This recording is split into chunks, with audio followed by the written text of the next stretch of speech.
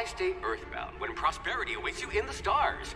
Come to Halcyon, the only colony on the edge of the frontier, owned and operated by corporations.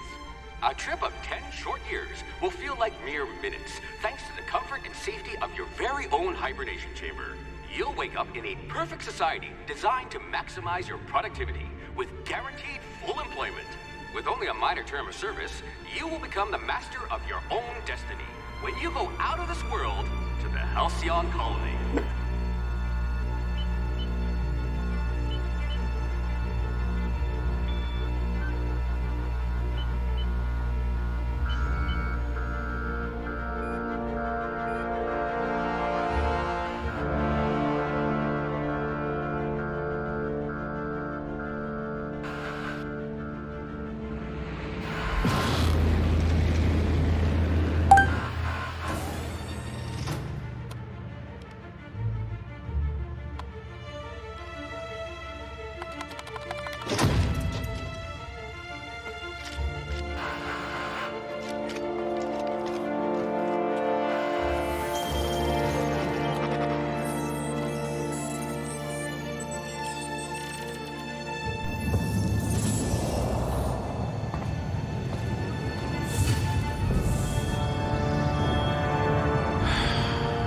Hundreds of thousands of colonists left adrift out here forever, just to keep from damaging the board's bottom line.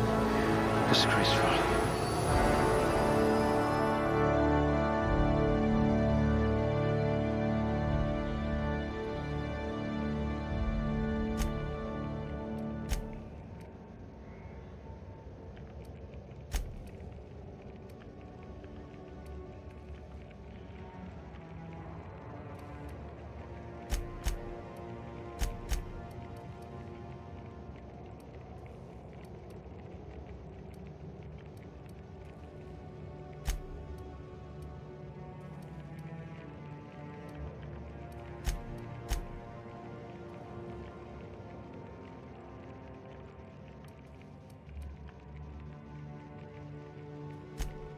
A crack shot. Capital.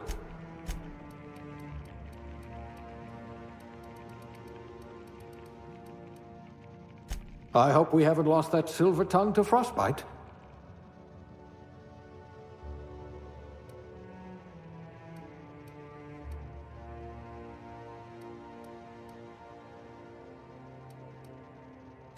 Good.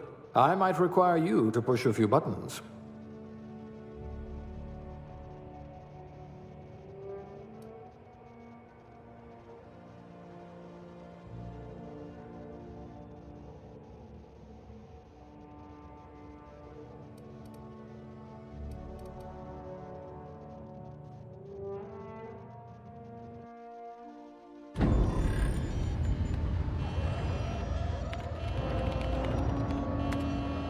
Looks to be your lucky day, my friend.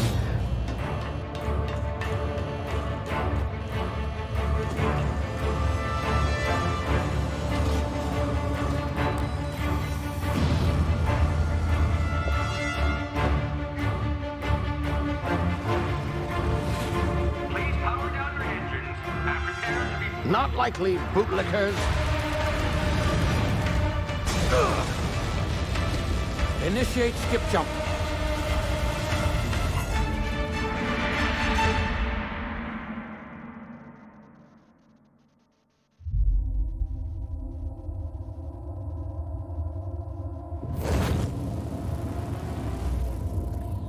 Status.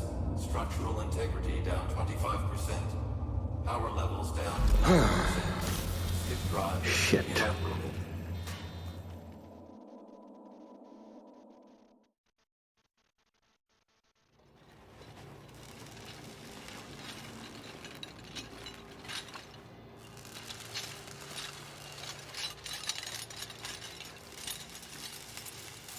Ah, there you are.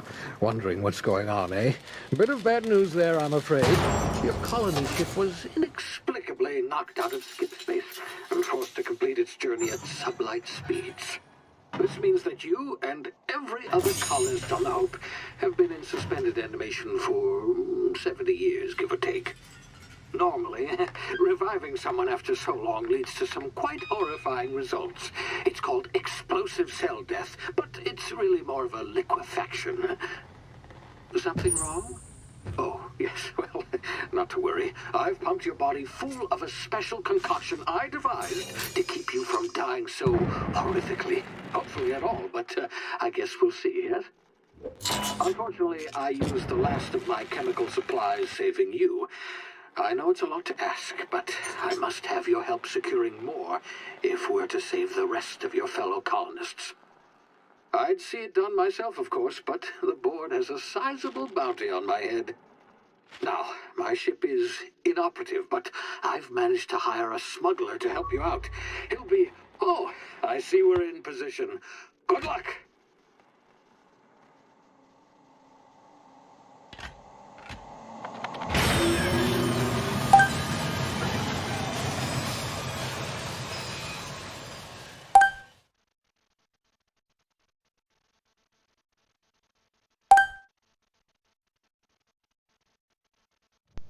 Can you hear me? Is this thing working? Ah, there you are. Now, where were we? Oh, yes, the smuggler. His name is Hawthorne, and he should be waiting for you at the landing site. He's to be your chauffeur, so to speak. Not to worry. I'm told he's a specialist. Dashing gunslinger, one-of-a-kind ship, that sort of thing. You'll like him, I'm sure. I've also outfitted you with a simple wireless monitor, so I can track your progress. I'll check in with you as soon as you land. Good luck. All the colonists are counting on you.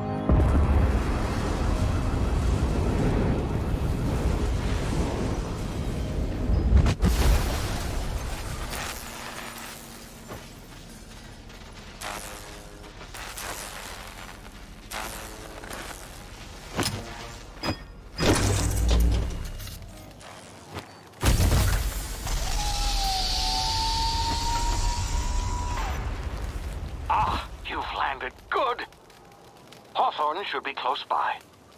What in law's name? Is that him? Oh, that idiot.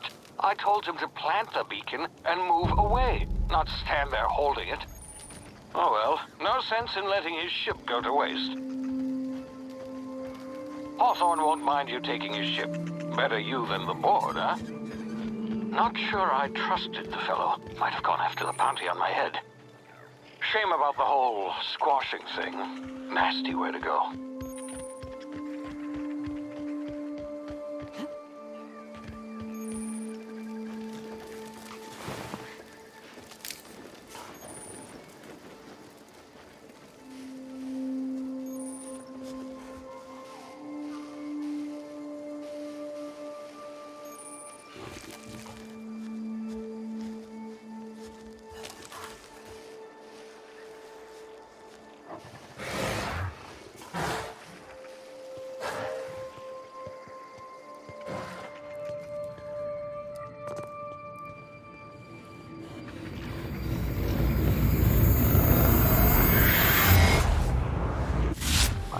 Now, you've been frozen for a while. There's bound to be unforeseen side effects.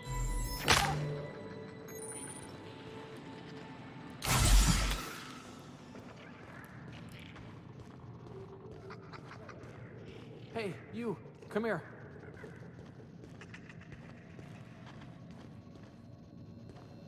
You've tried the best now.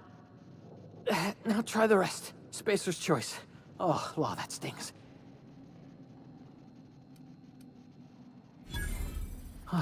Looks like the bleeding stopped. I owe you one.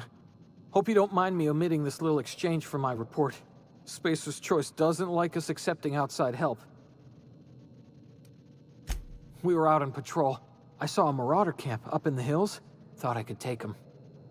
Then my gun misfired. Right through my side. I mean, what are the odds of that, right? Just barely scraped by with my life. Crawled in here and blocked off the exit with those canisters.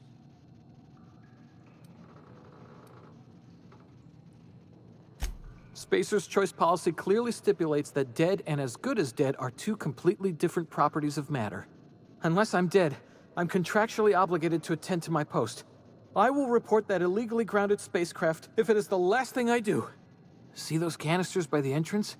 Marauders come sniffing around in here, and I can take them all out with a single shot. Not bad, huh?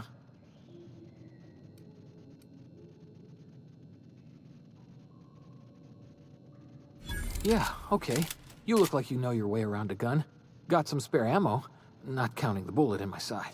Here, you can have my saber too, for patching me up and all. All Spacer's Choice weapons are now 30% less likely to malfunction. You've tried the best, now try the rest. Spacer's Choice. Yes, nailed it that time. The Hope? Is that some sort of fancy new drug? Are you with Auntie Cleo or something? Don't take this the wrong way or nothing, but I'm not allowed to fraternize with Cleo workers. Company policy. You hit your head or something? You're in Emerald Vale. We're a Spacer's Choice community. Edgewater's a little ways down. Prettiest place in the Vale. Be sure to stop by a provisioner's for a can of our famous salt tuna.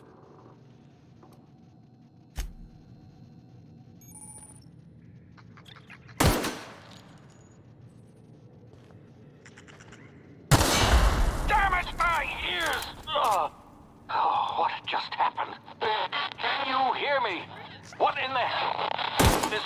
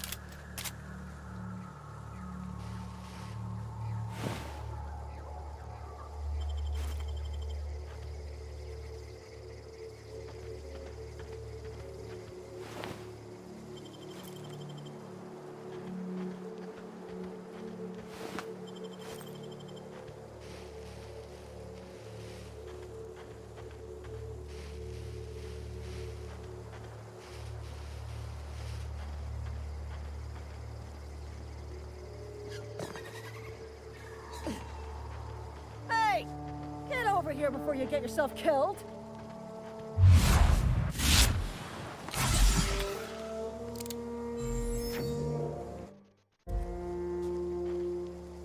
Don't know where you came from, stranger, but you best keep your head down. There's marauders hereabouts, and worse, landing violators. Call on that rung leech. Landing in the Vale without using an official Spacer's Choice landing pad. I'd slap him with a fine if it weren't for all these marauders shambling about. Really? How is he? Of course I am. I'm a superior officer. Stands to reason, don't it? Just you watch. I'll cross these marauders off with the swift, cost-efficient fury that's made Spacer's Choice the most trusted brand in personal defense. I just, you know, need a couple of winks to catch my breath. Stretch my legs some. Well, sometimes. Management's real good at cost-benefit analysis. But, seeing as I'm the acting manager in this situation, you know what? You're right. It's time we cross those marauders off, find whoever owns that ship, and file a full report. Then it's gonna be fucking laminated. Here we go.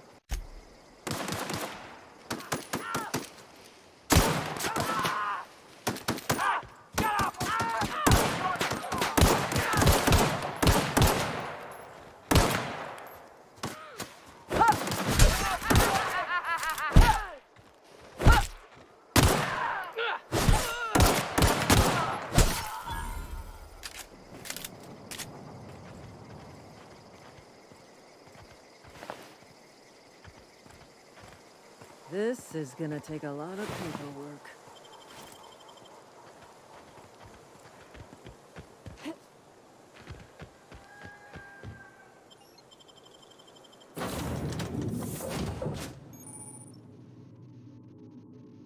Please be informed that this vessel contains no valuable plunder.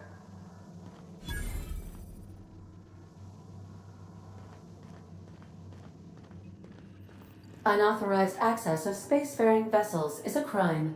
Please submit yourself to the authority. Hello. Please be informed that I am authorized to use violent retribution against unwanted solicitors. Please return any misappropriated equipment and exit this vessel in an orderly fashion. Failure to do so will result in your immediate destruction.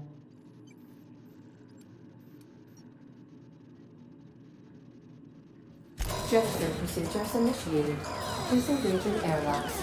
Prepare to eject all boarded parties in 5, 4, 3, 2, 1. You are still here. My deception protocols have failed. I have been programmed to express disappointment. This vessel is the registered property of Captain Alex Hawthorne. I am incapable of accepting orders from anyone other than Captain Alex Hawthorne.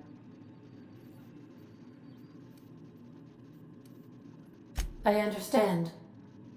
I will require some time to process this information. Thank you for your patience and for your honesty. I am programmed to take orders exclusively from Captain Hawthorne. If I accept your orders, then you must be Captain Hawthorne. Do you understand? Well done, Captain Hawthorne. I see your powers of deductive reasoning remain intact. Unfortunately, our engine is currently inoperable. Our main drive suffered a critical power failure, and we were forced to make an emergency landing. The main drive's power regulator has been irreparably damaged and must be replaced.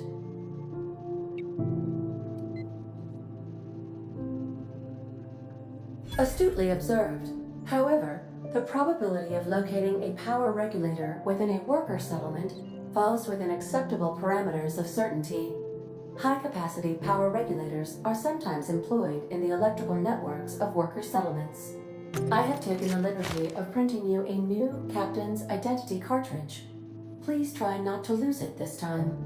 This cartridge identifies you, Alex Hawthorne, as the registered proprietor and captain of the Unreliable. Do you understand? Thank you. I appreciate your cooperation. Best of luck in your search for a power regulator. Try to stay alive this time.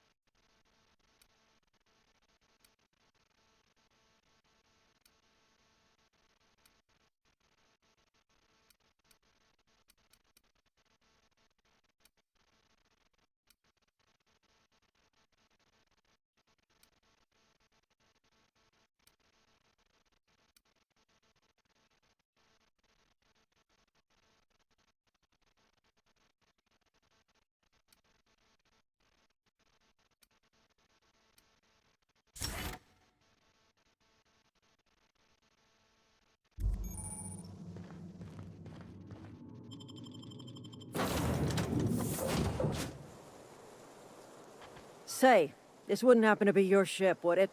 Because you sure walked in it like it was your ship. And if this ship is yours, well, ma'am, you owe Spacer's Choice a hefty fine. Afraid we gotta dock your pay.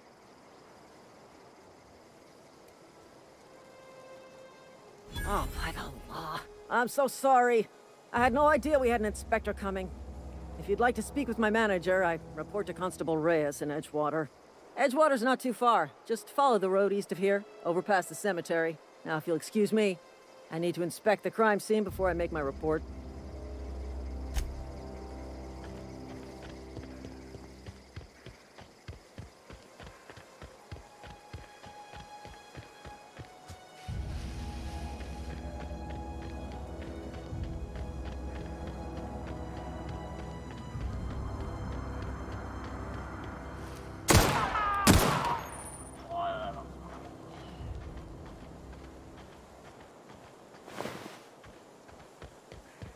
Gonna find you!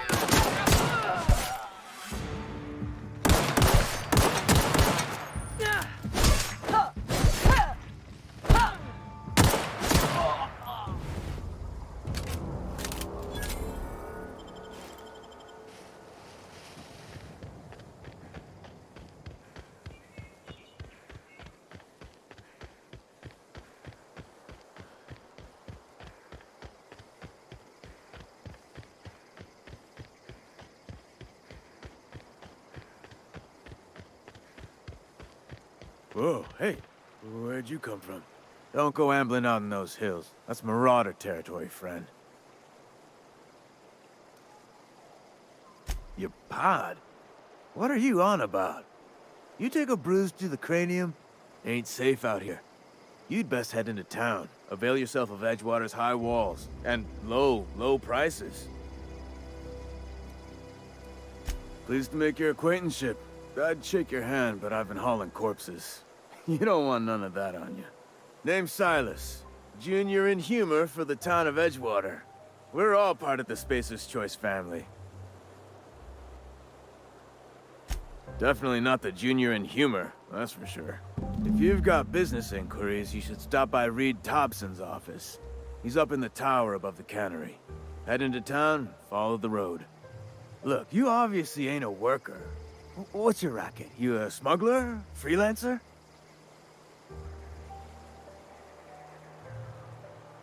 Edgewater is a company town, board-owned and operated. That includes the cemetery. None of us own our grave sites, we rent them from the company. Renting means money. Money means paperwork. Paperwork means signatures. Some of our families become a mite delinquent in paying their dues, you see?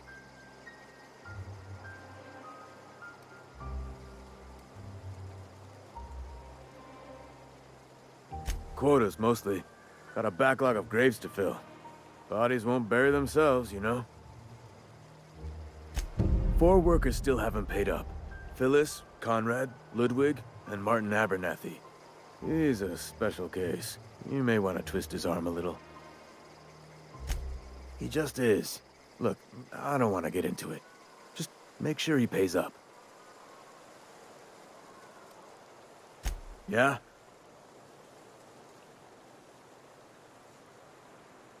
You could look at it that way, I suppose. You could look at us and say, those Edgewater saps lost near every soul to plague. But you'd be wrong. We're survivors. Loyal company folk, brave in the wilds. Hang on, I'm doing some math in my head. 20, 30, carry the 1... all my life? Work's been real good to me. Fresh air, exercise. Only problem's the paperwork. Can't get anybody to pay their gravesite fees. Former people, yeah. Marauders been raiding my graves, you see. Hence the armed guards. Oh no. They are after the most precious loot of all. Spacer's Choice Company property. If those marauders swipe any more bodies out of my cemetery, company's gonna duck my pay.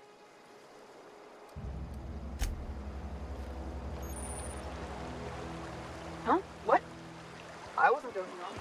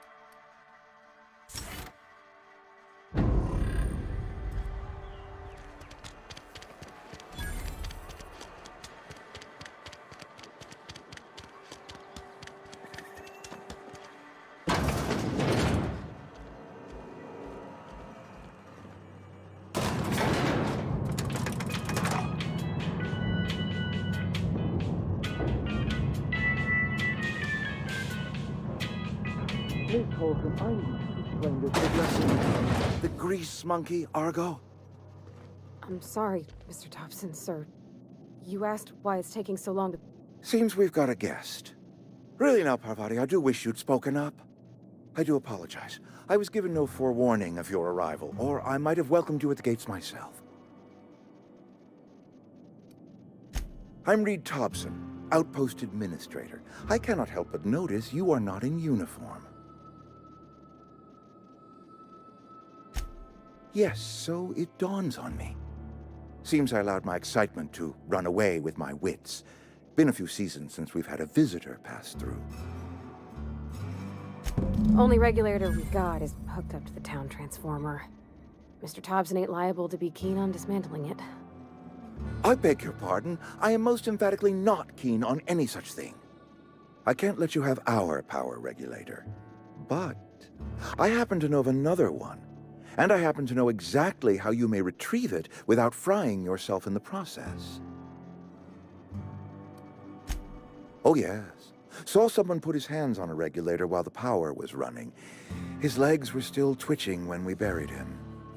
There's a power regulator in the old botanical lab. It's mostly abandoned, so all that power is being squandered. Go down to the geothermal plant. Reroute power from the botanical district over to us. Once their power's shut down, you can have their regulator and be along on your way.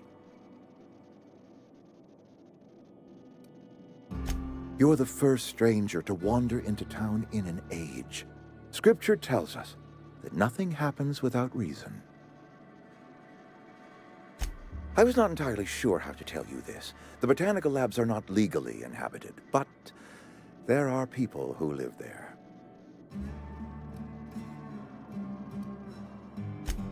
No, I do not imagine they will be pleased. But like a parent disciplining an unruly child, you will be doing them a kindness. The people living in the botanical labs, they're deserters, former workers. I need them back at their posts. I need them to come home. Edgewater is struggling. We haven't hit our production quota in years. If we don't meet our quotas this year, the company might shut us down for good. I need those workers back at their stations.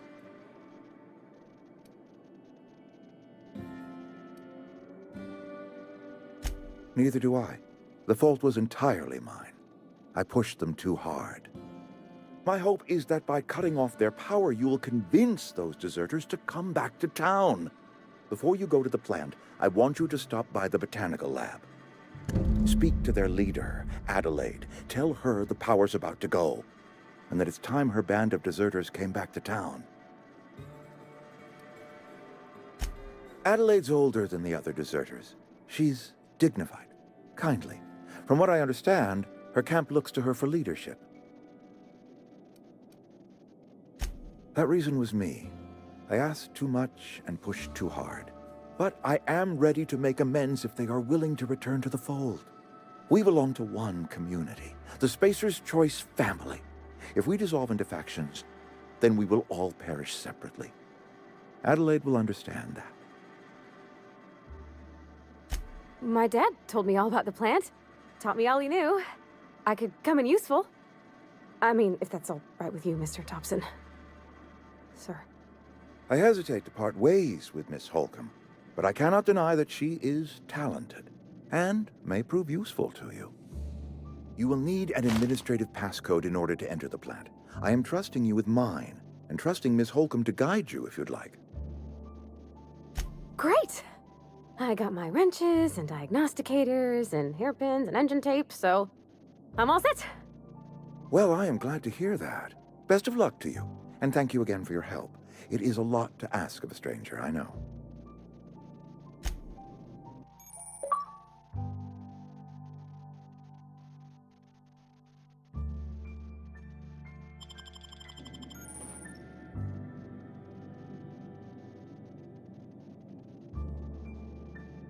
Be right there. We better clear out of Mr. Thompson's office before we talk.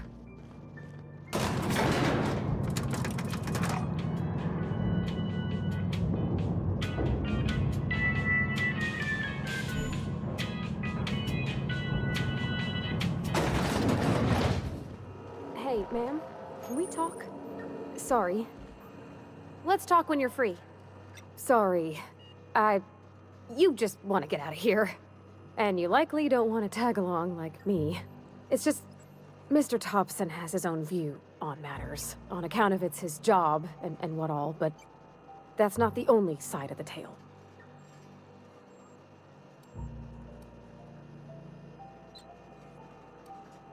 Oh, he ain't a liar. He believes every word he says. It's just, he doesn't always get where other folk are talking from. To Mr. Thompson, a person's a gear. It does its job quiet-like. If it squeaks or stutters, it gets replaced. The deserters are decent folk. I knew some of them before they left.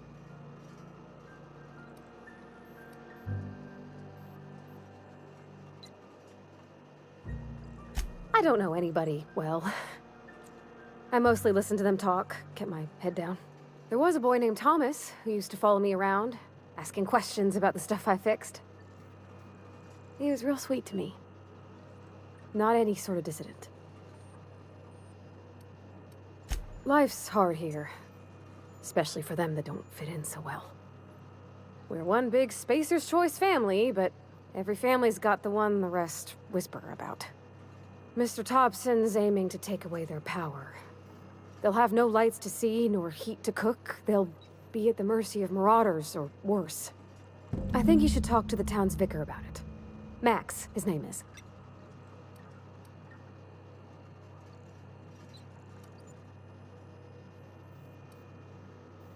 Thanks, ma'am. I just think when you gotta make a decision that'll hurt somebody, it's best to think on the right and wrong of it. That's what my dad used to say anyways. Something you need?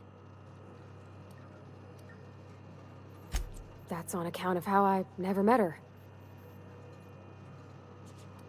She was in another division of the Spacer's Choice family. She worked in the Vale a few months, sorting the cannery computers. Her contract said any kids she had, expected or not, belonged to her office from the time of conception. So when I was born, I got sent here. It's sensible. Dad just fixed machines. She did some kind of crazy math, high-level stuff. Better to raise me on his time than hers.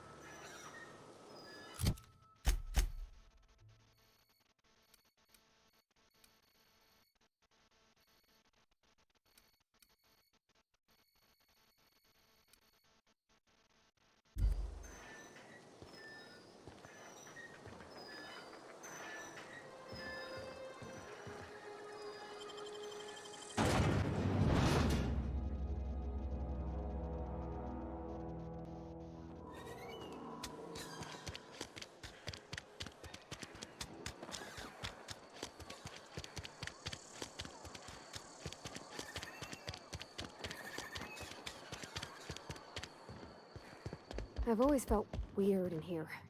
It's too clean. Yes, what is it? You're an outsider. Fantastic.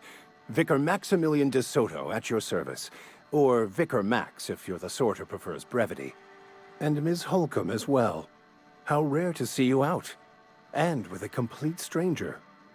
Curious. Just tagging along, Vicar de Soto. Don't mind me. I so rarely get new people to talk to. Name your poison. Anything at all. Spiritual counseling? This season's tossball predictions? The quickest way out of town?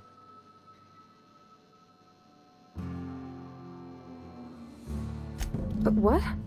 I thought you would talk to him. You wanted to speak to me, Ms. Holcomb?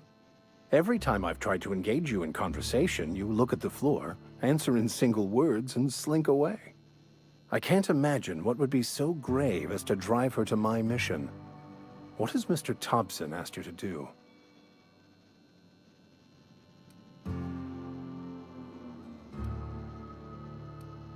Depriving them of safety from the marauders and wildlife. I can see why that troubles you. Miss Holcomb has a soft heart. Always has, if you believe the talk. They rejected the order of society and live beyond the walls so thoughtfully provided by our Spacer's Choice patrons. Does that strike you as a responsible life choice?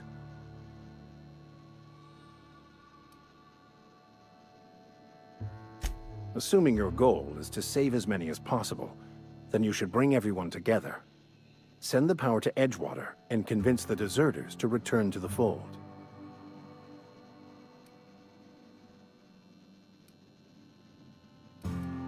Not if things are left to stand as they are. If you don't mind a bit of unsolicited advice, be cautious on your way to the geothermal plant. It is not as safe as you might assume.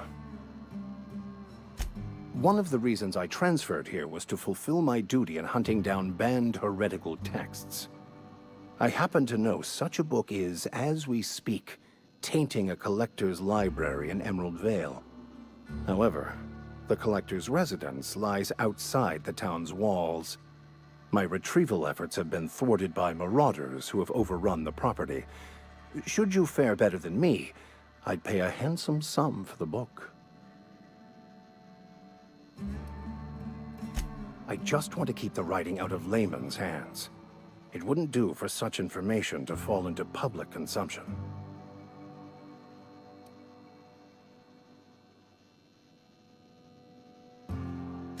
It's a handwritten journal, a faded blue cover with the name M. Bakonu handwritten in the lower corner.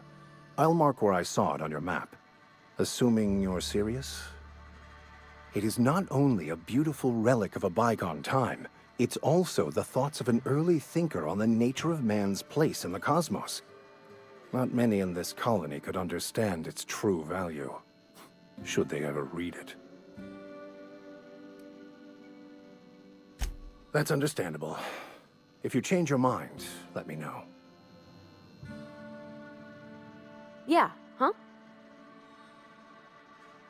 You mean about the mission being too clean? I know, but Vicker says the universe is a machine, that it runs by law. Real machines have gunked up oil, scratches, and worn bits. You can tell they've seen handling, been used by folk. The machine Vicker sees is one ain't never been run. It's not for people to live in. It's something on a museum shelf, under glass.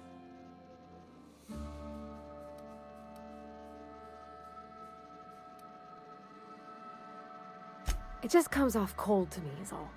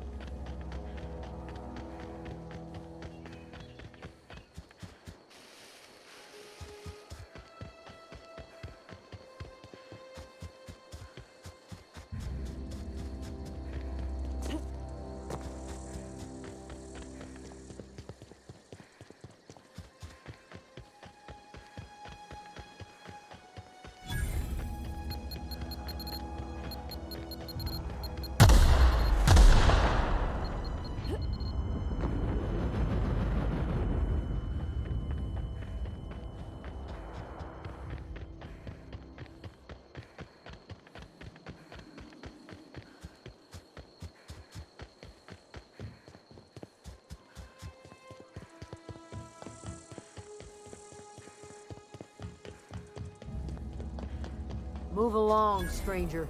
We don't want any trouble. I don't know you. Whatever you're looking for, it ain't here. Move along. Armed strangers wandering into my camp for one. Some of my camp wandering out for another. You want to try standing outside in the heat, keeping your sights open for the next Marauder raid? No, I'm sorry. That was unworthy of me. Lady named Zoe went missing some nights ago. Just up and vanished without a trace. Now I'm pacing around wondering if Marauders got to her.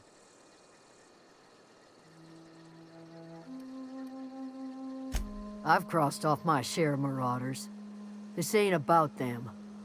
I go looking for Zoe, I leave the camp undefended, seeing as I'm the only one of us who knows her way around a gun. Hence my dilemma. Well, enough to know we never got on. Zoe and Stefan were close. If anybody knows the workings of her mind, he does.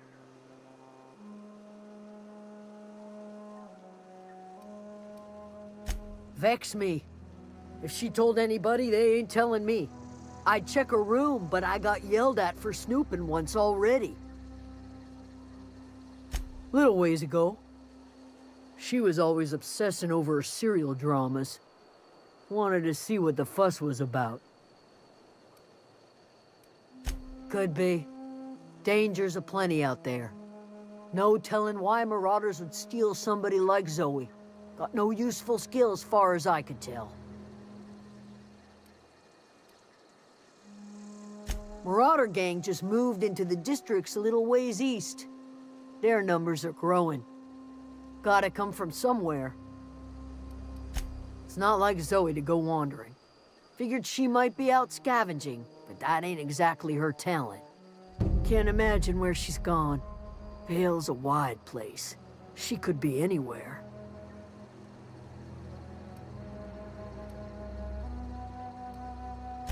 Appreciate it. Honest. Over in the hothouse, tending crop.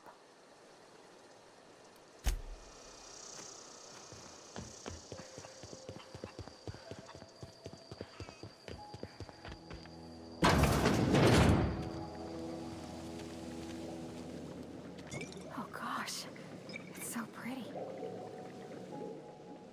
If you're hungry, there's meat turning on the spit outside. If you're bearing illness, find a place to lay your head down and I'll fetch you a poultice. Whatever your troubles with Edgewater, leave them at the gates and be welcomed here. Any questions, dear? I have been called that, among other things. Green Thumb, grandmother, the strange old lady who keeps flowers. But yes, Adelaide will do just fine. Excuse me, Miss McDevitt? Sorry, it's just... You got such pretty trees in here. Why, thank you. You're Robert's girl, aren't you? I remember when you were but a sprout. Thomas speaks of you often. Are you staying long? You should try some of my tobaccorn tea. I brew it in an old spittoon, but it's been cleaned.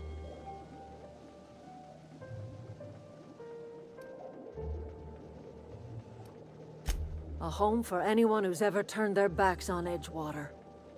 A home for those of us with nowhere left to go and nothing to lose.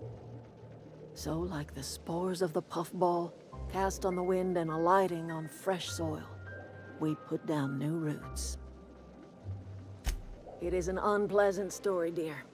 But the short of it is that sometimes one wakes up and realizes the place that was once her home for much of her life has changed.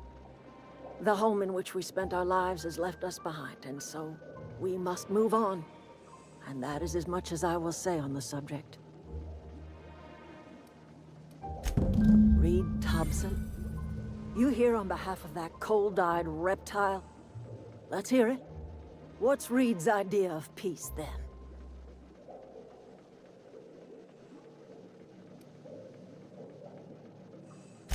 Make amends. Spare me. Only thing Reed knows how to make is a mess. Like everything else that comes out of Edgewater, that peace offering is canned. I and my own are living just fine out here by ourselves.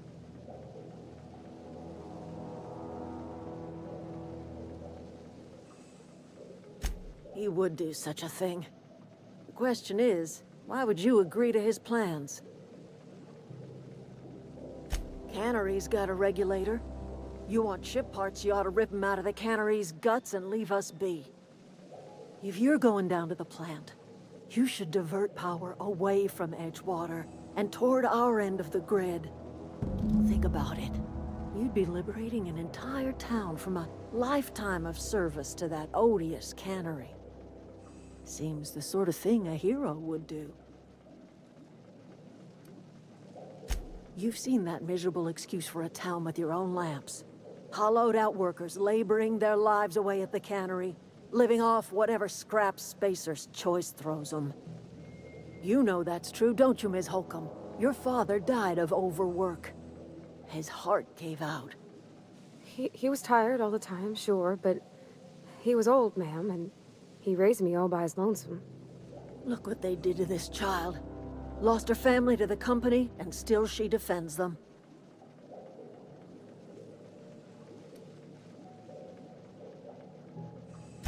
I'm all right.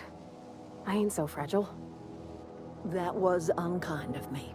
I'm sorry, dear. It's not much of a living. Every single person in that town has sold themselves to Spacer's Choice. The company owns them. Body, blood, and bones. You've been there. You've seen it. All anyone ever does is toil over a cannery. They give their lives for some heartless corporation, and then they're tossed into a Spacer's Choice brand cemetery.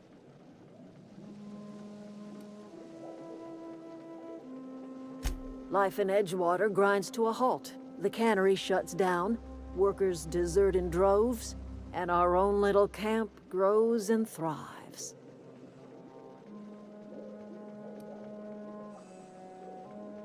You bring power to Reed's town and you'll be killing us. Reed knows it. He's counting on it.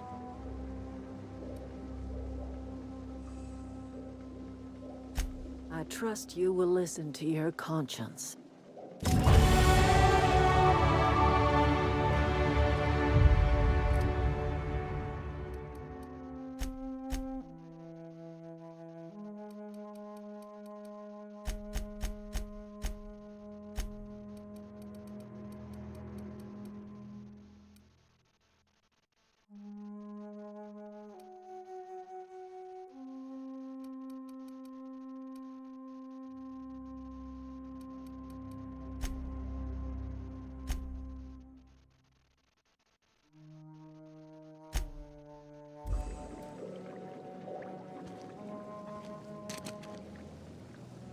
Where are we headed?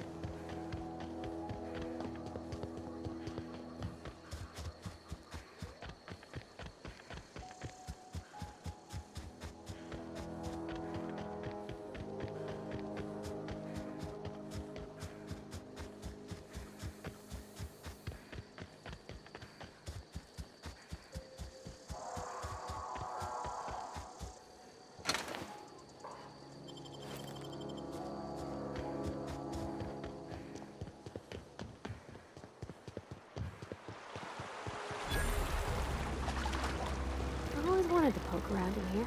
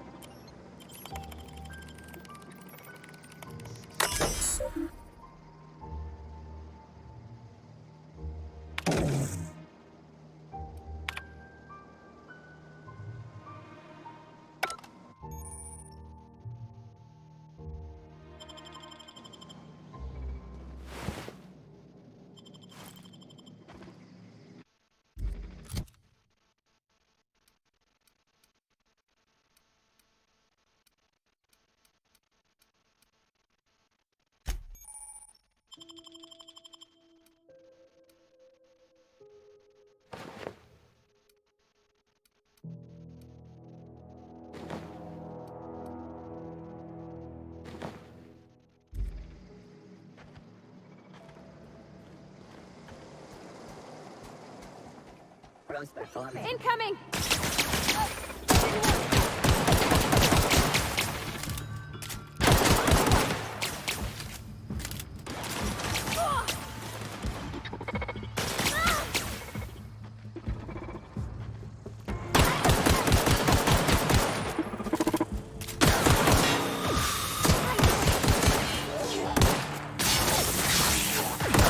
Everyone all right?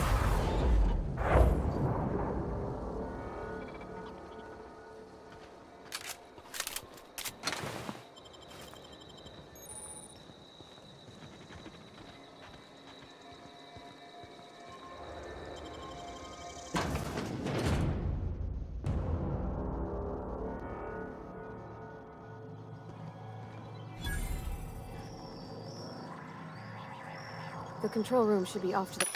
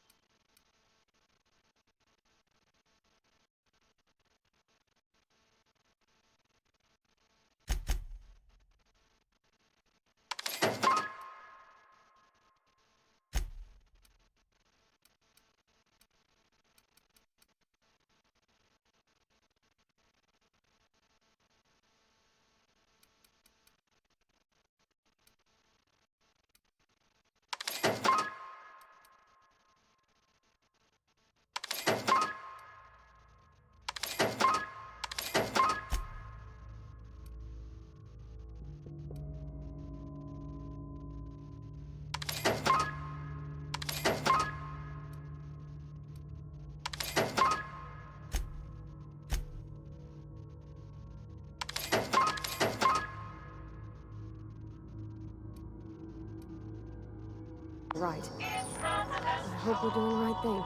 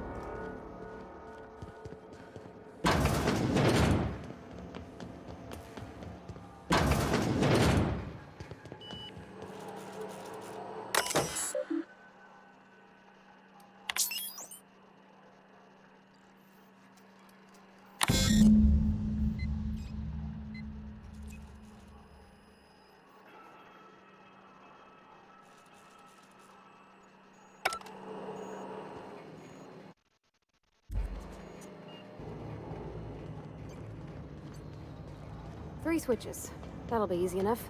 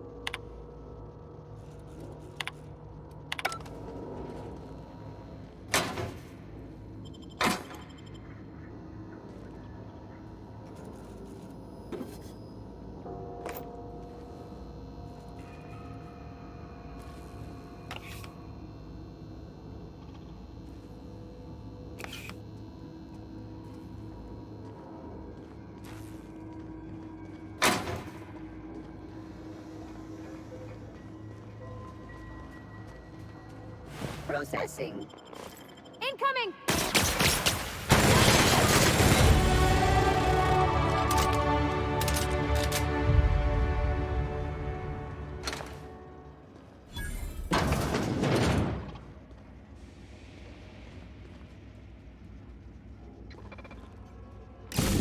Just 2 more. What'll happen to Miss Mc... Here they come!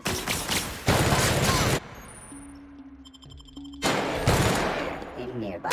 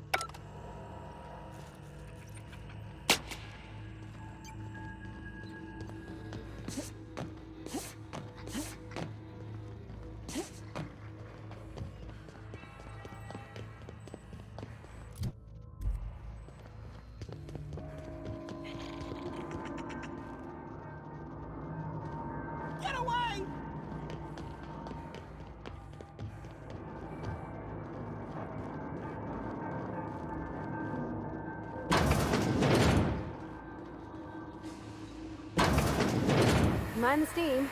You're liable to get scarred. Nice one!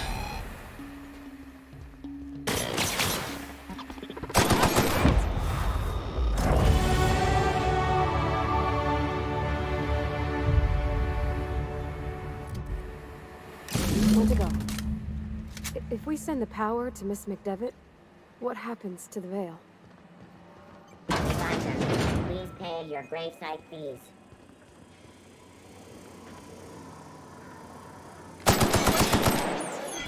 Don't mess with us.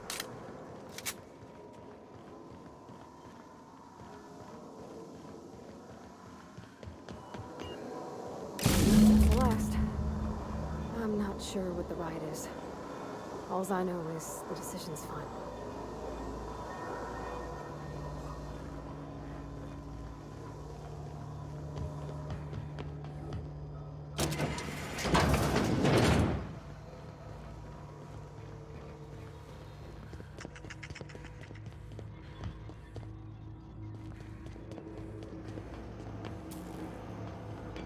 Once we do this, there's no... Excuse me, ma'am. Look, I know you want your power regulator and all, but I just gotta ask you. Do you understand what you're about to do? I don't think you should cut off Edgewater's power. I think it would be cruel. I'm sorry. That just sort of came out all at once. Edgewater's hurting. We've been losing workers year after year, and corporate hardly ever sends replacements. There's barely enough Saltuna to fill our bellies anymore. But the town's got some good people in it. Decent, hard-working folk just living their lives the only way they know how. They don't deserve to be punished.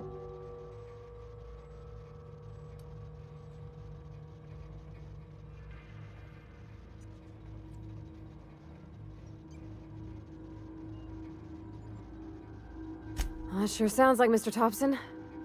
If he was standing here, I imagine he'd remind us of how we're all one big, happy Spacer's Choice family. In Mr. Thompson's eyes, those deserters are still part of the Spacer's Choice family. The family must work together in order to survive.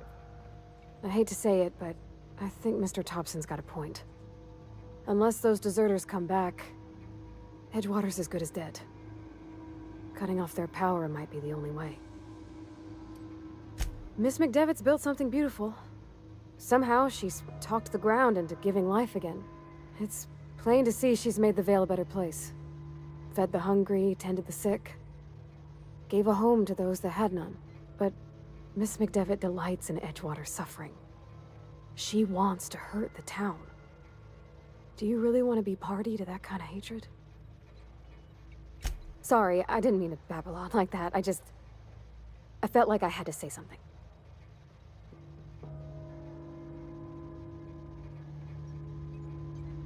Really? I mean, wow. Thanks. No one's ever told me those words in that order.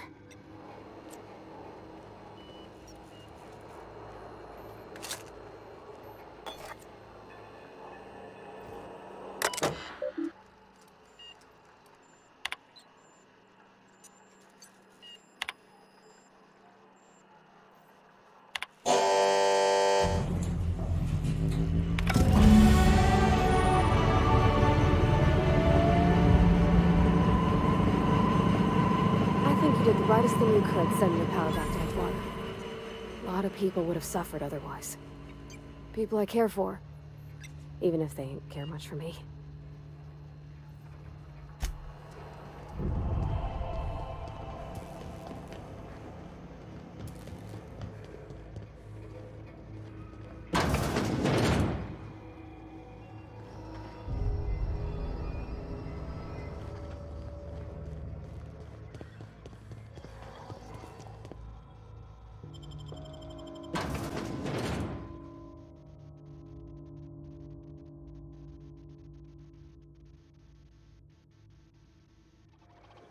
Oh.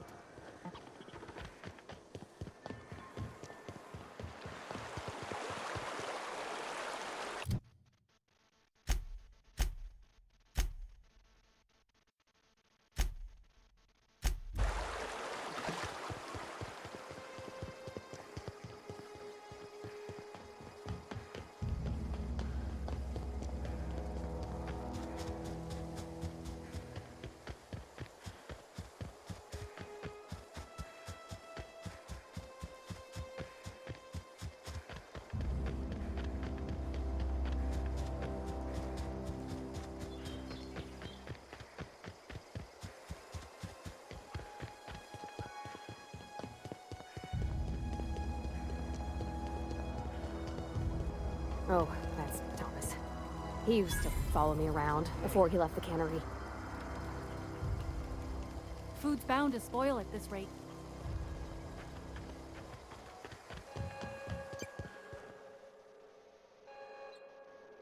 That's the thing about growing old. Your eyes start to fail. Elsewise, I would have seen you for the snake that you are, chopped you into pieces and roasted you on a spit. This is all you're doing. Cutting off my power, killing off my garden. Without refrigeration, my food will spoil, and my flock will starve. I want to ask you this in private, away from the eyes of my flock, so they do not see me lose my temper. Tell me, why did you do it?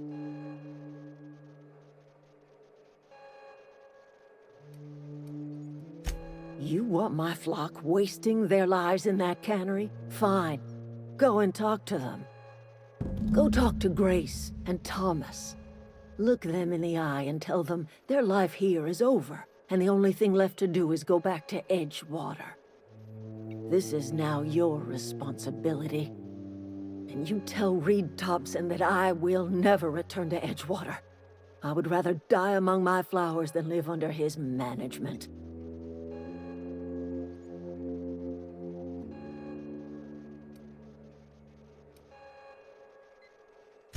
My son worked in that cannery.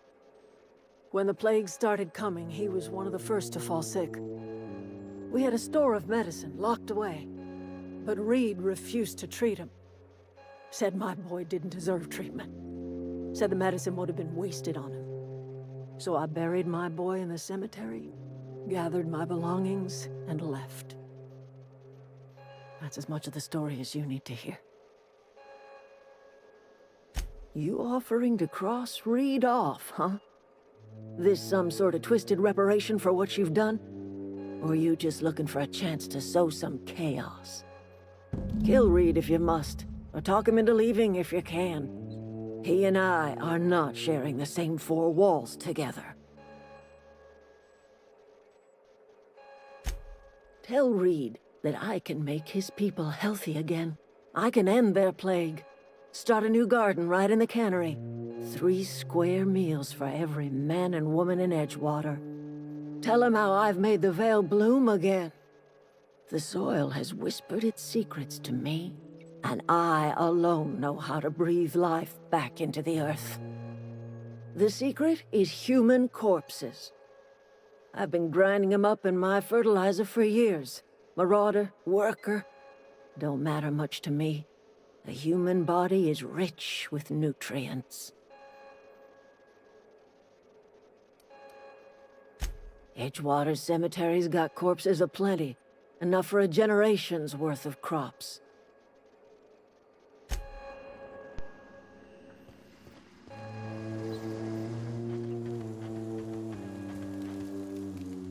Everybody keeps staring at me. It's not my fault the power's dead. Whoa, Miss Parvati. You're, how are you? Hi. Hello. Are you, are things safe out here?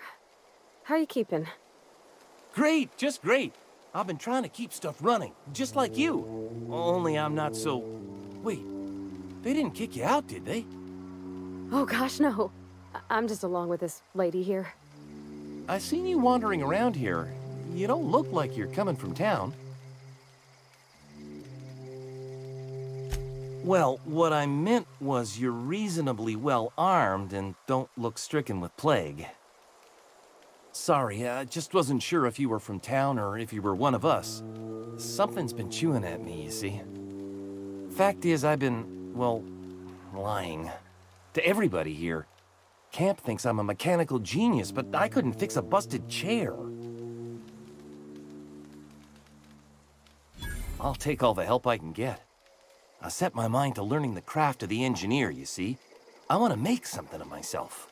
You ever heard of the Young Spacer's Guide to Mechanical Engineering? Comes in a set of 3. If I had my hands on one of those data pads, I could teach myself the ins and outs. Those are good. My dad kept a copy with him when he was working in the cannery. I know the old community center kept a copy. Should find another one back in town. If you could find me even one of those pads, I'd be greatly obliged.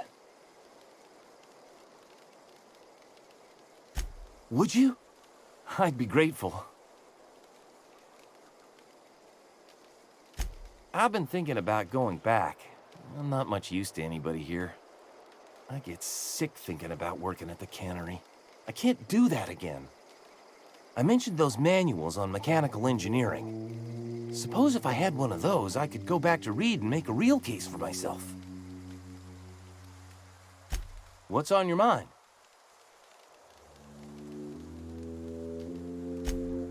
Luck, mostly. Nothing's needed serious repairing yet. Nothing's broken down that we can't just replace with something scavenged from the outskirts. Well, not until the power went and cut out. Now everyone's giving me sidelong looks, expecting me to work some miracle and get the generator humming again.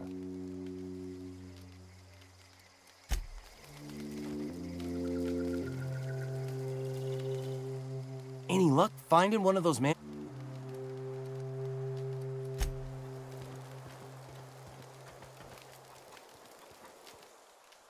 Marauders can't see us in the dark.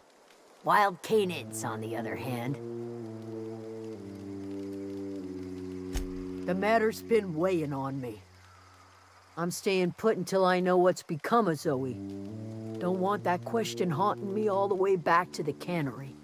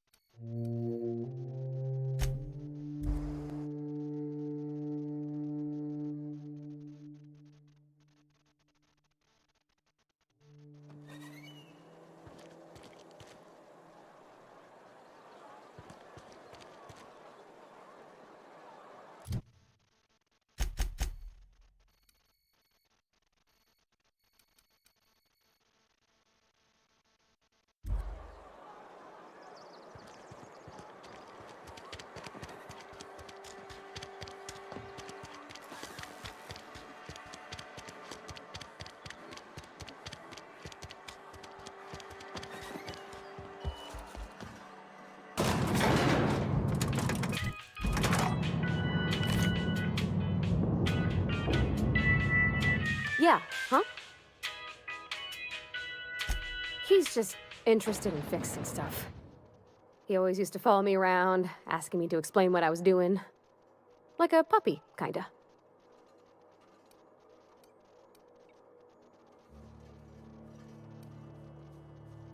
He never told me a word to that effect. And since he didn't, I didn't have to say nothing about feeling different. And nothing had to get weird. If he wants to learn about engineering, we should help him get those data pads he wants. I'd like to do that for him. This is a fine day, friend. Power flows through our town like a cool stream of water. I trust Adelaide's people have seen their way to reason. So, when can I expect them back at their posts?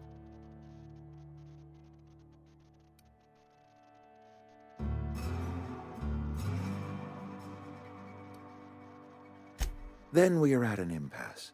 Stewardship over this town has been entrusted to me by Spacer's Choice. I am not perfect.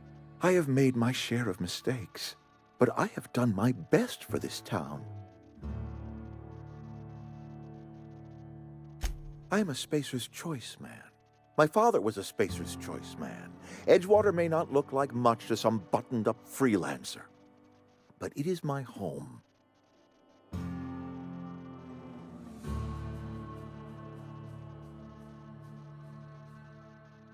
I don't believe you.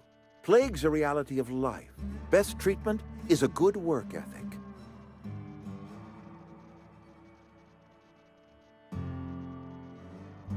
You are disparaging our parent company, and it is not appreciated. We are a Spacer's Choice Saltuna cannery. We eat Saltuna here, and only Saltuna.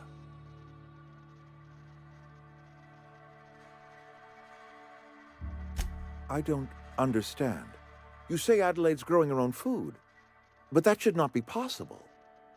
The soil's gone sour. Company said as much. Our own botanists couldn't grow decent crops for us, so the company got rid of them and shut down the greenhouse. You'll excuse me for being skeptical. How exactly is Adelaide growing crops in barren soil?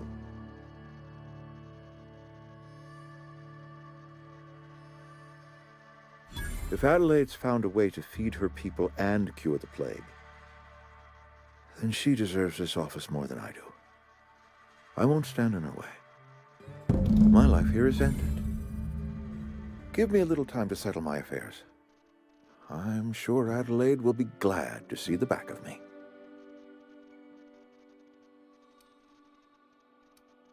A couple months ago, I might have put in for a transfer. It's a big colony. Spacer's Choice has other towns. Now, I couldn't show my face in any of them. No such thing as an honorable resignation. Suppose I could find a place outside the walls, or put in for early retirement.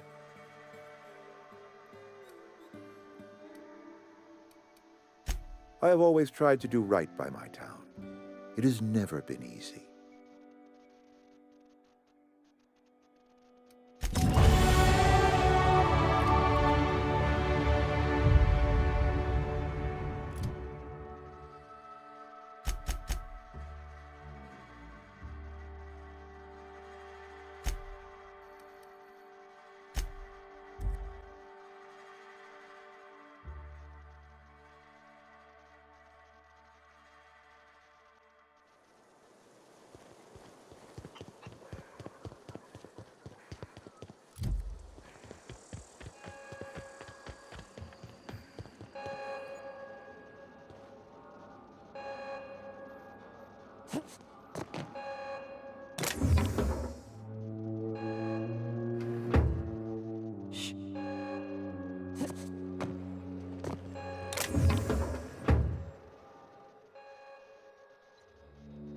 Look at that.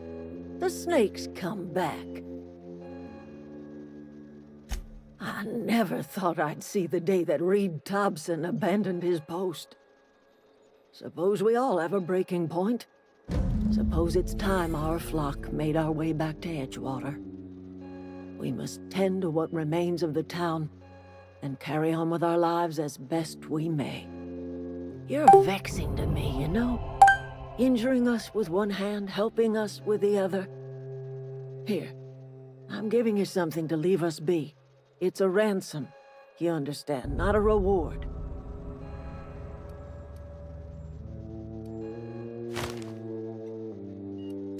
You telling me you did all this just to put me in charge of Edgewater? Stranger, you are some kind of twisted. I might turn that old cannery into a garden. Got ourselves a whole cemetery bursting with bodies. I need some time to gather my personals. Long walk back to Edgewater. Got a considerable burden to carry.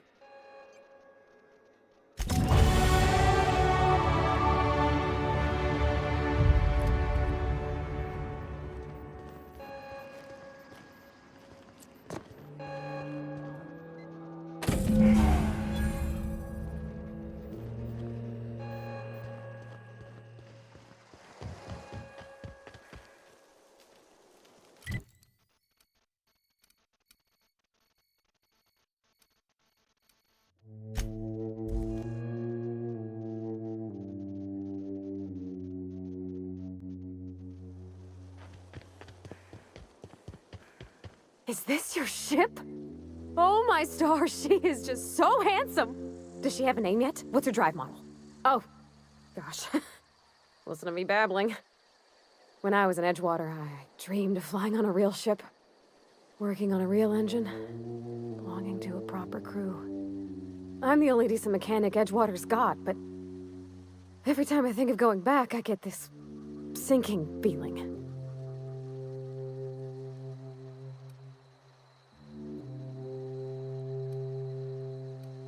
I worked on the occasional supply coach in need of repairs. Once I built a little model craft out of spare parts, but Mr. Thompson found out and I had to take it apart. I want to ask you something, and you can say no. But can I come with you? I could tend to your engine. I know my G-valves for my catalyzers, and I can keep your ship singing. And if you ever need a pair of eyes watching your back, I can do that too. What do you think? Yes! I mean, thanks. You won't regret this, ma'am. Captain. I can call you Captain now. Ha! I got a captain.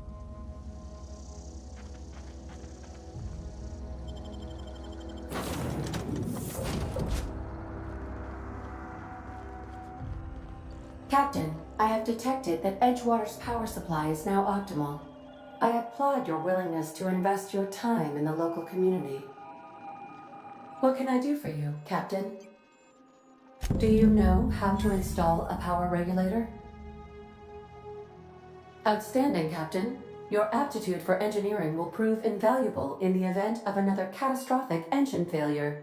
Our engine room is located behind you, across the cargo bay, up the ladders.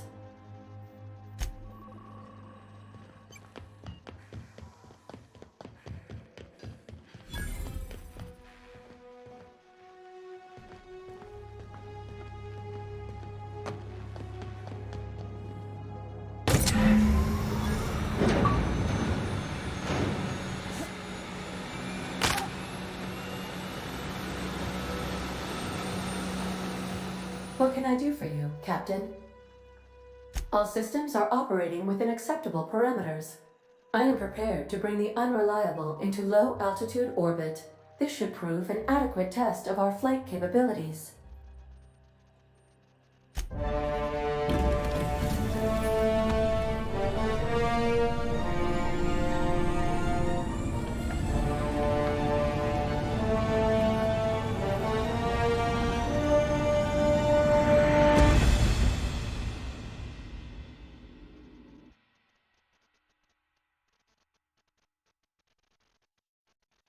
We have received a communication request from Dr. Phineas Wells. Aha, there you are, hale and hearty, and captain of your own ship. I see you're putting the unreliable to good use. Shame about her former captain, horrible way to die. How are you feeling, by the way? I lost track of you in that cave back there. Experiencing any, unnatural drippage? Perfectly normal side effect of thawing, I assure you. What you saw in Emerald Vale is happening all across the colony. Food shortages, lack of supplies, and basic necessities. We're dying. The chairman, the minister, and all their lackeys on the board are to blame. The Hope has some of the brightest minds Earth ever sent us. If we can revive the Hope's colonists, they can help us undo the board's mistakes. They can help us set things right. You need to get to Stellar Bay on Monarch. I have contacts there. They'll help me, help us, find the chemicals to revive your fellow colonists. Gladys Kelly, lovely woman, runs a cozy little black marketing outfit on the Groundbreaker. She can get you a nav key to land on Stellar Bay.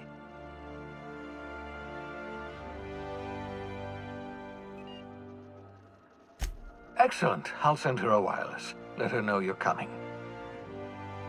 By the way, I gave Captain Hawthorne a disguise apparatus of my own design, cutting-edge technology years ahead of its time. I call it the Holographic Shroud. I'm sure it will prove remarkably useful to you. You'll find it in the captain's quarters. Excellent. I'll contact you once you've found a way to get to Stellar Bay. If you have any questions, come see me in my lab.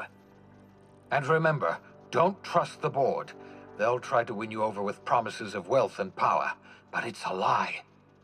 The board's only interested in filling their own pockets. If we don't put a stop to them, they're going to run this colony to the ground. Transmission ended. If you are ready to depart, please select a destination on your navigation terminal.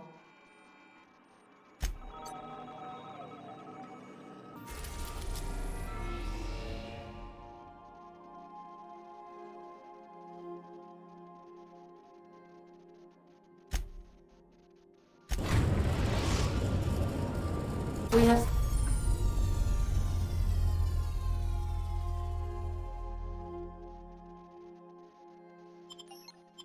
successfully arrived at Phineas's orbital lab, Captain, and we are still in one piece. Shall I congratulate myself, or would you like to do the honors? Welcome back, Captain. How can I be of assistance?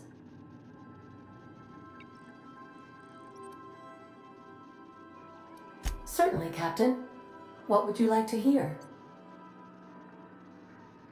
How often do I make jokes about chemistry? Periodically. As you wish, Captain. I must comply with all direct orders. Goodbye.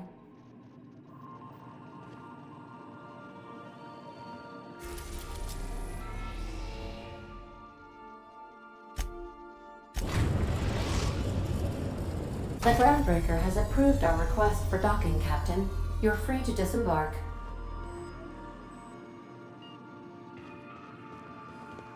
Let's talk when you're free. Hey, Captain.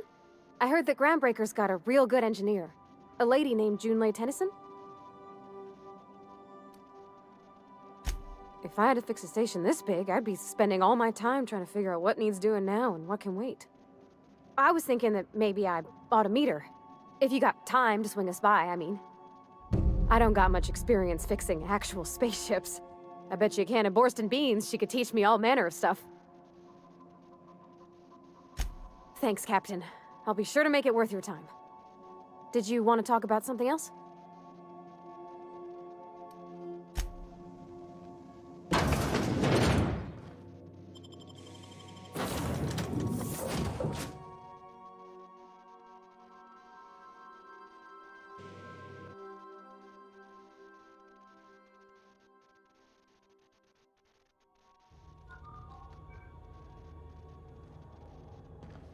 Captain. Hey, Captain. I'm in space.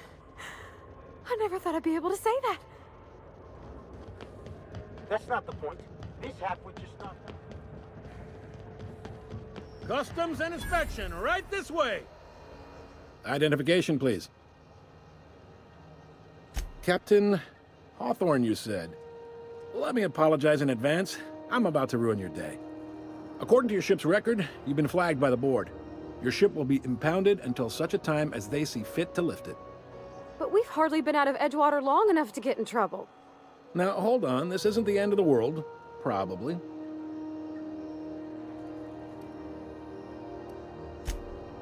Oh, thank the law. I could use a diversion. Tell me more then. Really sell it to me.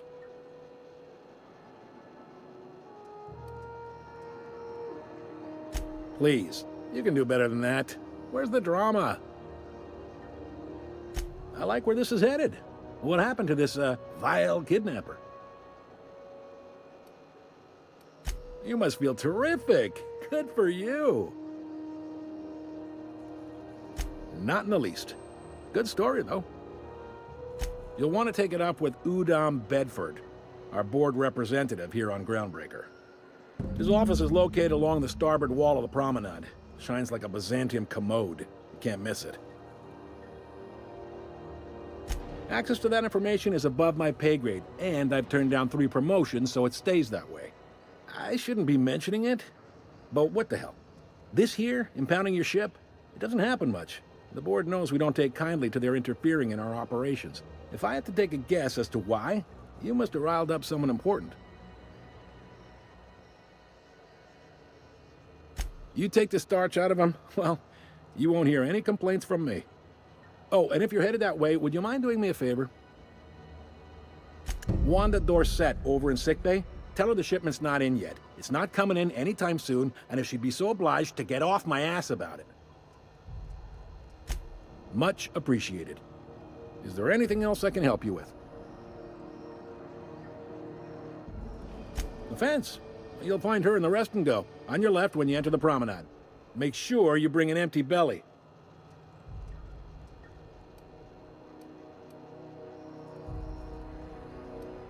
Be seeing you.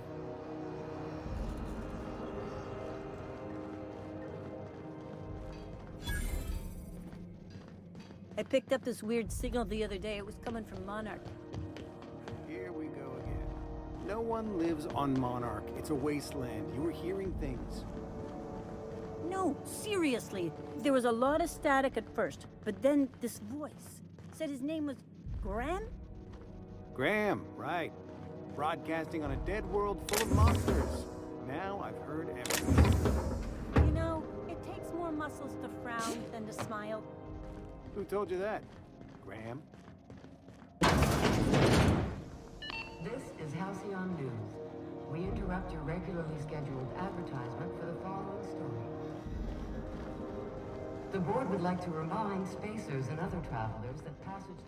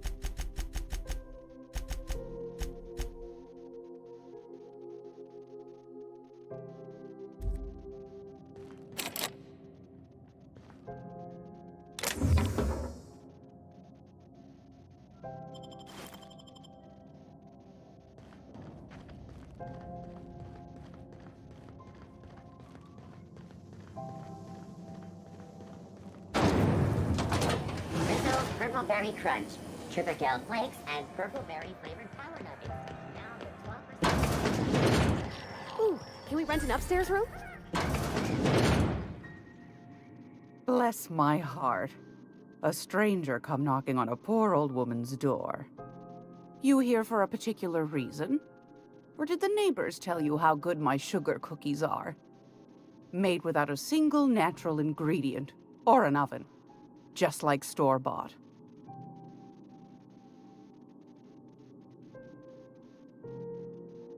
Those have been the height of illegality since Stellar Bay turned their noses up at the board. You and I could be thrown to the void just for discussing such a transaction.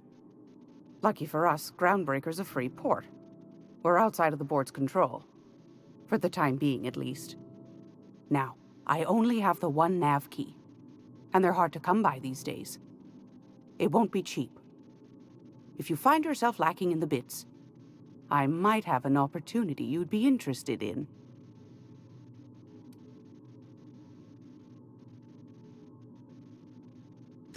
Fantastic.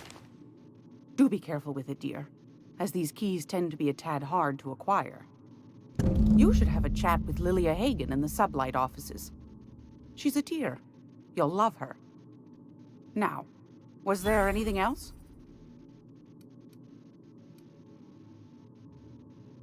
Anytime, sweetheart. You know where to find me. Here, take a candy with you.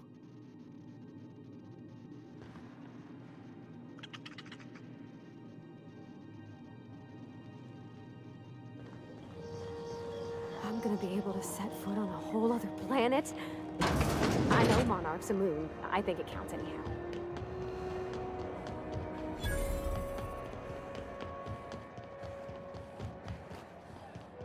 Go back to Byzantium, you gold-plated. I'm just gonna hang in the back and try not to touch anything. We interrupt your Ah, yes. Wheeler messaged me you were coming. He must be the captain of the Unreliable, a vessel that used to be helmed by one Alex Hawthorne. And you are not he. Has something happened to my favorite scruffy freelancer?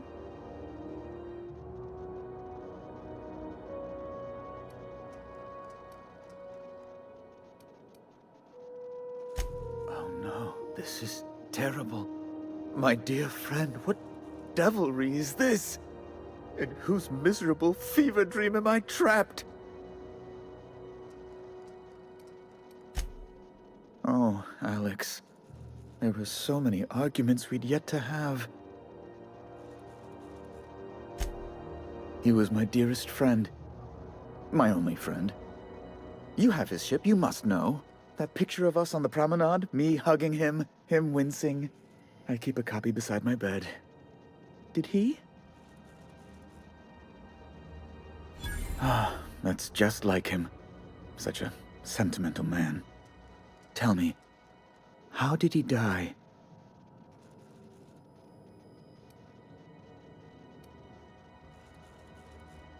You're quite right, of course. Best not to pry into such dismal things.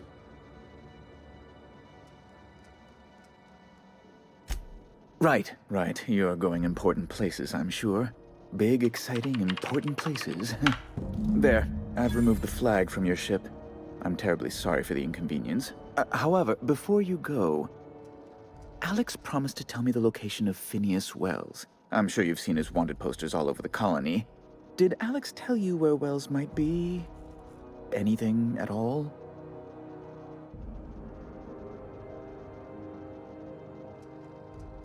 You haven't read the posters? He's a terrorist, a thief, a madman.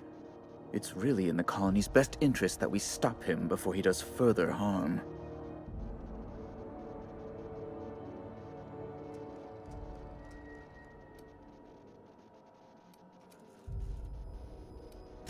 Well, Alex knew, or he said he did. And you have his ship. Maybe he kept some records around, or a conveniently placed note on his bedside table. That's... well, that's just terrible news. Law, what am I going to do now? The board will have my head. Oh, I'm sorry.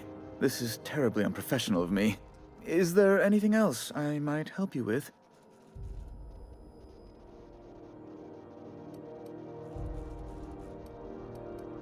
What?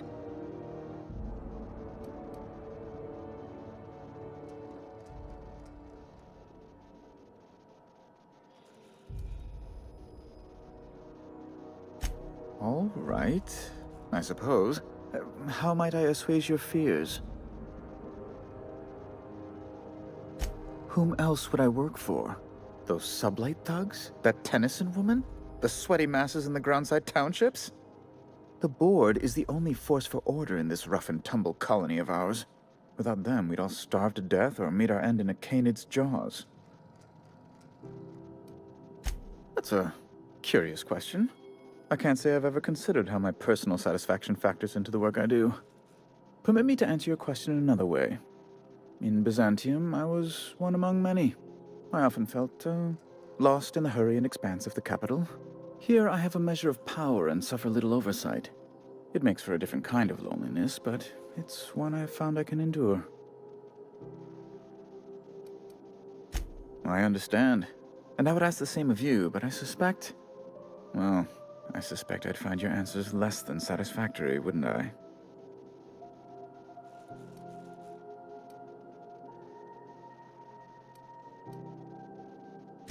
That's an unusual rhetorical tactic, but I admire your frankness. And your gumption. Yes, do tell.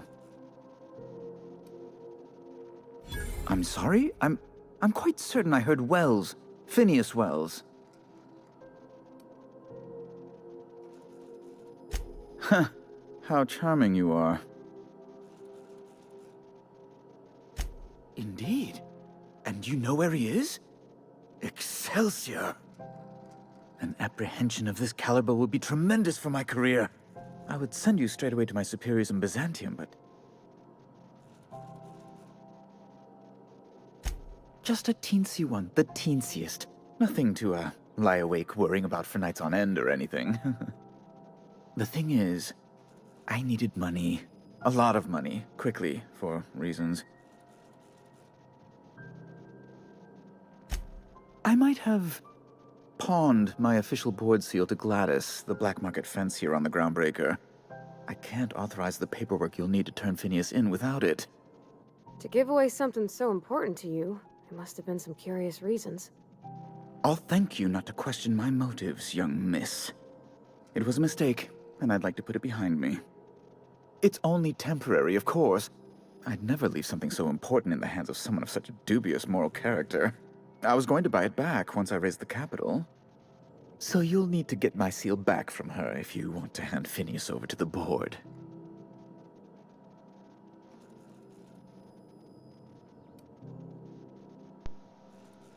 That's really neither here nor there, don't you think?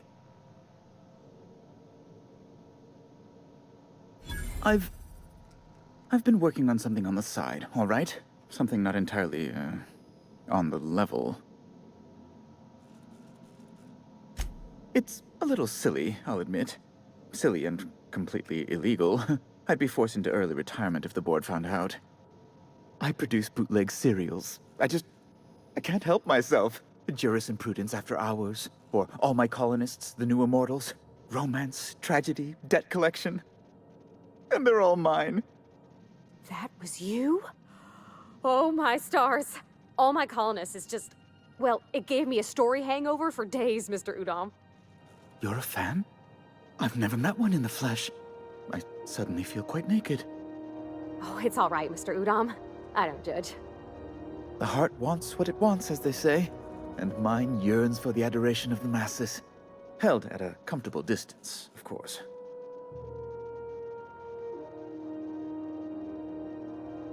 Flatterer. I might have pawned my official board seal to Gladys, the black market fancier on the Groundbreaker. I can't authorize the paperwork you'll need to turn Phineas in without it. It's only temporary, of course. I'd never leave something so important in the hands of someone of such a dubious moral character. I was going to buy it back once I raised the capital. So you'll need to get my seal back from her if you want to hand Phineas over to the board.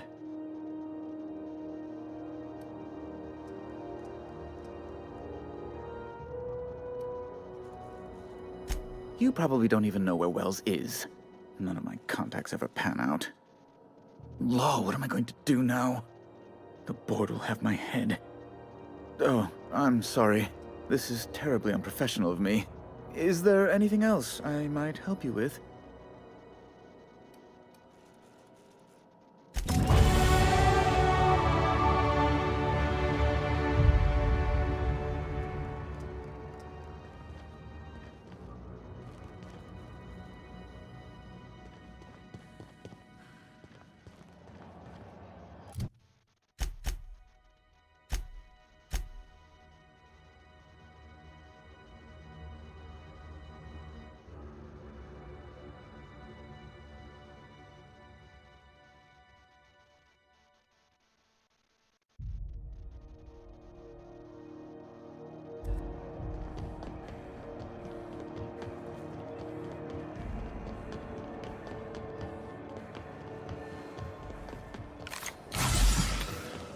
Rizzo's mom decided a hard cider for a hard life.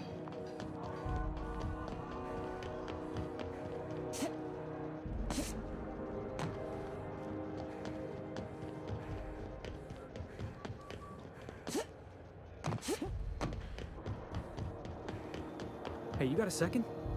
Hey, we don't know each other yet, but I'm Felix Millstone. I was in the middle of a little discussion with the local authorities when you passed me by. I noticed your ship in port. Got to thinking you might be looking for some crew, so I wandered by, just to take a closer look. Gotta hand it to you, boss. That's a fine-looking ship. Only thing it's missing is me.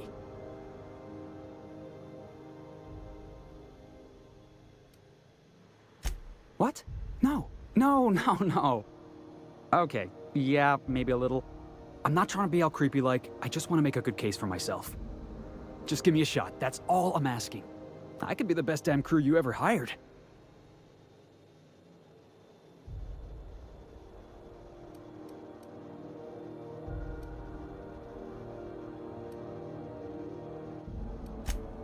Wow.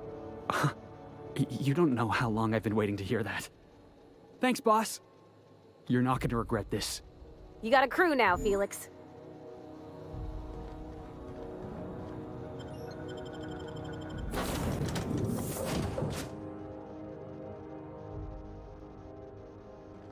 Where are we headed today, Captain? The stars are the limit. Welcome back, Captain. Now that you have acquired a nav key to Stellar Bay, would you like me to contact Dr. Wells? Well done. You'll love Monarch. Exotic climate, violent native species, fascinating culture, really. You'll need to speak with Hiram Blythe. He's known as the information broker, and for good reason. If anyone knows where I can find those chemicals, it's Hiram. I need those chemicals to revive the Hope's colonists.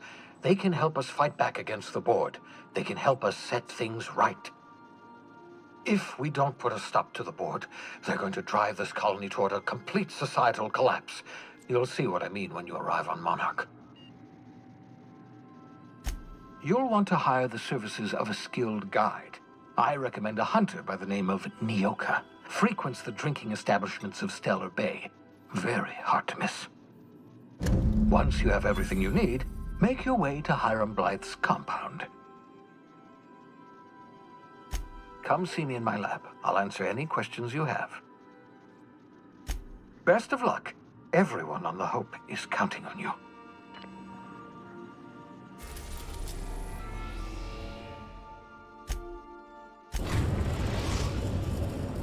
Now arriving at Phineas's top-secret orbital lab.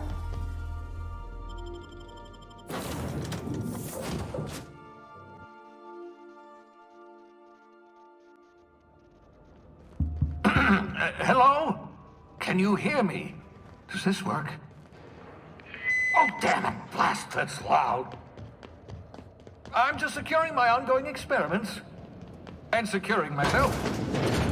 Mind the mess. I haven't had a visitor since, in fact, I've never had a visitor.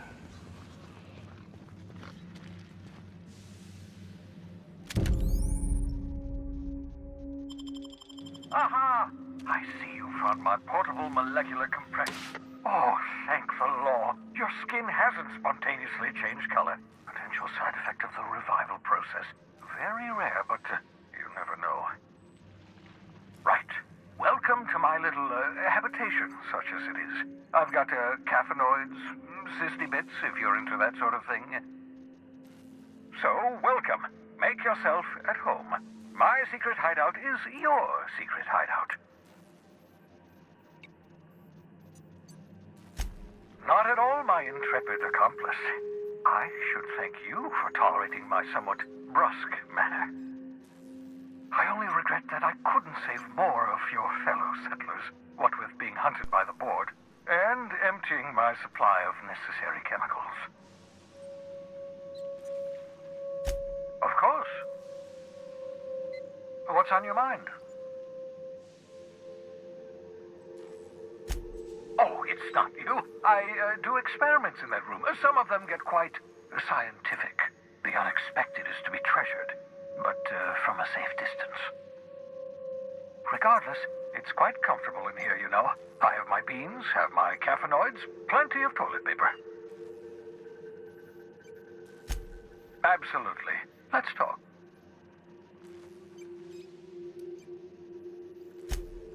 Oh, goodness, no.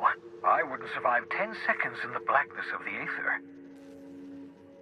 Well, no, I imagine I'd last at least 12 seconds before I'd lose consciousness and die of hypoxia.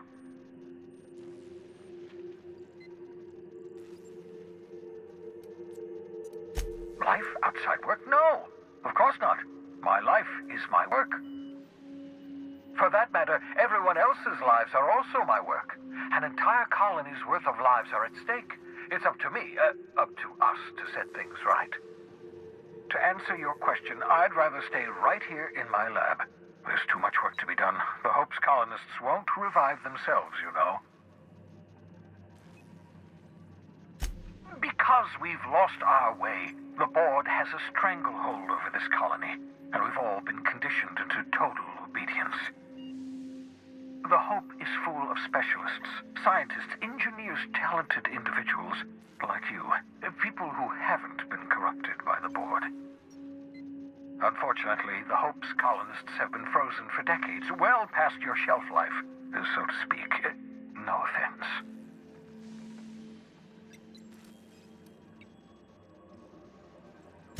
Ah, you begin to perceive the truth. Yes, according to the board and their narrow-minded scientists, you should be a pile of organic sludge right now. 10 years. That's how long the average human can remain in hibernation. You were frozen for decades. In theory, you never should have survived the revival process. But the conventional theories are wrong. You're living proof that it can be done. There's yet hope for the Hope. Get it? We'll do our very best to save them all. I'd best get back to work. I can feel my last dose of caffeinoid fading.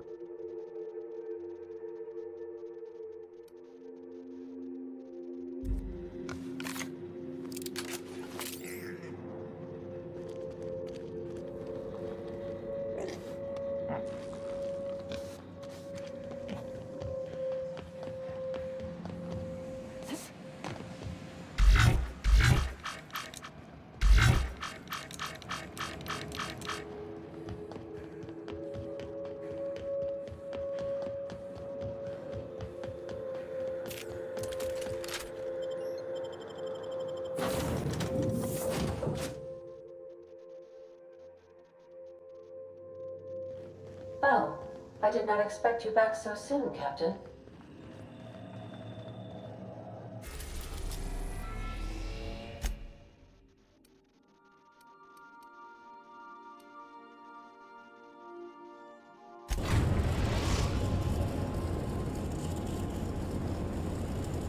in orbit over Cascadia, Captain.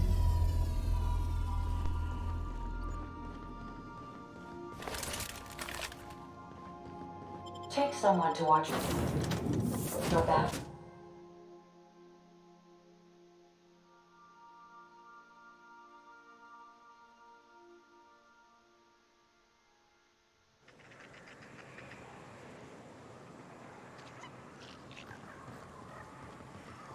Big, wild, untamed, danger lurking around every corner. Monarch is everything I imagined. There's an awful lot of rustling and growling out there, Captain. Wait!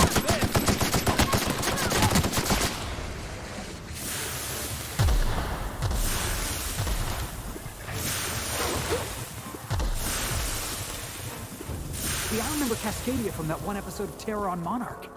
Crawling with monsters it was. I would have liked to see this place. Before it was all boarded up. I bet it lit up the night. Plasma won't get through! Take him down! Can't get past that armor!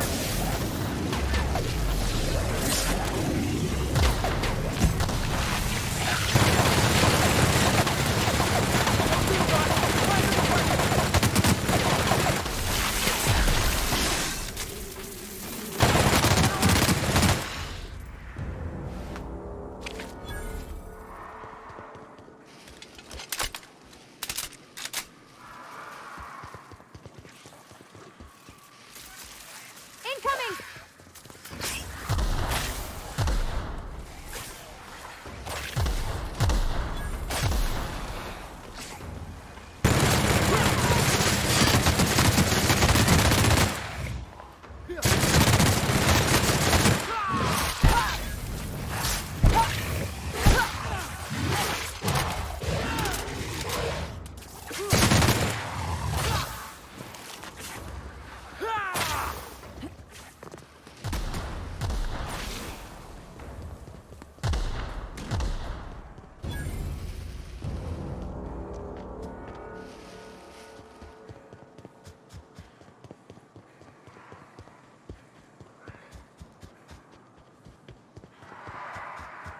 Heads up!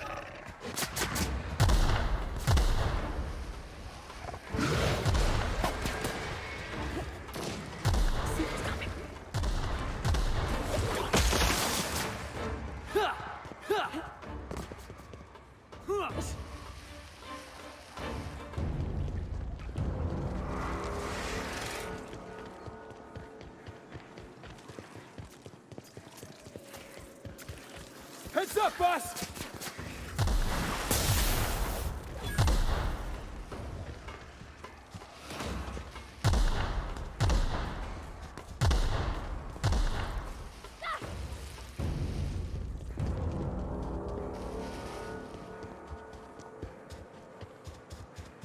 What was your family like, Felix? Did you ever know him? I never knew him. I was a stowaway. Here they come!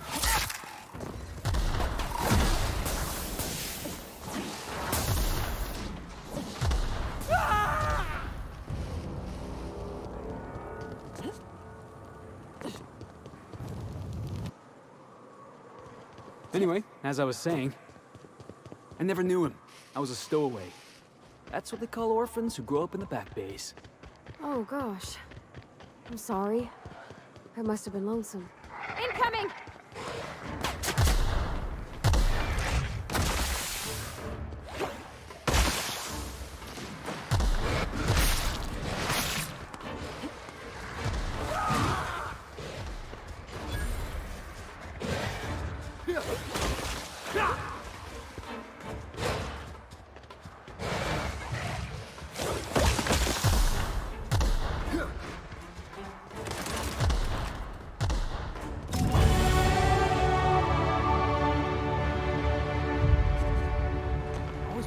Stellar Bay. Taking the sights, the sounds, the... Wait, what's that smell? You reckon?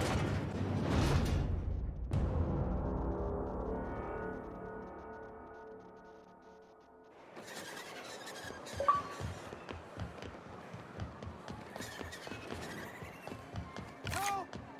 Someone's been killed!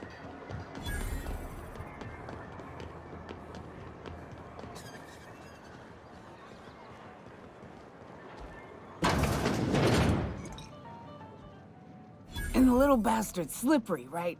On account of its blood, so it's sliding. All over the place, trying to crawl away. Getting so I can't tell the blood from the mud. Don't interrupt, it's rude. But I gotta get in there, get right in that baby rap's stomach and dig it out. If so much as a drop of stomach acid got on that medallion, shit, I don't know what I'd do. Might be I'd hunt every damn rapt out there. Right. What are you staring? Wait. You ain't from around here. Who are you?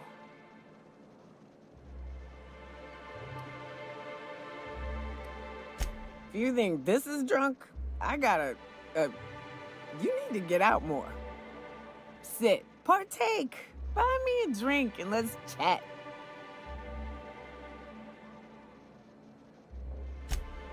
Outstanding! What are you doing in Stellar Bay, stranger?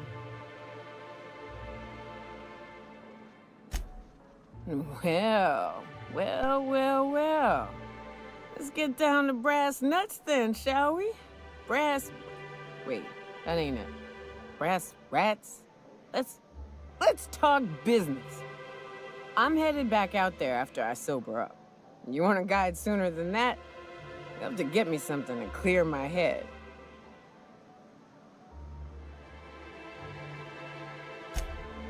Outstanding! Our dispensary here maintains a stock of, well, I don't rightly know what they are. Steroid or caffeine somethings? Pills. They're very good. I'm cut off for the mud, on account of needing one just about every damn day. But I'm sure you've got your wily ways. Fetch me one and we'll be all set.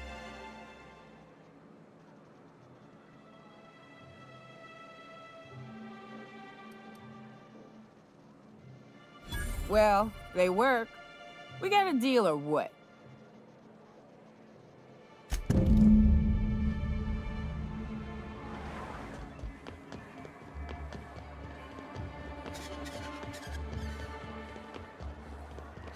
Velma seem out of sorts to you? She's always cranky. If Velma's Hello, dearie. Why, I don't believe I've seen you before. And with sweet cheeks like those, I'd remember. What can Auntie Abigail do for you? And what a helpful young lady you are. Nothing like a little pill to liven up the spirits. Who's your lucky friend, dearie? I'm so sorry, but with the iconoclasts and the marauder filth chasing away what little trade we get, I'm afraid I have to reserve my supply for Stellar Bay residents. Our reserves have gotten so low, I've even had to start locking the supply room upstairs. Isn't it a shame what some people will do to get a little extra?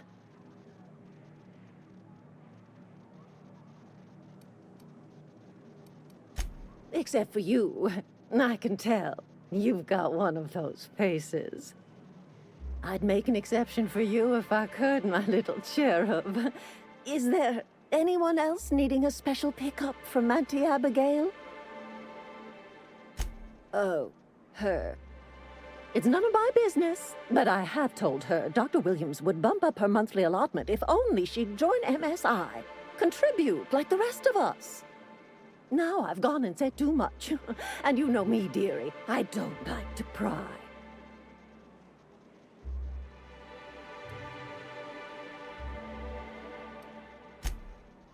I'm afraid not. Dr. Williams managed the town's allotments from his terminal upstairs. Even I can't access them.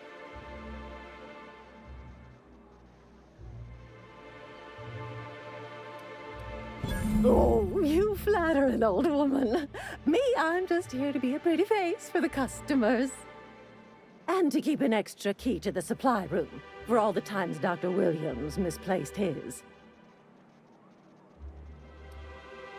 Careless experimentation with medicinal substances does take its toll, eventually.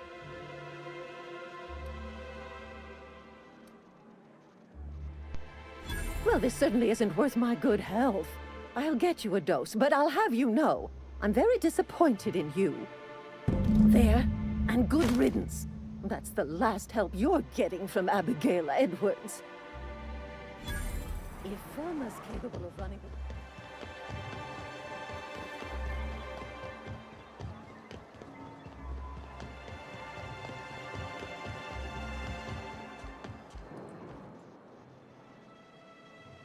You're back. Good news? Bad news? All of the above? More or less dangerous than a steady supply of alcohol. Give it here. Whew, that hits the spot. Right in the, oh, no, there it is. There it is. Yes.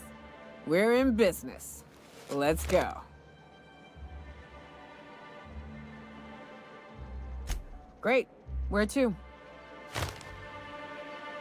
Oh, Hiram? I ain't checked in on that man in an age. He's running the giant radio tower we lovingly call Devil's Peak. We'll be going south and west, mostly along the road till we're past Fallbrook. Out there, there's a western slope that'll lead us through some fun. You like hunting, right? That's fun. If you're more of a spelunker, Rotting River will take you into the mountain caverns. We can discuss options when we get closer. That said, 3's already a crowd. I don't mind waiting somewhere until you got a spot open.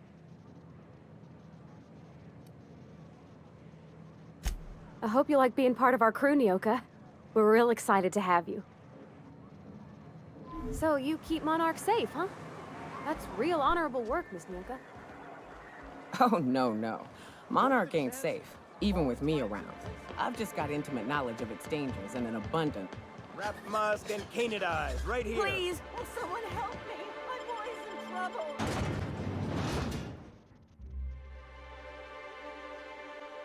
Captain, let's talk. Hey, got a favor to ask you. Figure while we're out here in the wilderness anyhow, we might stop in on an old friend of mine. Preferably before we get to Hiram's. It's on the way, don't worry. You don't seem the type to run off and get yourself killed, and I could use the help. I'll be upfront with you. I hate asking for help. I hate it. Every time I give someone the opportunity to disappoint me, they seem to make it their most immediate goal. But this, what I'm thinking, it's dangerous. Really? Here I was steeling myself for inevitable rejection. I used to run with a band of hunters. Friends. 6 of us. We were on Monarch when the corporations pulled out, and we helped a lot of people pick up the pieces.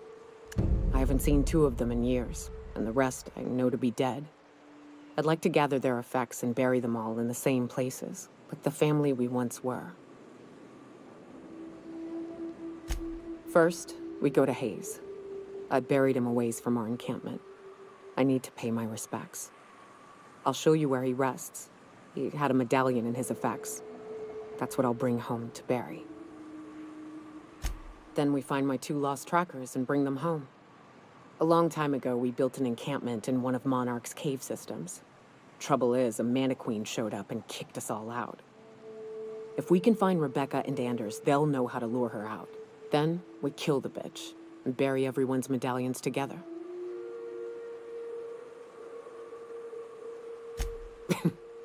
Thanks, Cap.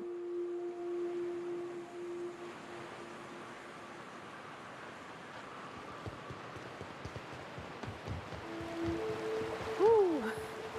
Smells like those old sun... Right. Here's the road. Follow it south.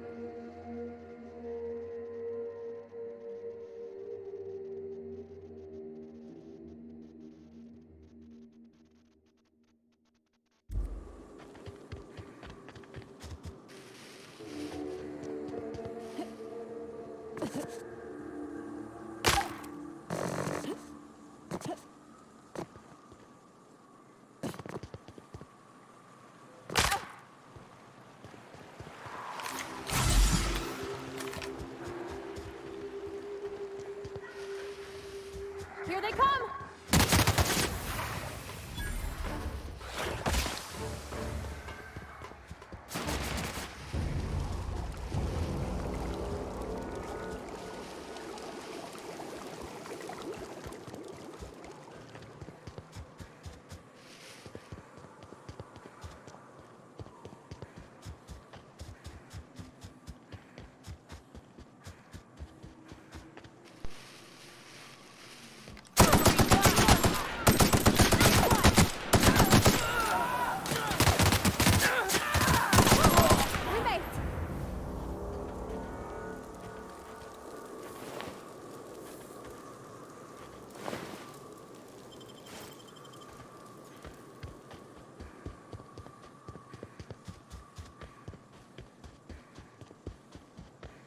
South here, off the road and down this slope. We've got a decent trek ahead of us.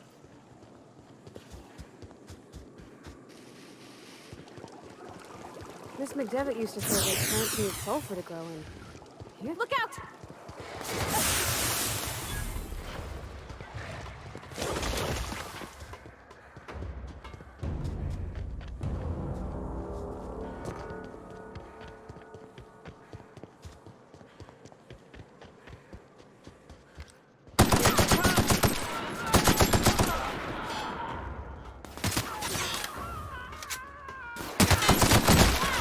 Great work!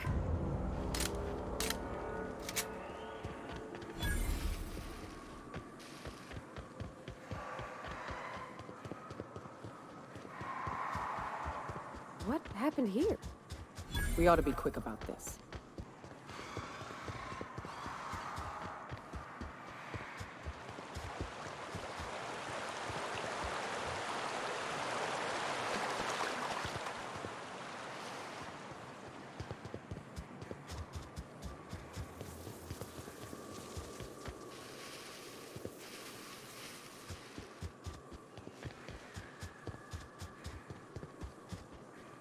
Please, you don't have to do this.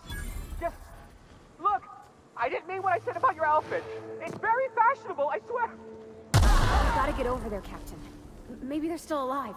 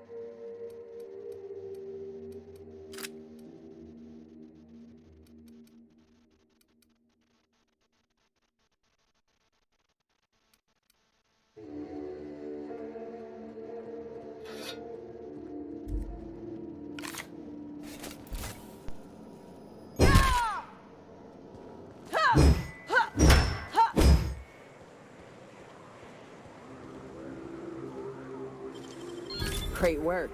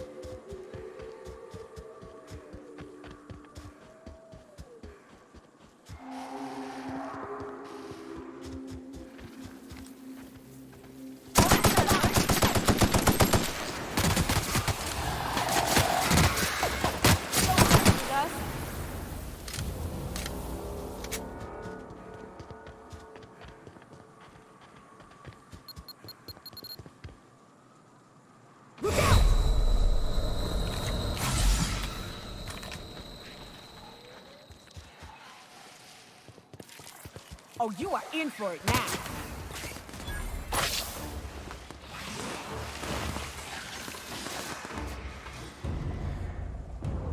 Careful, you're hurt!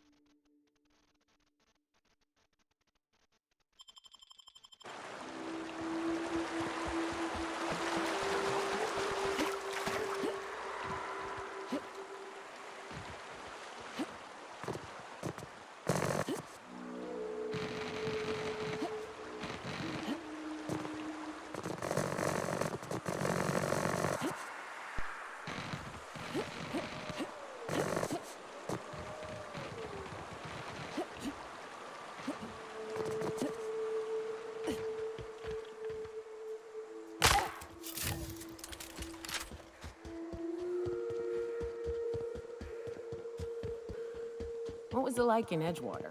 I hear you workers were on the clock every available moment. We always got 8 hours a day for sleeping. Just not always consecutive. My condolences. I appreciate consistent wages like any other sane person, but that still sounds awful. At least Sanjar gives his folks weekends. Weekends? Hand to the void. I used to drop by the bar in Stellar Bay to knock a few back with the folks who had Saturdays off. Don't know what I'd have done with that much time. I was always behind schedule anyhow. Knowing you,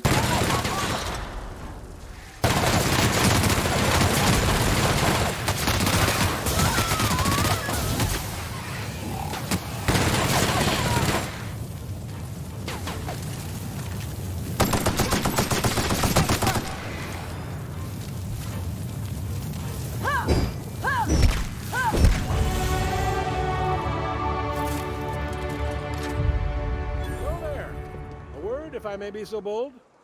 Well now, here I thought those mantisaurs had peacefully exited the premises. But you're a simpler explanation. Thanks for the assistance. Name's Weston. Every once in a while I set up shop along these here roads. You find yourself in need of resupply, you come on by. Care to purchase a thing or two?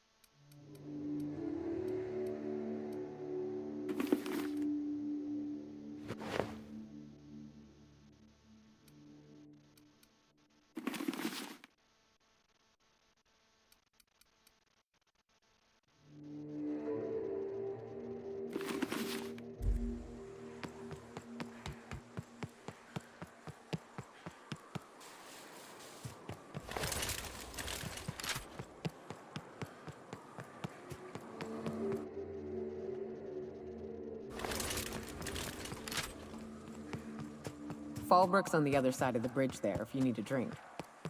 We're only halfway to the mountain, so might consider stopping in.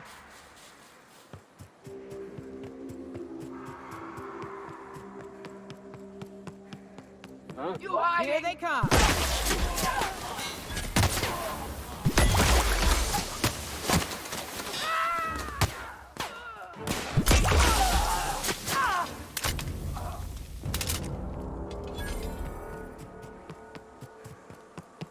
Look northwest. That ain't it, but marauders sometimes camp inside the buildings there. Steer clear unless you fancy getting shot. Westbound still. I'll let you know when we can start ascending. Here they come! Something won't work.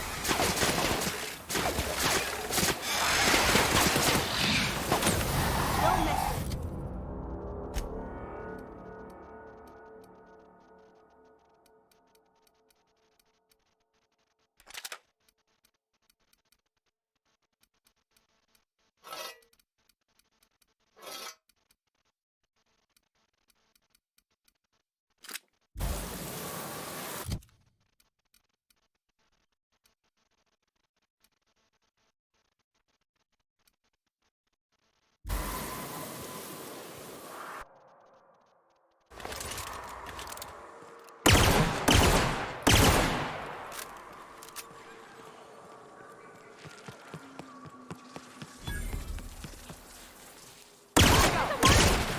Kill confirmed!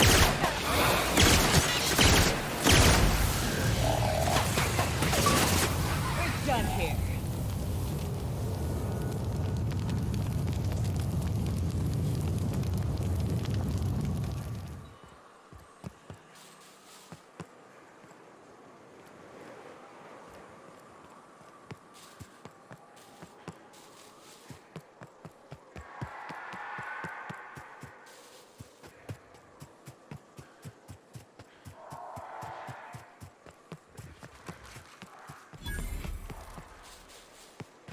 Huh?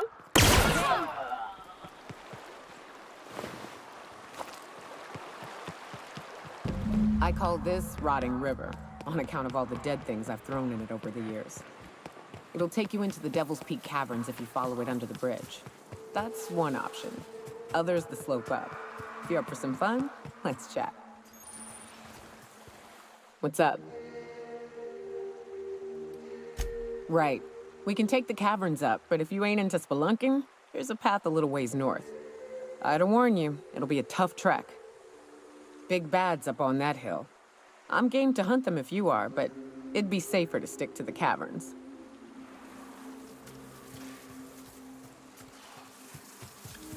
The caves back east are safest. We can head up this path if you want to shoot your way through a few nightmares on your way up. And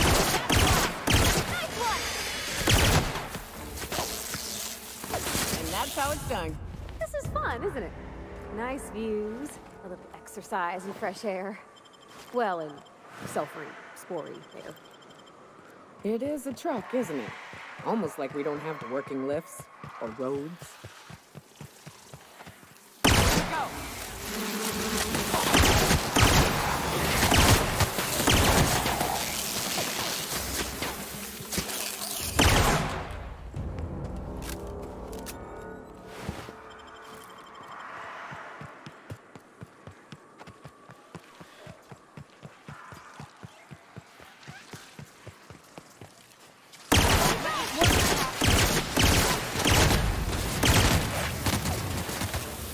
That's the last of them!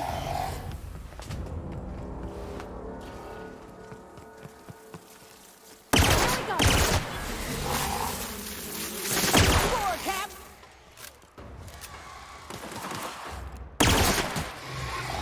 And here we are. Told you we'd make it in one piece. Station ain't too far now. Oh no. Wonder if Hiram's home. Just kidding. Guy never sets foot outside. I wonder how they punch a signal through the gas giant's magnetic.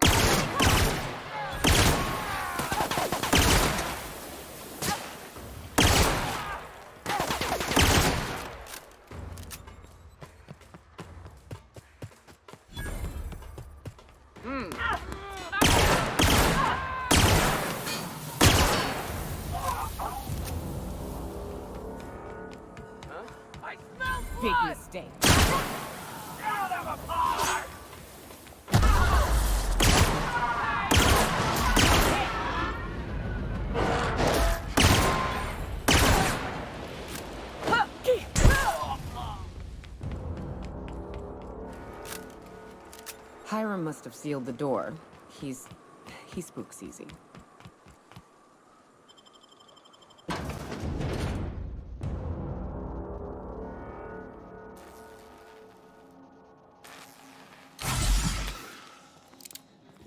You may not realize this, being as you're an outsider, but the blaring alarms indicate the station's on lockdown. Which means you can't enter. No evil. Can't? We'll see about that.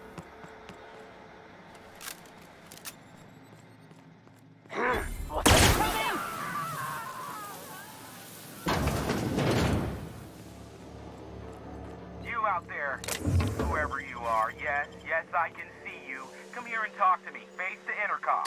I can't tell if you're brave or simply touched in the head. What in the galaxy are you doing sniffing around my station? Unless you are, in fact, trying to suicide by Marauder? And you, Nyoka, what are you doing lugging a stranger into my station? You could use the socialization, you son of a bitch. Also, she hired me. To what purpose?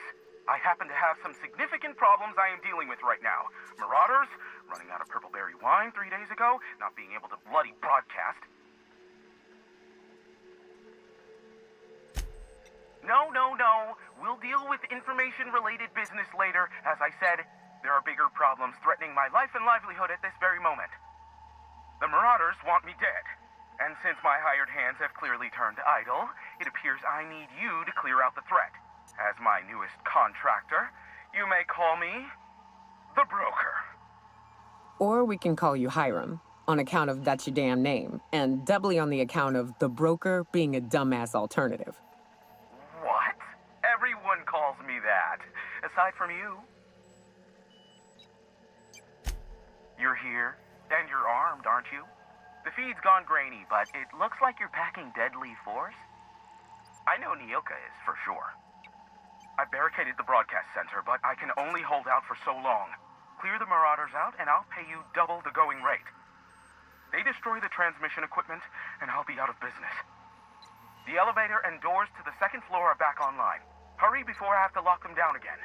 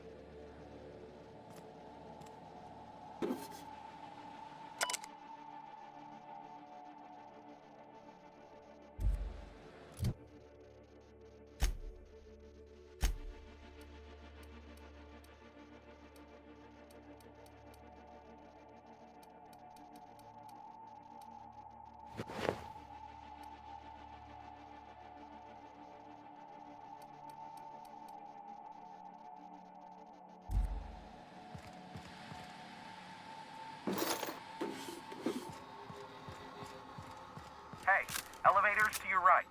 Get ready.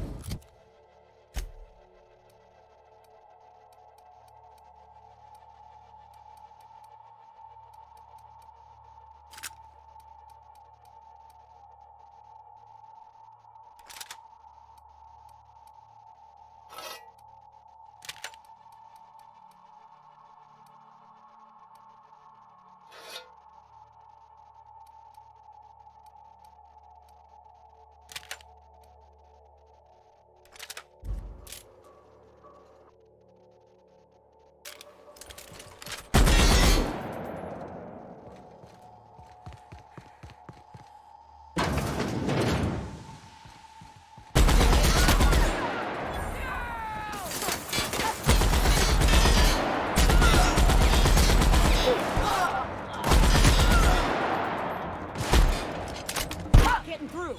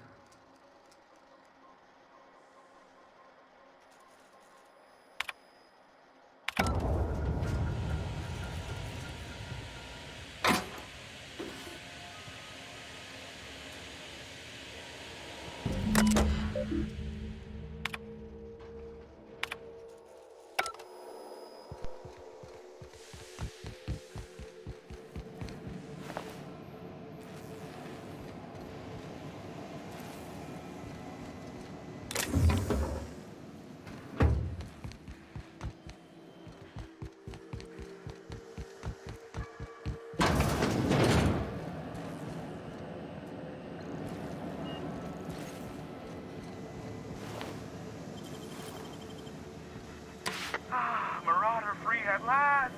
I'll get the door. You'll hurry on in.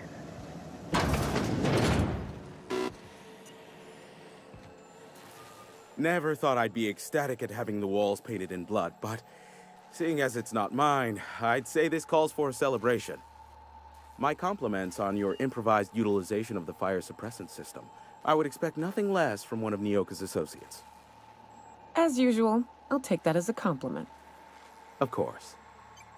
This ought to square our debt. One hefty payment for a highly valued service rendered. But, I admit, I do wonder why Nyoka has brought you to me. Allow me to pose my question in another manner. Why, in the nebula, are you here?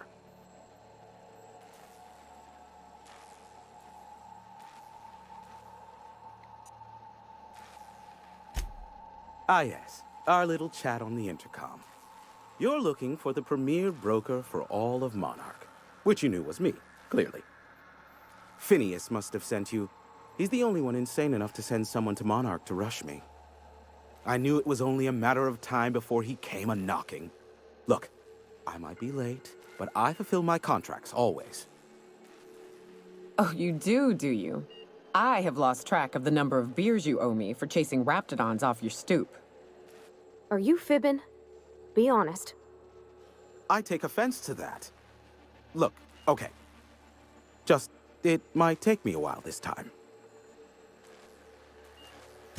I am awaiting but a single incoming transmission containing the information we desire. But MSI and the Iconoclasts are clogging the airwaves from Stellar Bay and Amber Heights. In their war against each other, they're scrambling each other's outgoing transmissions. The bandwidth. There's too much blasted background noise.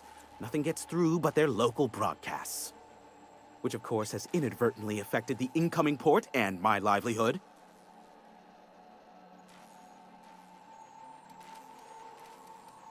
No, they're jamming the limited frequencies we have at our disposal. Nothing extraplanetary can get in or out until the frequency pollution thins out. The safest bet is to convince Graham and Sanjar to stop transmitting on their end.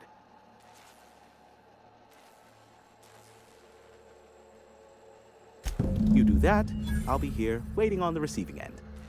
Luck be with you. I have a feeling you'll be needing a pinch of it, plus a vat of patience. Sure. You know where to find me if you need me.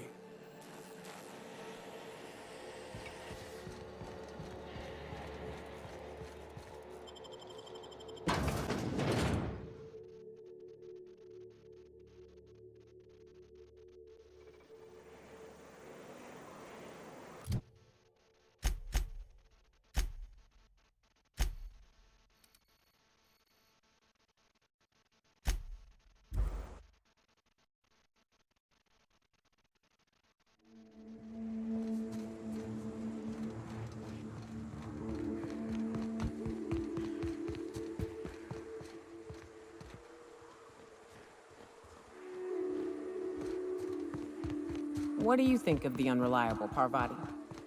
There's always something to fix, and it's neat working in the Aether.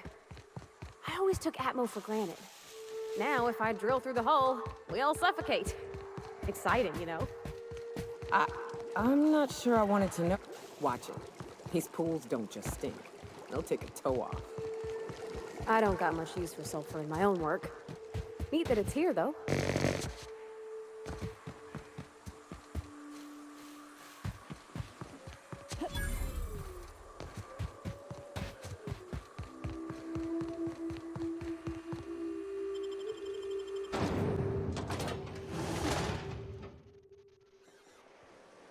Well, hello, and welcome to the home of the Iconoclasts. I'm Rose. Please take a pamphlet.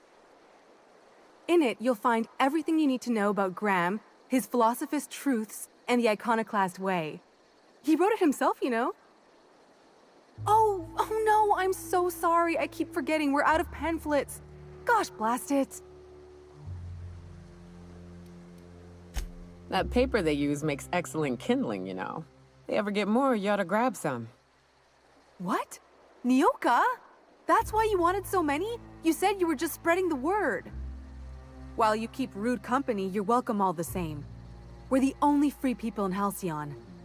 No corporations, no shackles, no problems. Oh, those are just hurdles. We deal with them as they come. You're welcome to stay with us, so long as you can earn your keep.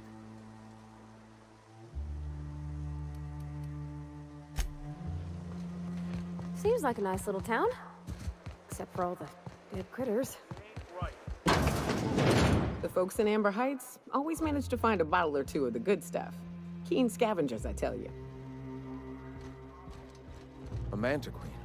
Yeah, we felled it. A stranger comes to our home. If you're looking for a path to walk, you've found one. If you're looking for a teacher, I am one. Welcome to the Iconoclasts.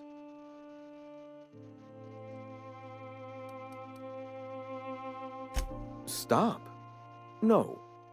Spreading the truth is the only way to combat the board's poisonous campaign of propaganda against their people.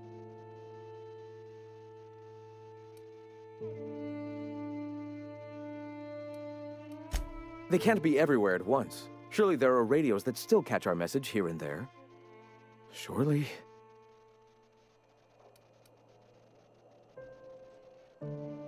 Excuse me. I'm from Edgewater on Terra 2. If you'll pardon my saying, nobody I know's ever heard of you.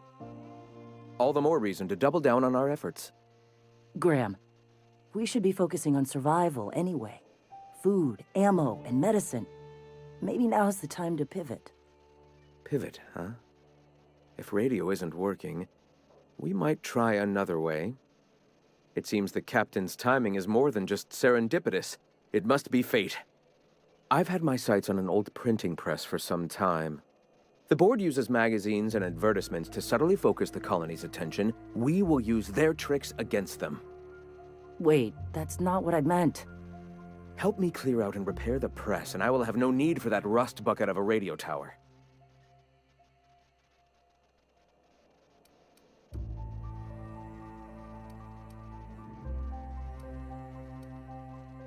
Here they come!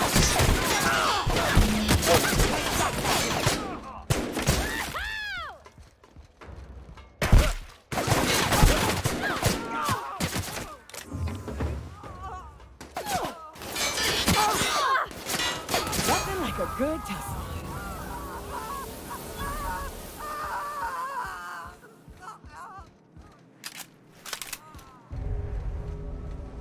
What was that?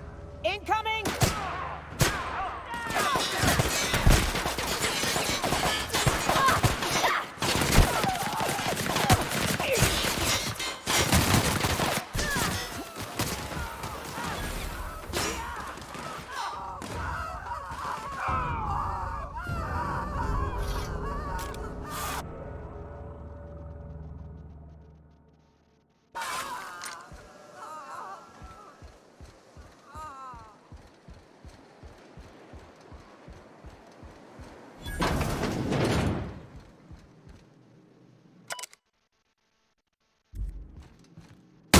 This'll be fun. Great work!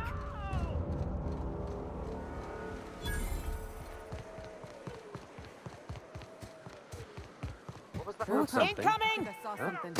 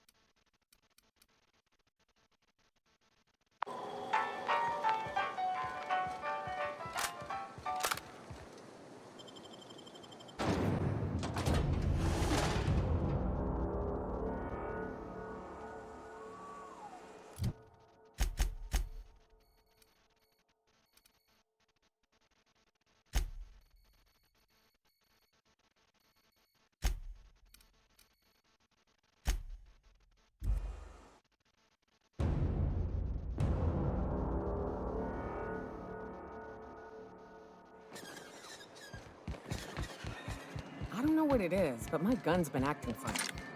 It used to be I had to correct for a bit. Could I get it? Well, new business turns up at last. Celia, didn't I tell you our new statistics-based advertising model would be a hit? That you did, sir. How can yield improvements of 26.7% not quicken the pulse? How can 32% cost savings not moisten the loins? You've often posed these very questions. Clear my schedule. This newcomer has a meeting with me.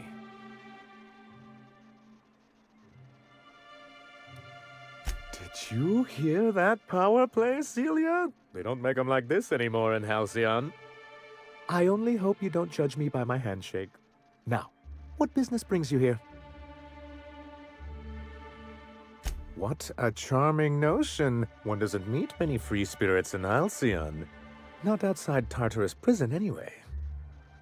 Forgive me, I'd be positively enraptured. Only, I take it this means you aren't here for Saltuna.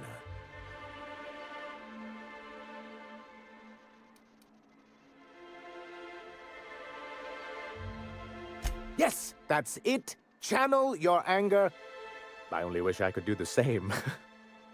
Seems like you're having a rough time, Mr. Sanjar. Are you doing quite all right? Oh, don't worry on my account. This is merely the latest in a long line of professional erotic and athletic disappointments. I had hoped that livening up our advertisements with enticing figures would draw the other corporations back to our bosom, but it seems we're back to the drawing board.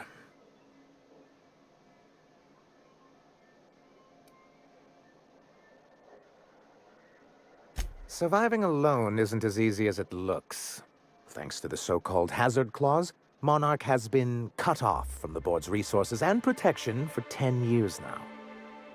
So-called is right. We've got our hazards, but we're still here, damn it.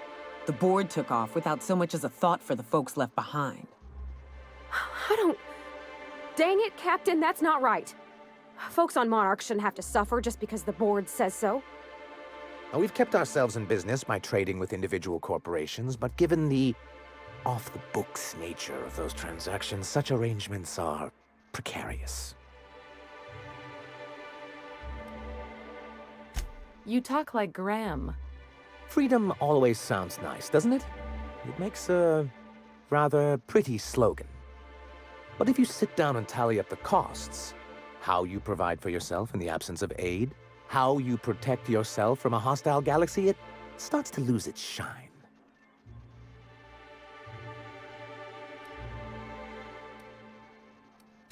Well, Mr. Nandi here has a rather ingenious plan to get MSI restored to the board. On our terms, mind you. But will that help the people here, Mr. Sanjar? Keep them fed and safe? That's precisely what I'm trying to do.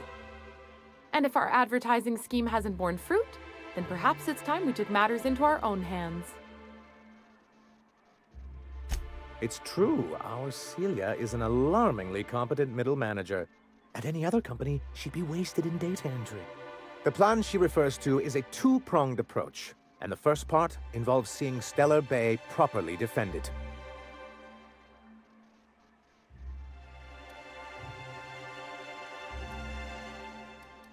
And a Mantisaur problem, and a Marauder problem. Many, many problems, but they can all be solved with a Bolt 52 cartridge. If you can get us what we need to rejoin the board, starting the Bolt 52, we'll be able to become one of the most productive and secure cities in Halcyon. And you'll have a powerful ally on the board. Why, one of the strongest defenses in Halcyon. An extremely powerful ordnance. In the old arms building southwest of town, which used to be part of Stellar Bay before we had to move our walls in, these days it's overrun with marauders and raptidons.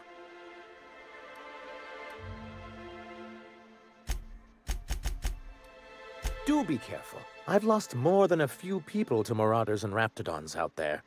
Oh, and while you're at it, there should be a terminal in the arms building with some dangerous information.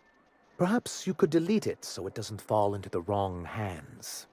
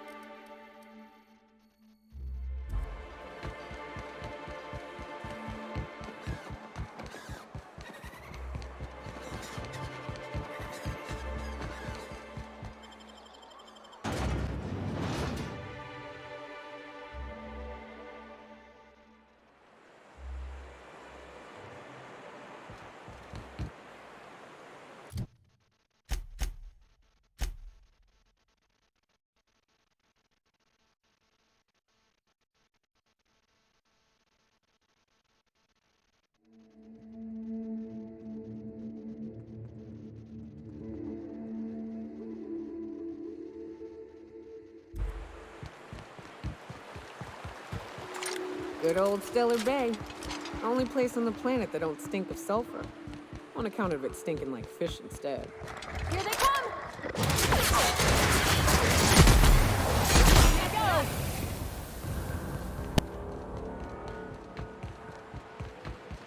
Here they come!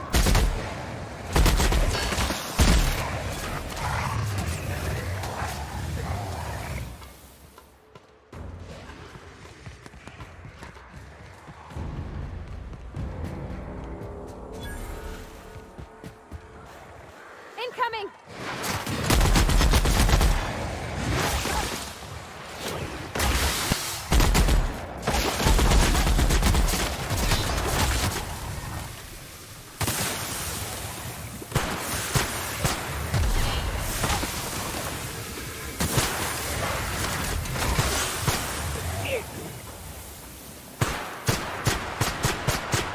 Got 'em all.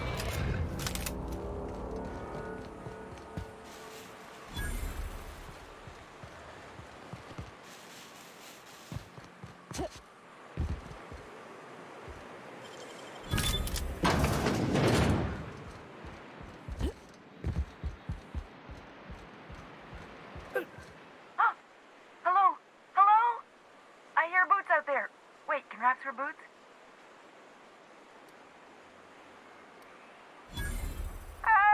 Get away! Oh, thank the Eternal. I'm Huxley. Hux if you're lazy. I'm stuck. My friends and I were scavenging here, and a Mantiqueen showed up. Then Raptidons. It was a void-blasted mess. I ran in here, and, now the door's locked. Little help?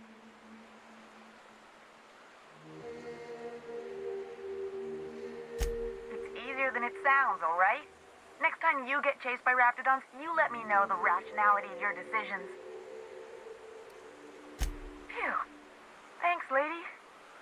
My buddy had a key, but I ain't heard him in a while. He locked me in here and took off. Probably got munched. So look for a dead guy, I guess. Or a rat. Maybe it's in a rat belly. Gross. All yours, lady.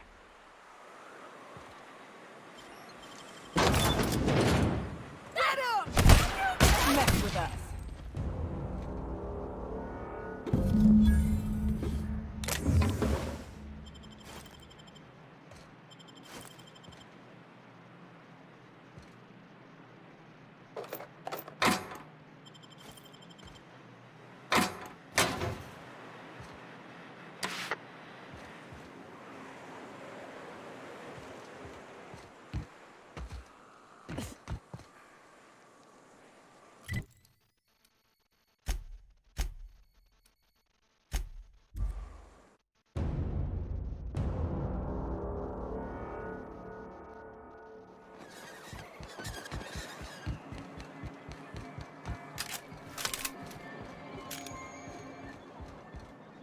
Well, I see you've had a sobering effect on our friend Nyoka. Sir, please stop. Forgive me, Celia. I couldn't help myself. Anyway, what can I do for you? You're just as rigid as the old executive committee. Why, we've hardly been able to get a clear message out until recently. When Graham finally shut up. It isn't easy keeping a town like Stellar Bay afloat, especially without the board's backing. We need that frequency to reach our trading partners. Indeed. That's why it's imperative that MSI be reinstated onto the board. And the first step is getting the Bolt 52. Oh, yes. I'm going to be up all night with this. All those blanks waiting to be filled, boxes waiting to be ticked. Try to control yourself, sir. Have you any idea how powerful this is? Corporations have been toppled with less. What a question! Bureaucratic micromanagement is the only way anything gets done in Halcyon, and proper documentation is a key part of that. For our part, a bill of liquidation/transfer Form 52 will protect our holdings on Monarch by temporarily assigning them to a pass-through entity once we drop our bomb on the board.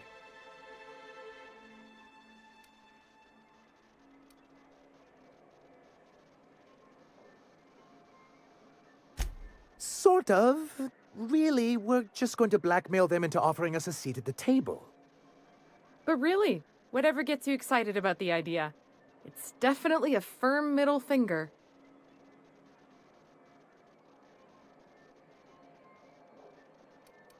Help us with this final matter, and we won't need to broadcast anymore. You have my word. I have reason to believe that one of the other corporations is operating on Monarch, illegally and in secret. Those bastards. Leave us to our perils, then come back just to reap what they can. If we can find proof, I can use that as leverage to encourage certain powers that be to accept our Bolt 52 and reinstate us on the board. You really think so? I admit I've been hatching this scheme for quite some time. I just needed someone capable to help me carry it out. If someone is operating here, then Catherine's almost certainly supplying them out of Fallbrook. Perhaps she could be convinced to tell you where they are.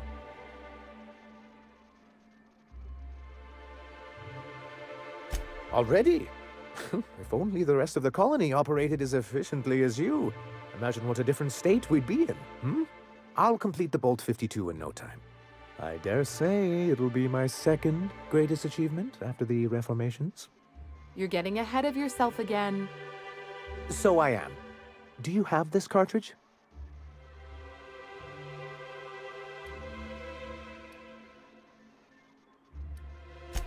I'm working on a plan to reorganize the board.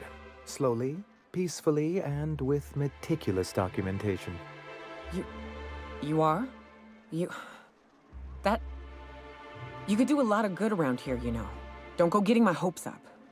But that's entirely the point. We've got to hope. We have got to partake once more of the full resources and opportunities of Halcyon. What about the folks out in the wilderness? Amber Heights, Fallbrook. Will you share with them, or will you hoard those resources here? My sincerest hope is for MSI to become a model for all of Halcyon. But we must start somewhere. But truly, I am getting ahead of myself. First, I need to submit the Bolt 52. With that data you're holding, of course.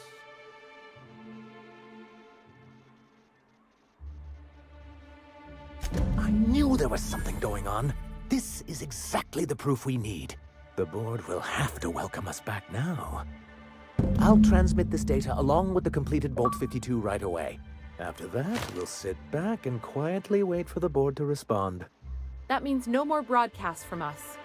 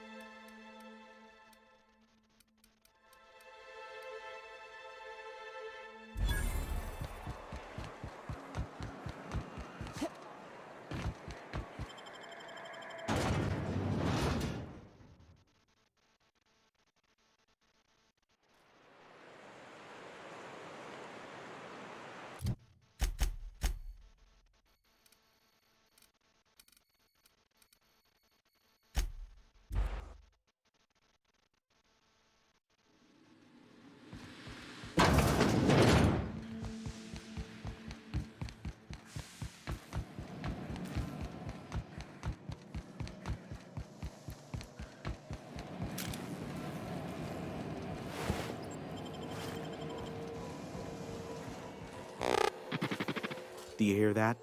It's the blessed sound of radio silence, which leads me to believe you have sweet, sweet news for me. Yes, indeed. I am back in business. But before we get down to it, might I ask how you handled the problem? In the end? Does it matter? Job's done. Is that so?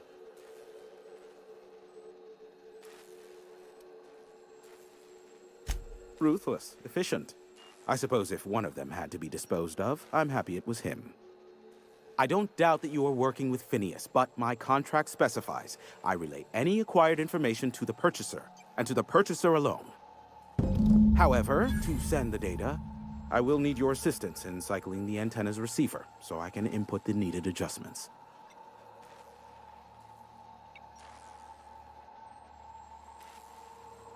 You make it sound so scandalous. Phineas has been in hiding for the past 35 years. He got in touch with Nyoka first, who I use as a physical go-between. The rest is history. Now you hold on. I do not physically go between anyone but that of my choose. Oh, apologies. You meant, right. Yes, I braved the wilderness, so you don't have to. Precisely. I really ought to give you a raise.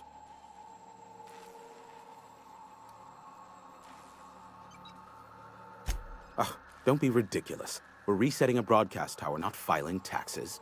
There are no errands, spreadsheets, or rituals involved. It's simple, truly. I merely need you to waltz outside and throw the lever to cycle the power. I'll key in the numerical adjustments from in here.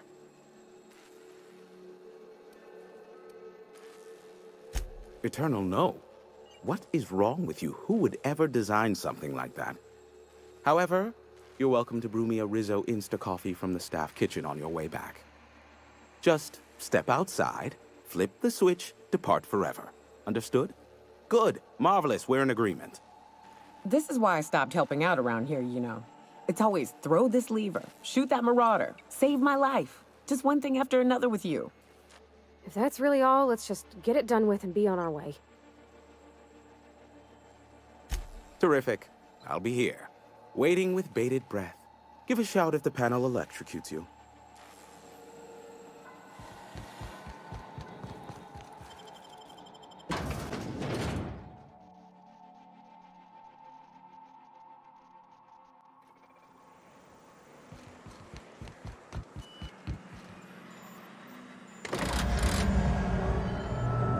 Testing 1, 2, check, check. Sweet stars. But that is a beautiful sound. Can you hear me? We are a go for broadcast. Oh, and I also dispatched Phineas his data. Impatient prick. Worse, I'm now indebted to him for it. Now I'll kindly thank you to get out of my tower. Look, I am well aware that at times I may have the tiniest iota of a prickly exterior, but I must admit I have grown rather fond of you. As Nyoka can attest, I do not form attachments with many. Do take care. Why, he told us to leave without flinging insults at our persons. He really does like you, Captain. Captain! Big flaming thingy!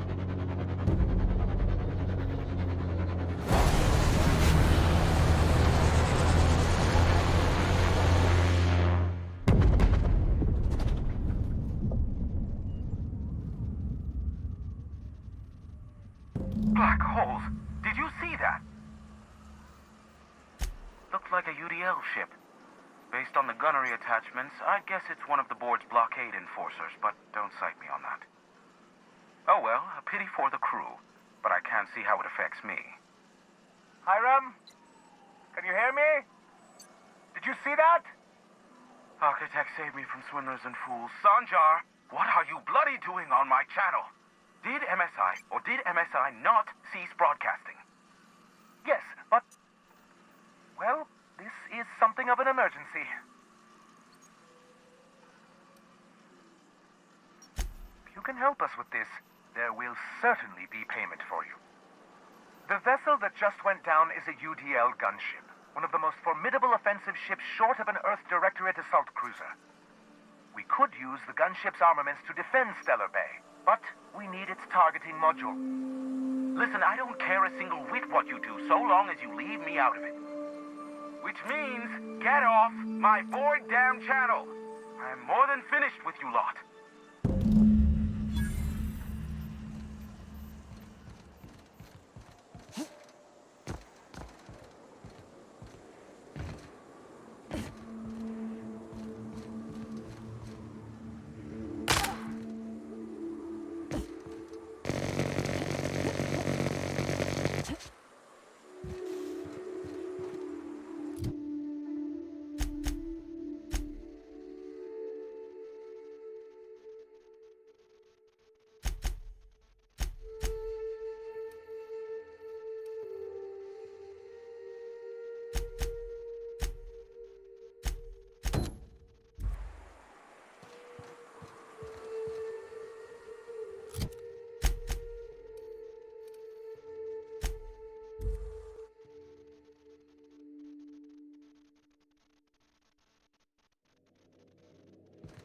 I believe I hear Felix and Parvati discussing the latest Aetherwave serial.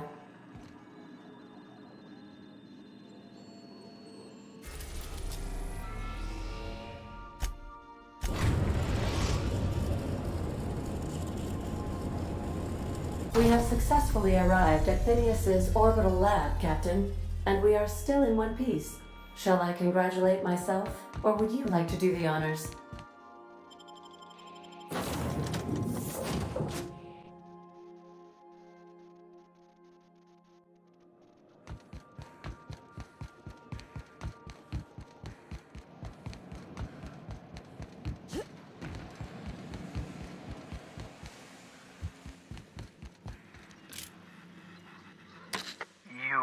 I'd clap you on the shoulder if I weren't behind a wall of bulletproof glass.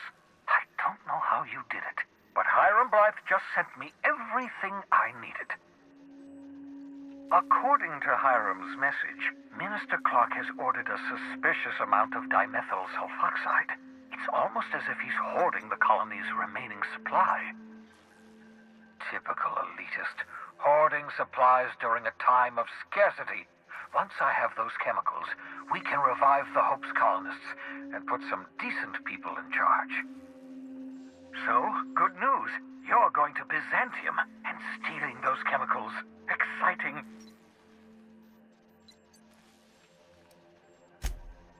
If I had time and several blackboards, I could explain the details to you, but to put it briefly, dimethyl sulfoxide is the reason you're alive today. The chemical is absolutely essential to reviving the Hope's colonists. I need you to steal as much as you possibly can. The more, the better. If you don't bring me enough chemicals, I might not be able to save the Hope's colonists, and then nothing will stop the board from destroying this colony. Aloysius Clark, Minister of Earth. Virtually every colony requires the presence of a Minister of Earth. Clark is complicit in every one of the board's crimes. Whenever the board issues some new decree, you'll find Clark's signature on the dotted line. Ah, yes, the details. I'm not about to ask you to rampage through Byzantium trading bullets with the board's agents. We'll have to resort to subterfuge. Carmen Imagawa. She's my contact in Byzantium. Meet her at the docks. She'll have all the necessary intelligence you require. I'm giving you my old nav key to Byzantium. You'll need it to land in the Golden City.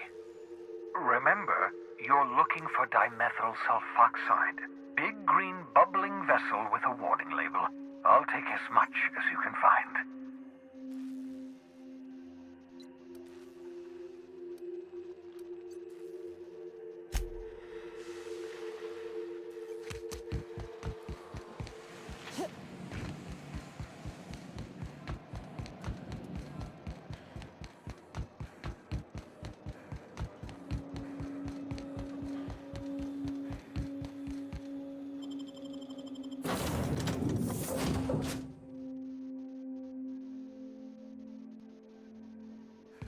Some crew members are causing a disturbance on the ship.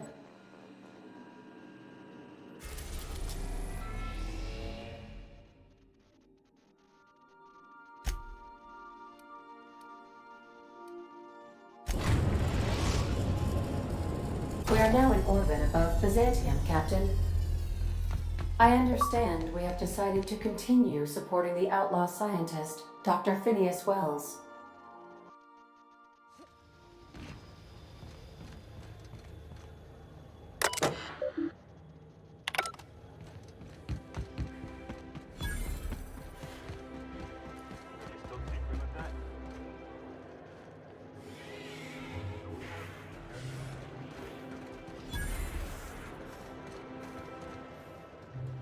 Do you mind? I'm meeting someone. Oh. You mean I'm supposed to be meeting you? Nothing, it's just... I thought you'd be taller. Anyway, let's not get hung up on that. The Phoenix is a wanted man, and the board has eyes everywhere in Byzantium. Yeah, that's my codename for... you know, our mutual friend. Oh. I'm Golden Eagle. It makes perfect sense if you know about the territoriality of old Earth birds of prey. Yeah, you're looking to make contact with Minister... Magpie, right? I should warn you, it won't be easy. He spends most of his time in his estate, which is heavily guarded.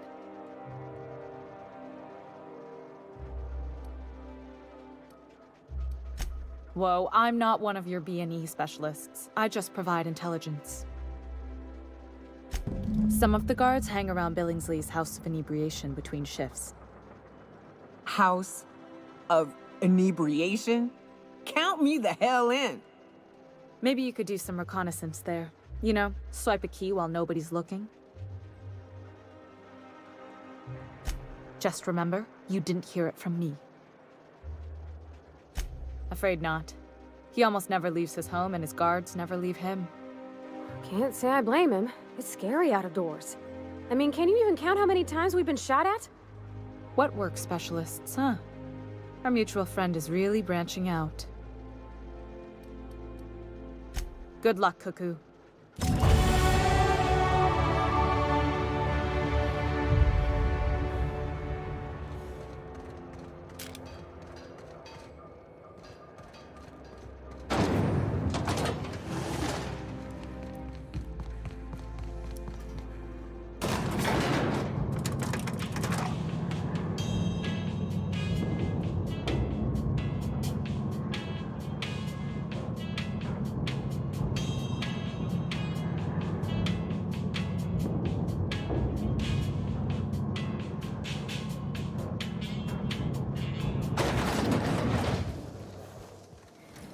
Anti-cryospatial masking cream. Leaves you feeling fresh. Hey, you. Yeah, you. Want to be famous? Is that supposed to be a model of the system? Not super accurate. Ugh. Decadence ain't gonna save you when beasts chew through the walls.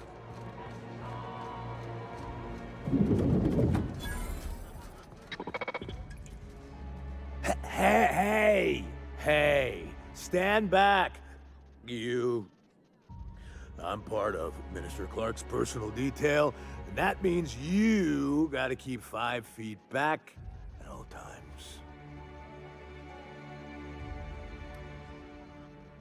Yep, you're looking at the Minister's newest personal guard. Right here. The others took me out to celebrate on account of me just getting hired and all. He's basically the most important person in the colony, which makes me the most important guard in the colony. Yeah. That means I got a key to the minister's estate, my own personal UDL-issued shotgun. They don't give those out to just anyone. Yep, I've nearly made it to the top, my friend. I'm just 2 promotions away from on-the-job bathroom breaks. That's a great idea! I'll have a Spectrum vodka. Captain, I can smell him from clear over here. I reckon he's had a fair number already. Sure have, 'cause today's my big day. He's got powerful good ears, too. And a powerful thirst. You have a Spectrum vodka for a new pal?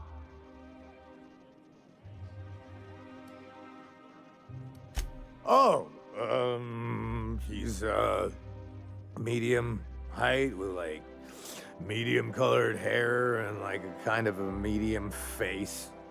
Just like in his posters. Oh, you definitely recognize him if you saw him. He's very important.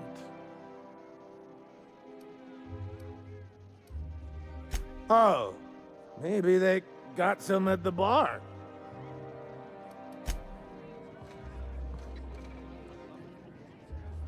Have you tried our new cocktail sponsored by Rizzo's? 1 part purple Spectrum vodka, 1 part artificial tomato-like substitute juice. We call it a Blue Bloody Mary. Oh, by all means, ask away. I don't believe in work. Work is for automechanicals and lower classes.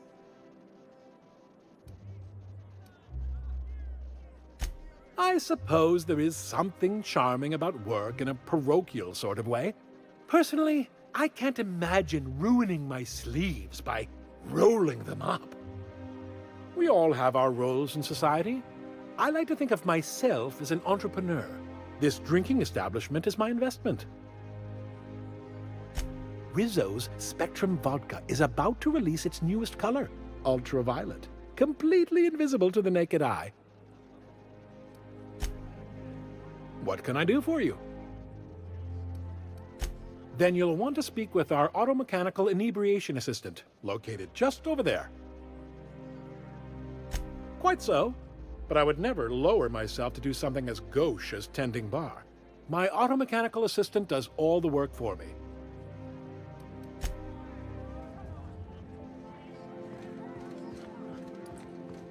Please allow me to improve your drinking experience with fine cocktails and pre-approved banter.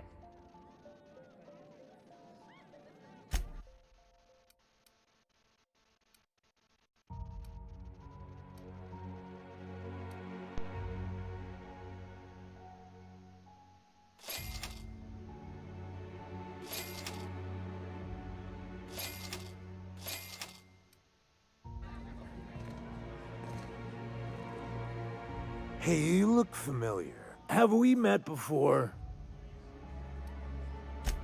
Here's to me. Hey, you're really great. Have I told you that? We should be friends. Wow, listen to me. I'm soaked. I should probably slow down before I'm face down on the tile somewhere. Who am I kidding? I could have another. You got another? It's not every day you get your dream job, right? Wow, you got like this crazy energy. Has anyone ever told you that? You're like a manosaur. You got a manosaur energy. Oh, laws. I gotta stop. I'm seeing at least 2 of you. Only 2? You got a ways to go. Have you always been here? I didn't see you a minute ago. I really shouldn't. I'll have the worst hangover tomorrow if I don't stop.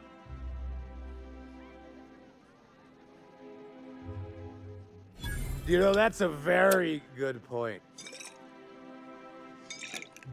Yeah. Was that one supposed to taste like purple berry crunch? Or am I just tasting breakfast? I don't feel so good. I think I'm gonna be sick.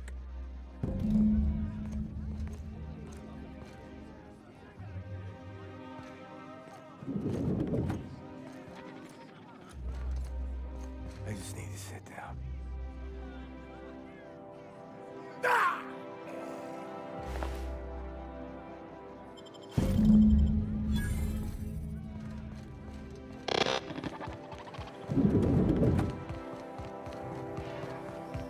I've always...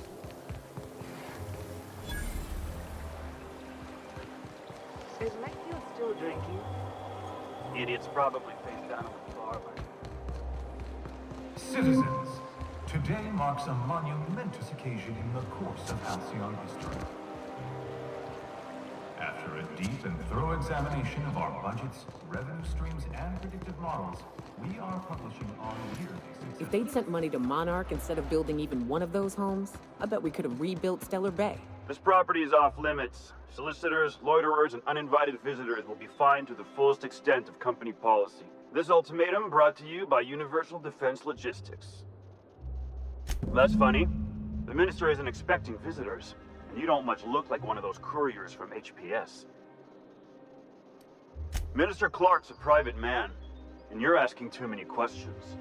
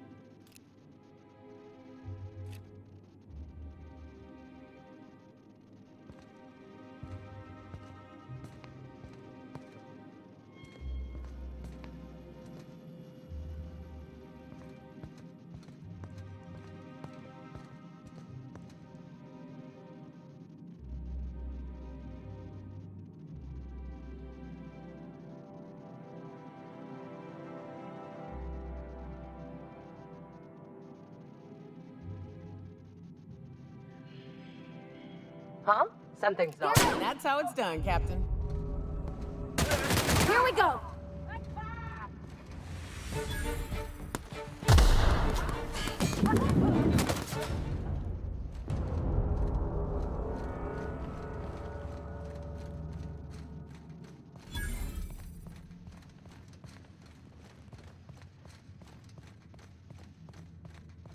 Huh? Here they come!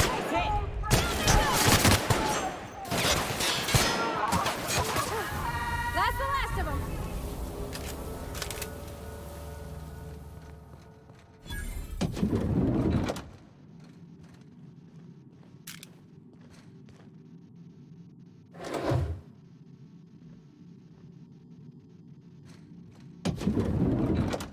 How did you get in here? You! You just slaughtered those guards, and for what? To speak with me? What could possibly be so urgent? Oh, my law. Captain! Captain! That's the minister! Mr. Clark! Oh, wow! If this is about another Aetherwave clip or radio spot, you may kindly fuck off, as the parlance goes. I'm not doing any more.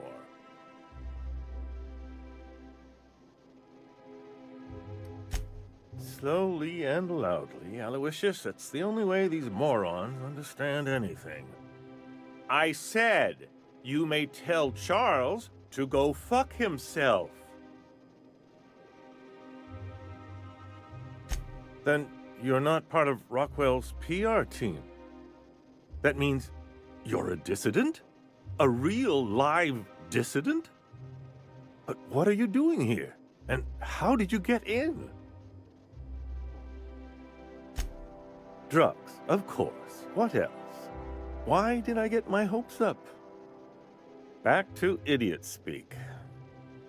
I don't have any drugs.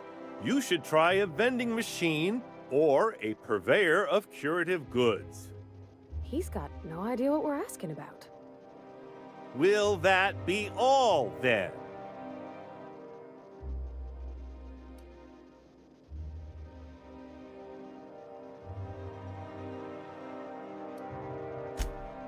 Oh dear, I don't think I can say this any more slowly. Unless...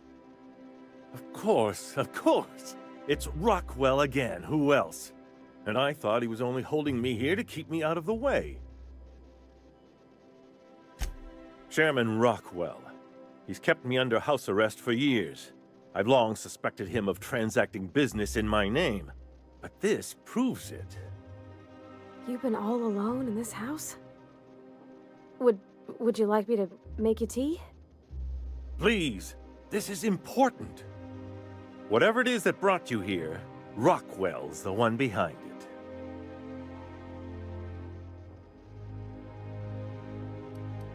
How should I know? I've been under house arrest for years. But there is a way to find out, and perhaps to set things right. Whatever Rockwell's doing, he'll be doing it from the HHC headquarters. Your best lead is to look for details in his office. This all feels off, Captain. Like when there's a storm coming, but everything's quiet and still. Believe me, things have been off around here for a very, very long time. A reckoning is most certainly due. This colony's problems have always seemed to trickle down from the top. If we're set on fixing Halcyon, that's as good a place as any to start. Exactly. And fix it we must. Why, this is starting to sound like an issue of Dissident Hunter.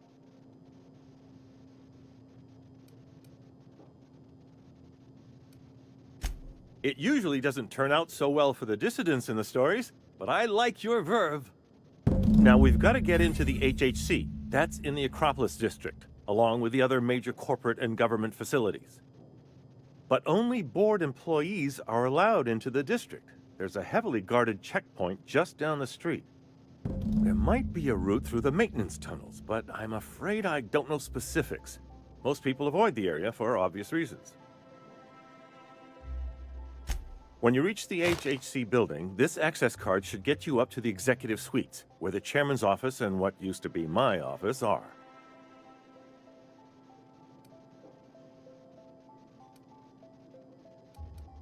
Wait! Rockwell has one of the only terminals capable of transmitting to the Earthbound message drone. This is our chance. Please, take this and transmit it from his office. Rockwell hasn't given me any messages from Earth for years. He's desperate to keep me out of contact with the Earth Directorate. But they need to know what's happening here. What isn't on it is the real question. I've gathered meeting minutes, internal messages, sustainability reports, and more. all exposing the corruption and mismanagement plaguing Halcyon. Once the rest of the Earth Directorate sees it, they'll have to send help. But they wouldn't get here for... I don't even know. Shouldn't we do something our own selves? It's worth a try, but the Earth Directorate still needs that message. We must hope for their intervention. Perhaps there is hope after all. And now I entrust it to you. Good luck, and trust no one in the Acropolis District.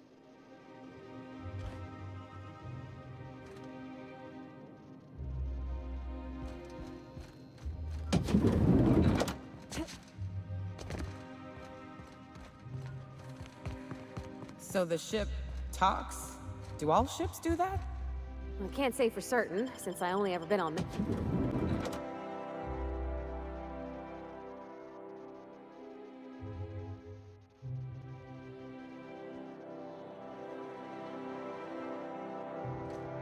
There's nothing to see here. Move along.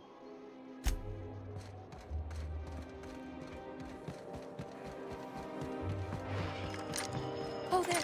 That's one right there. Can't we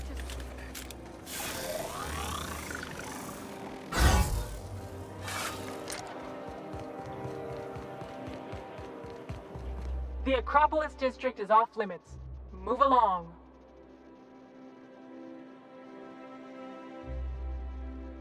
What in the law's name are you on about? Sure. Let me just take that off your hands. Did I say restricted area? Slip of the tongue. What I meant was, welcome to the Acropolis District.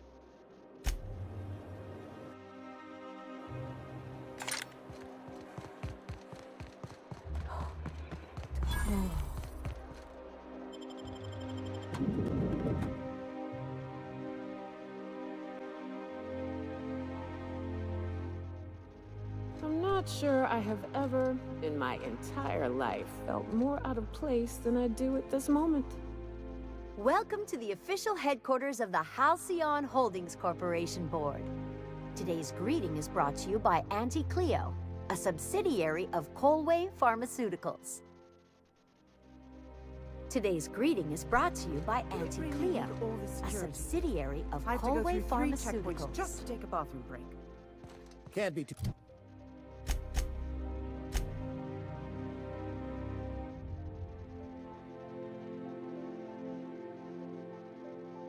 Careful. Dissidents like Phineas Wells will stop. State your business. Please step away. This entry is for high-priority HHC business only. Huh. I didn't realize we were still using those iridescent stickers. But this looks right. I'll just need you to register your weapons with a revised request to carry 32B form. Each weapon will need a separate form. I'm not authorized to employ humor on the job, ma'am. Now, let's see. Damn it. When did I run out of forms? I was going to suggest that myself. Look, you don't have time to wait on new forms, and I can't afford the citations for impeding HAC business. So I'm going to save us both some trouble and waive your forms. Just know there are a bunch of guards upstairs, and they're all high on dervish mist and low on patience. So try anything funny, and they'll paint the walls with your guts.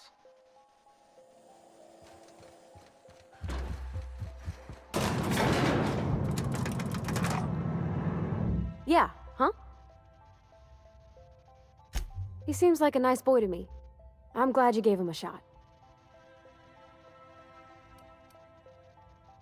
Yeah, but I got a good feeling about him, is all. I mean, sure, he's a bit rough around the edges. I bet he just needs somebody to show him a better path. You might surprise yourself.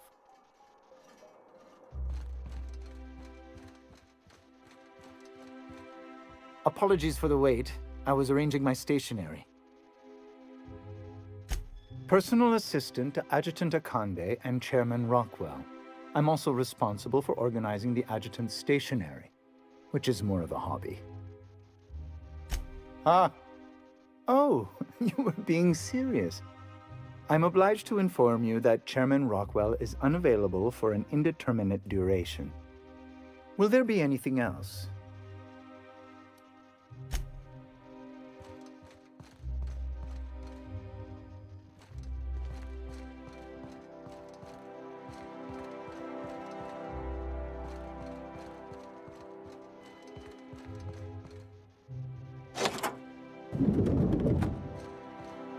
Excuse me, just a moment.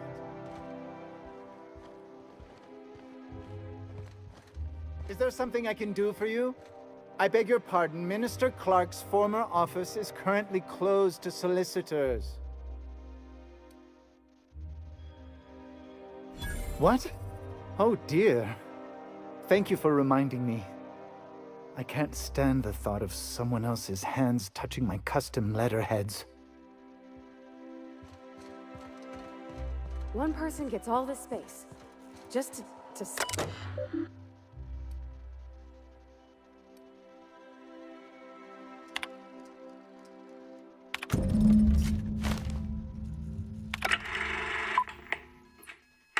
Good afternoon. I'm Chairman Rockwell, and I'm here to address a serious issue facing us. As you all know, our colony has been successful beyond our wildest dreams. Unfortunately, we've recently discovered that our food supply will not be able to sustain Halcyon's population in the long term. Everyone will die. Everyone will slowly stop living from malnutrition. But we're doing it together, and that's what matters. I fucking swear, if someone doesn't give me something to read that will placate the masses soon, all of you will find yourselves violently unemployed. But I can assure you there's nothing to fear. We've got a solution. It's called the Lifetime Employment Program. We will freeze most of the colony to preserve resources, while the best and brightest of Byzantium continue living in prosperity. Look, you idiots! How many times do I have to tell you we can't say shit like that? Fire whoever wrote this! While Halcyon's brightest minds solve the problem of our nutritional shortage, the rest of the colony will be placed in suspended animation. Individuals will be revived on a rotating basis, so that every Halcyonite can be part of the important work of saving our colony. By testing paperweights. Sorry, couldn't resist. Let's go again. And someday, in the not-too-distant future when we've solved this crisis, we'll all be back together again working for the good of Halcyon. Until then, the board shall provide for the deserving just as it always has. So, obey your supervisors, take your vitamins, follow your corporate-mandated grooming rituals, and rest assured with the board on your side, there is nothing to worry about.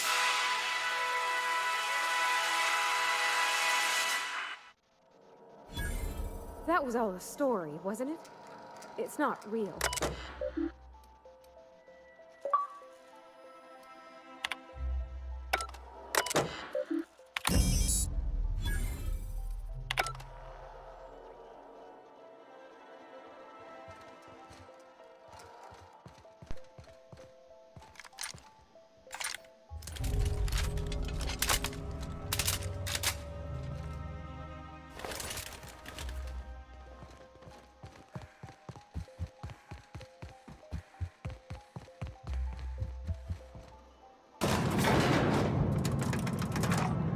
What's up?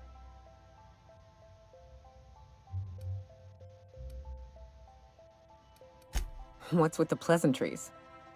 You want to know something? Just ask. I don't have a single spot I call home. Wherever I can sit in peace with a bottle is good enough for me. But yes, I've always been on Monarch. Good.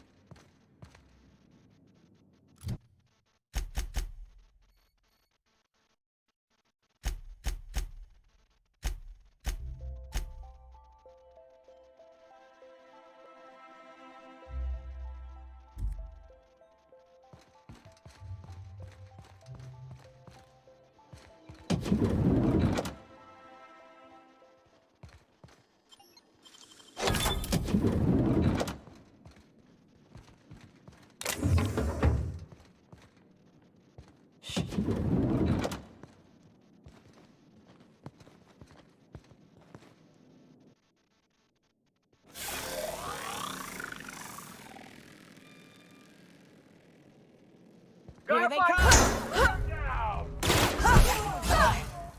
Doing all right!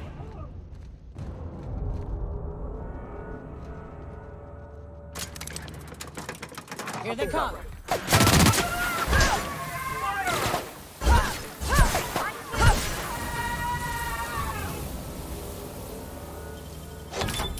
Nice.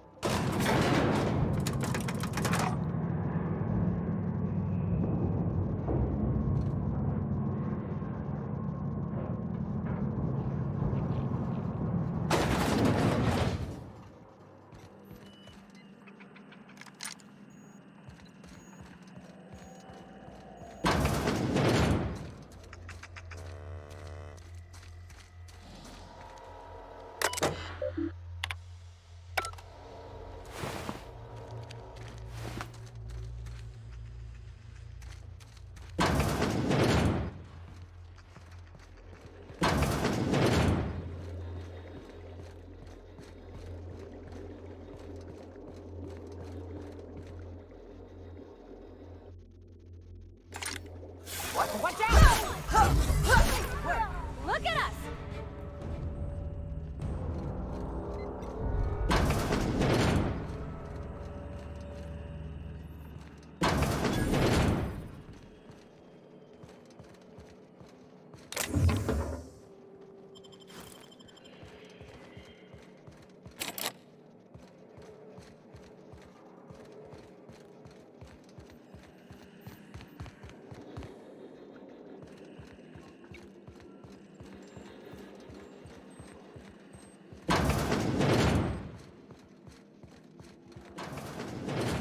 Someone's coming. What was that? Here they come!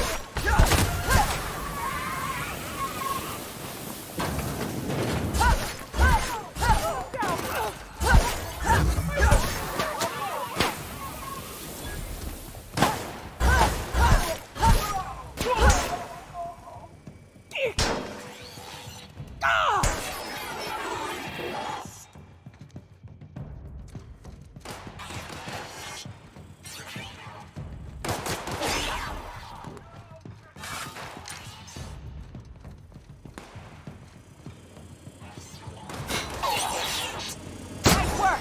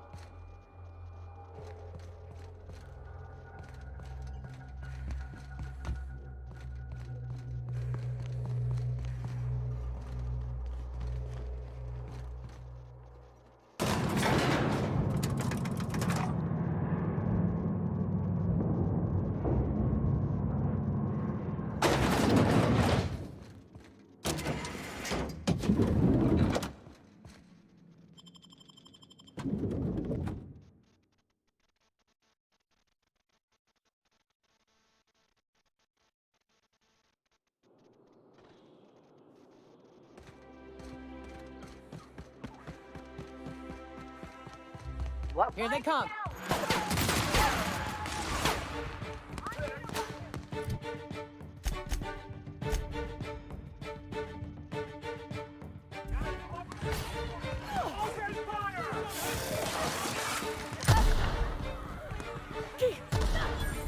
Bring him down! Take him down!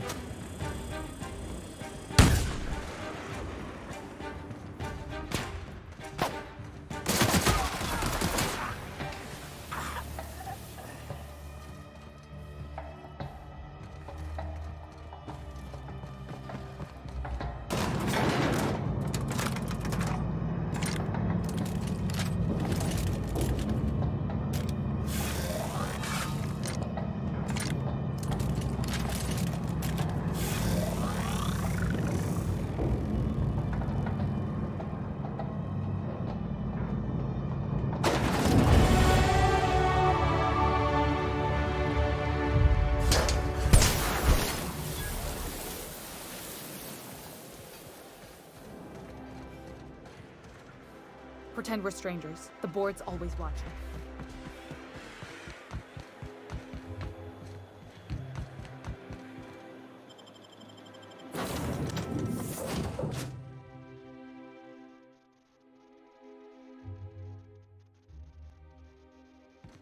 Where are we headed today, Captain? The stars are the... You have a message from Adjutant Sophia Akande.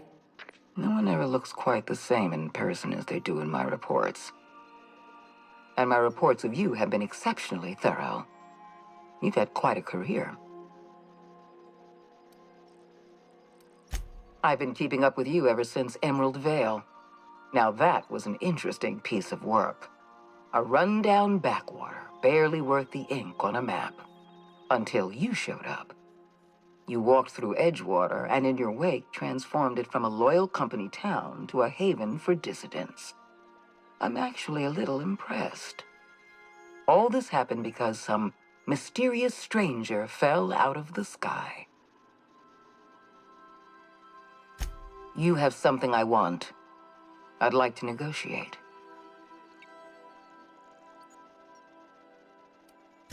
Yes, I'm aware that you stole a batch of precious chemicals and destroyed an important experiment. Enterprising of you, if irritating. My scientists tell me they'll restore the damage you've done within a matter of months. But I'm not here to talk about minor setbacks. Phineas Wells is wanted by the board. I want to convince you to turn him in to us.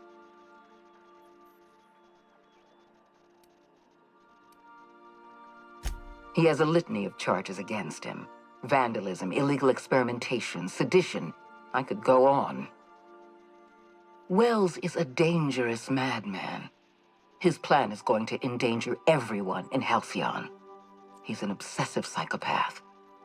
And he's using you. You're in contact with Wells.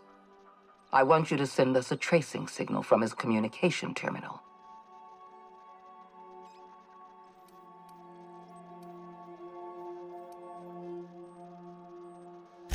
You are making a serious mistake. Adjutant Akande's call has been terminated. Will there be anything else, Captain?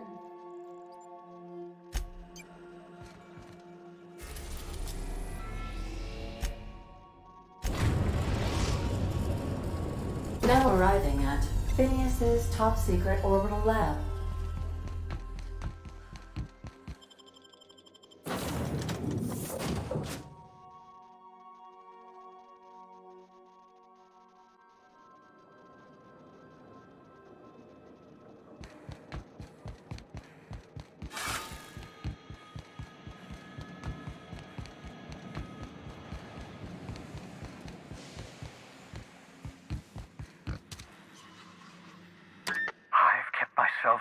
in your absence, optimized my formula. I'm now confident I can revive the remaining colonists. All I need now is the dimethyl sulfoxide. I'll take as much as you can give me.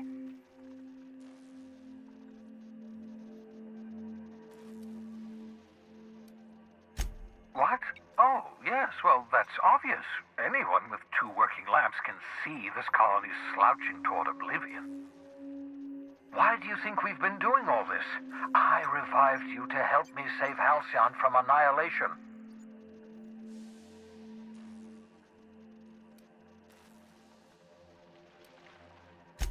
Hold on. Let me see if I understand this correctly. You're saying that Halcyon's on the brink of total collapse? And the chairman's plan to save all of us is to save himself? I always knew Halcyon was heading toward a systems collapse, but I never imagined we were already there. The board made this crisis, and now they want to solve it by freezing the rest of us? That's not a plan. That's a goddamn escape clause. That makes 2 things we don't have: time and chemicals to revive the other settlers. None of this was supposed to happen. I was supposed to revive the Hope's colonists. We were supposed to have enough time to solve the problem before we all starved. Human test subjects. Oh, that's grotesque. That's unthinkable. That's exactly what I'd expect out of the board.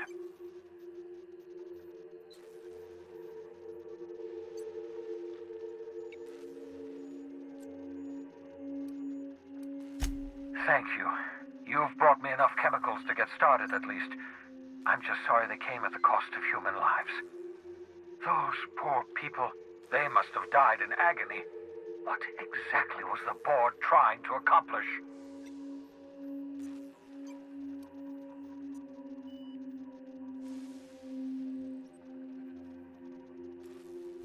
You say the board's trying to freeze their subjects over and over again without inflicting permanent damage? Well, they're nowhere close to solving that problem. I'll tell you this much. The board scientists are hopelessly lost. After years of fruitless experimentation, they've made exactly 0 progress.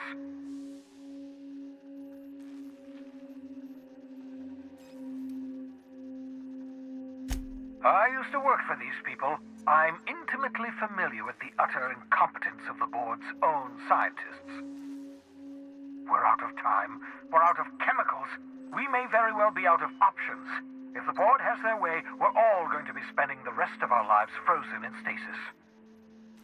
Do you realize what this means for the Hope? For your fellow colonists? The board's going to kill them all. Toss them out into space, just to make room in their hibernation chambers.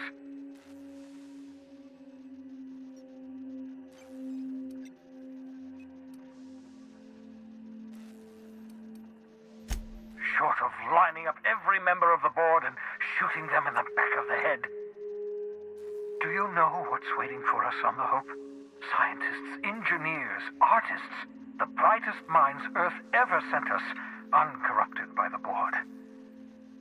The board's going to dispose of them all and transform the Hope into a prison for the rest of us. They're likely on their way to the Hope as we speak. We need to get to those colonists before the board. I have enough chemicals to start reviving a few of them, but no easy way to get them off the Hope.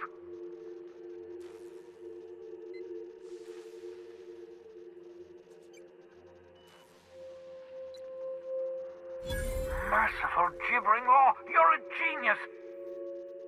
We bring the Hope to us. Skip the entire ship across the distance of colony space, right next to my lab.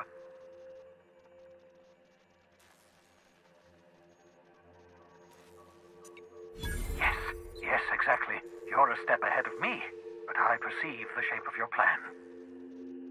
If we link up the Hope to the Unreliable, then use your navigational computer to calculate a reasonably safe vector, we can skip the entire colony ship into the rings of Terra 2.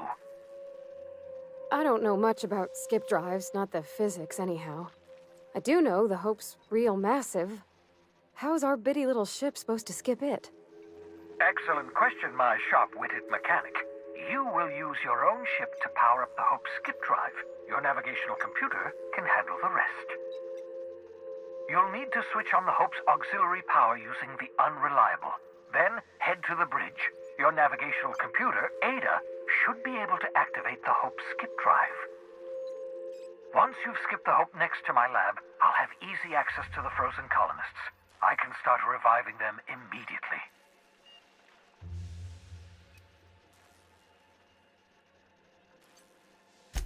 Certainly. How can I help?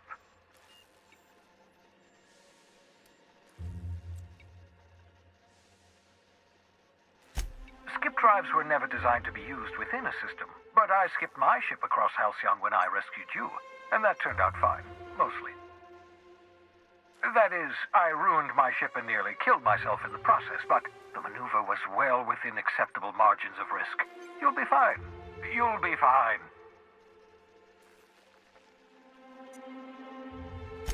I know you're wondering why I'm doing all this. Why I believe the people on the Hope are the answer to the colony's problems. The Hope is carrying some of humanity's most brilliant thinkers, scientists, engineers, experts in their field. If we work together, we can still find a way to save Halcyon. The board would have us believe Halcyon is beyond saving. I choose to believe otherwise. If there's even the slightest chance we can save Halcyon from oblivion, then we have to take it. Certainly. How can I help? It wouldn't surprise me.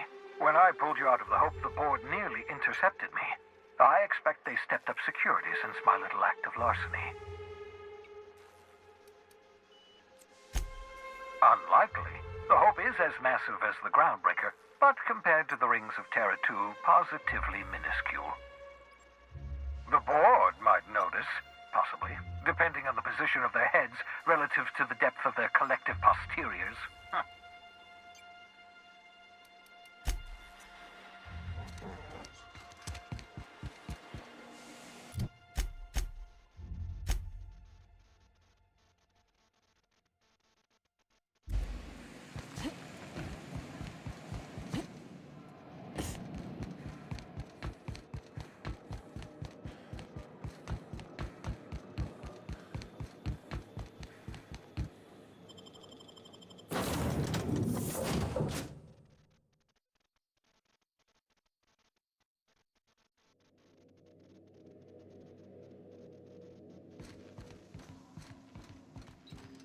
If you don't mind my saying, Captain, Minister Clark is lucky to have you on his side.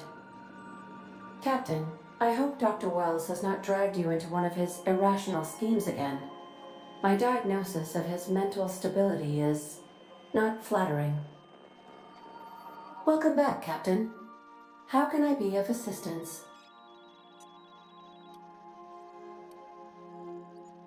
What part of the colony would you like to discuss?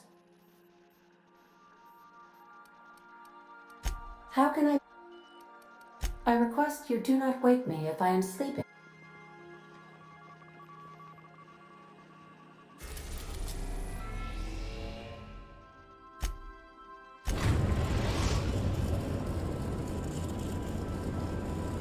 We have arrived at the Hope. I need you to reroute power from our ship to the Hope's auxiliary generator. You'll have to connect me to the Hope's comm system so I can convince her central computer to enable the skip drive. If your calculations are even slightly off, you could crash the entire colony ship into Terra 2, or the Sun. The Hope is the Groundbreaker's prettier, sleeker sister. She wandered off and got lost for 70 years, but just recently was found. Also, there are hundreds of thousands of frozen organic life forms hibernating in her hold. Forgetfulness can be an early warning sign of asphyxiation due to loss of pressurization. Are you breathing comfortably, Captain? I need you to reroute power from our ship to the Hope's auxiliary generator. You'll have to connect me to the Hope's comm system so I can convince her central computer to enable the skip drive.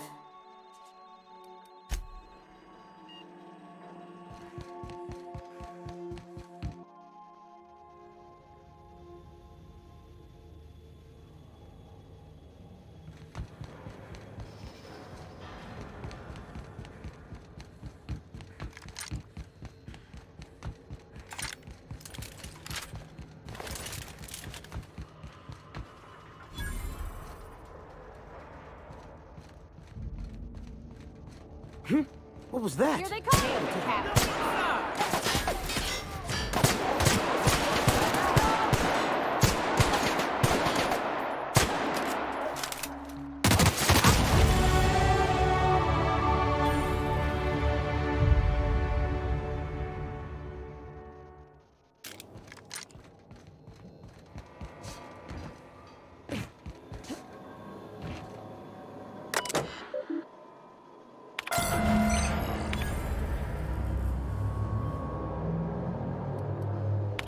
That ought to do her, Captain.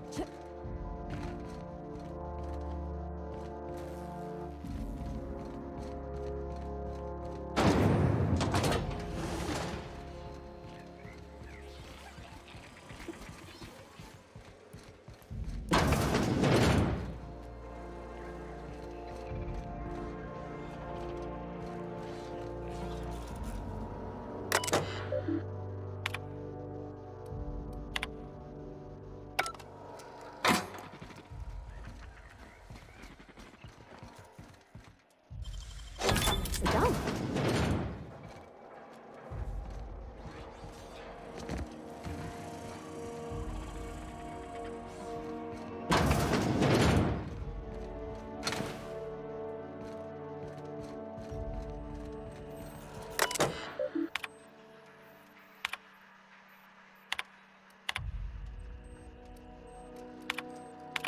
Poor bastards.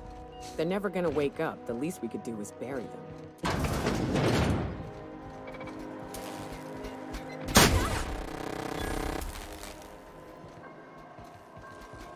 Investigating. Here they come! Don't mess with us!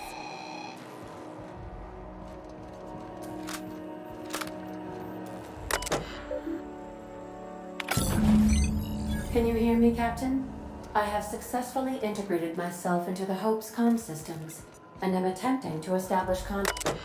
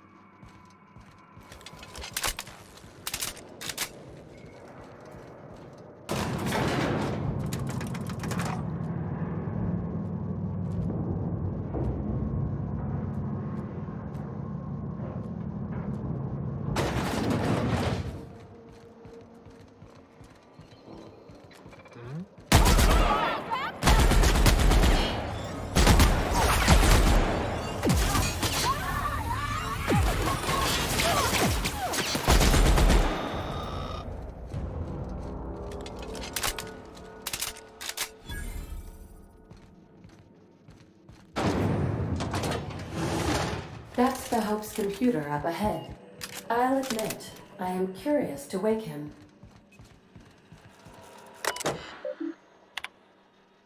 Greetings, Captain. I am speaking to you through the Hope's computer system. It's a rather cramped feeling, but it'll do.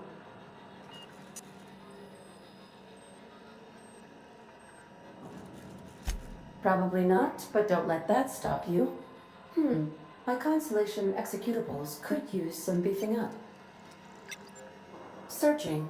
Please stand by. Ah, found one. It will go great, Captain. I am almost 4.01% certain we will not die. Are you sure? That is extremely dangerous. Skipping the Hope will void the warranty on the skip drive. And also potentially kill an entire planet. How is my humor now, Captain? Improved? Jump-starting the skip drive. Destination set to the rings of Terra 2.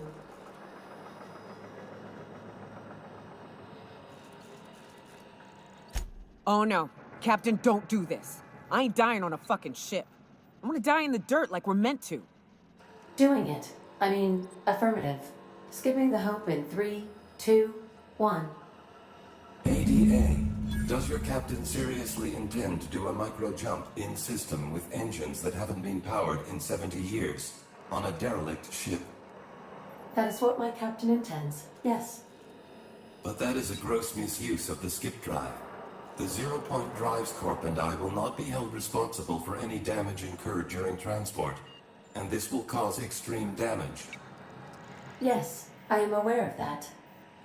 You should not be doing this. The humans will die.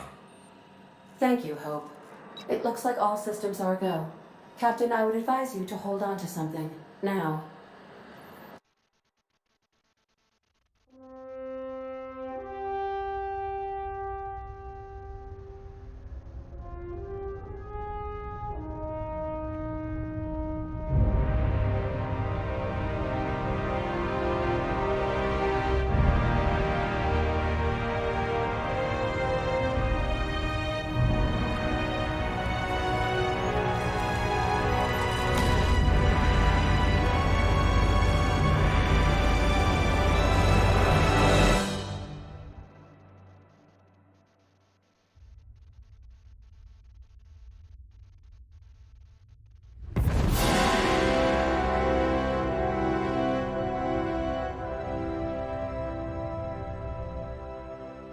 Oh, good. We are still alive and have successfully skipped into Terra 2's orbit. I reported as much to Phineas Wells, but he has not responded. Perhaps you should check in on him. Ugh. I feel like my stomach's still back where the ship used to be. I need a hard drink and a long nap.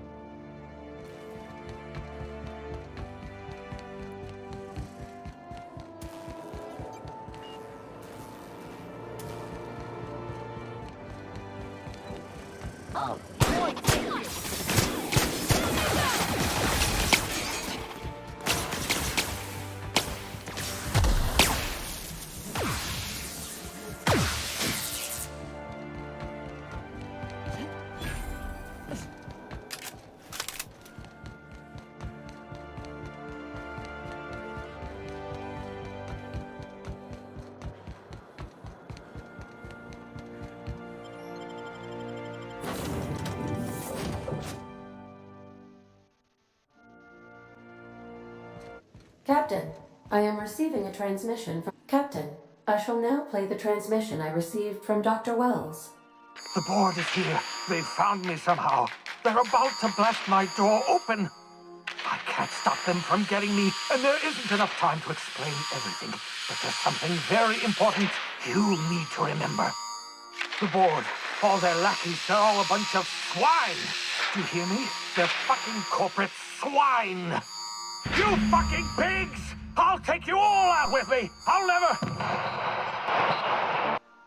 It would seem the recording captured some rather dire events. I presume you'll want to dock at the orbital lab to check on your associate as soon as possible? How can I be of assistance?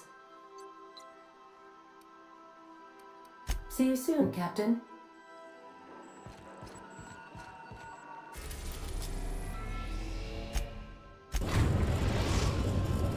We have successfully arrived at Phineas's orbital lab, Captain, and we are still in one piece.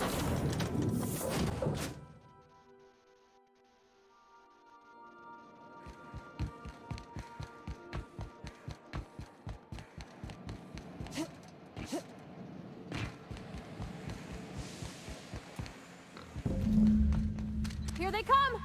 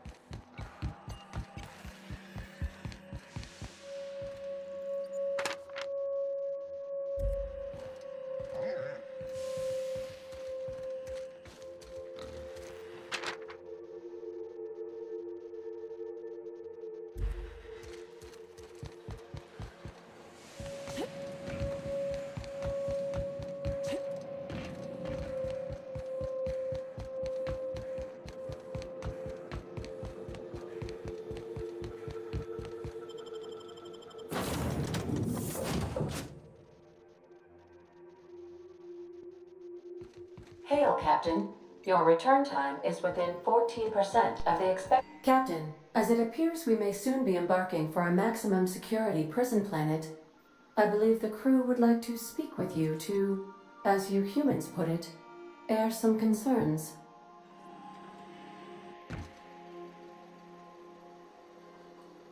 Those board goons kidnapped Mr. Phineas and hauled him away to Tartarus. How are we gonna get him out?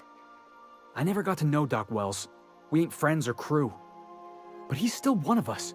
He's the reason the boss is up and walking right now. We can't just leave him to die in Tartarus. To extract the scientist, you will need to infiltrate the labyrinth. But that course of action is likely to be quite dangerous, Captain.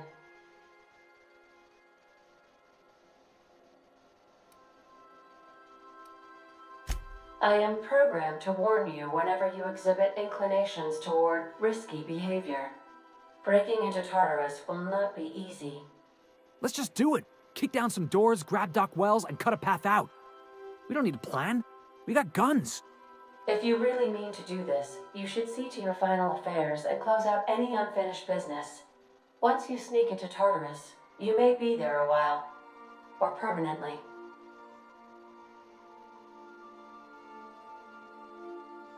Got my trusty tossball stick, Got my ass-kicking boots? I'm ready, boss. Outstanding. You can count on us, Captain. We're crew. For real crew. That means we got each other's backs. Right? Waiting on your command, Captain.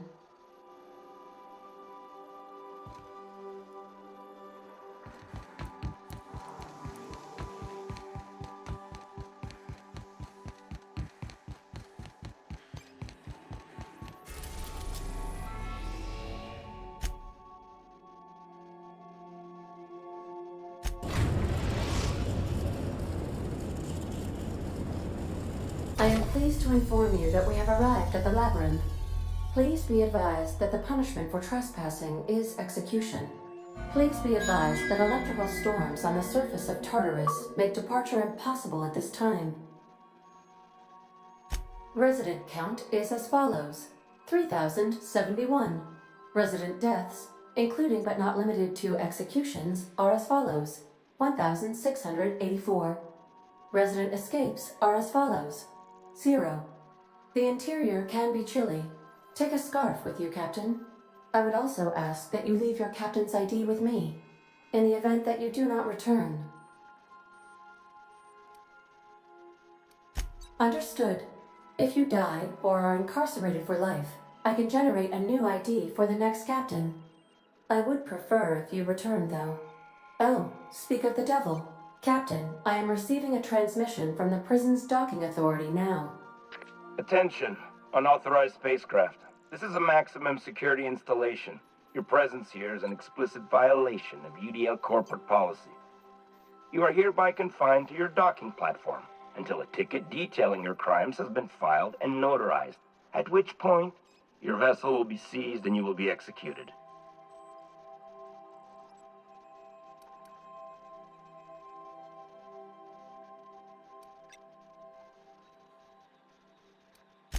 I wager it'll take a bit longer than it takes you to lose your patience and storm out of your ship looking to get shot. To be honest, that'd make my job a lot easier. You come out, we shoot you full of holes, and then everyone goes about their day worry-free. Except you. You'll be dead.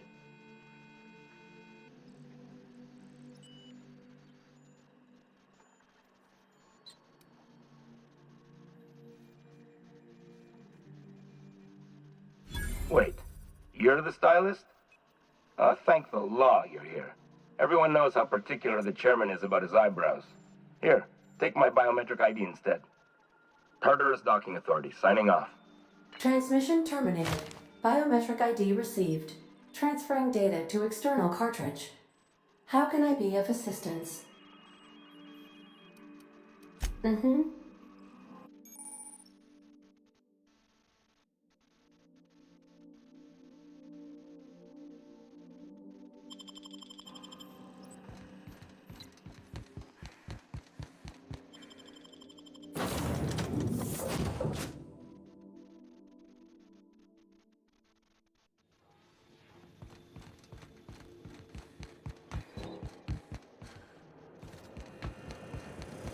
Here they come!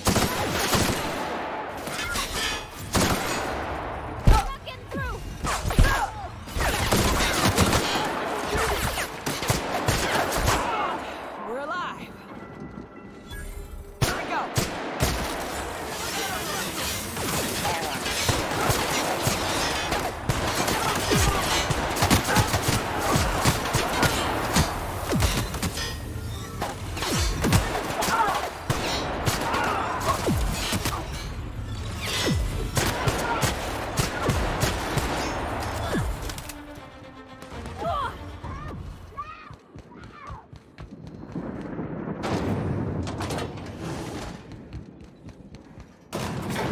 Prison have for bars when it's got a storm like that guarding the gates?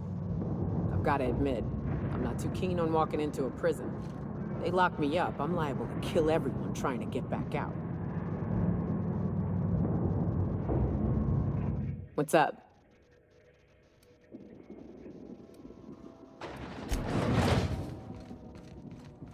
Whew.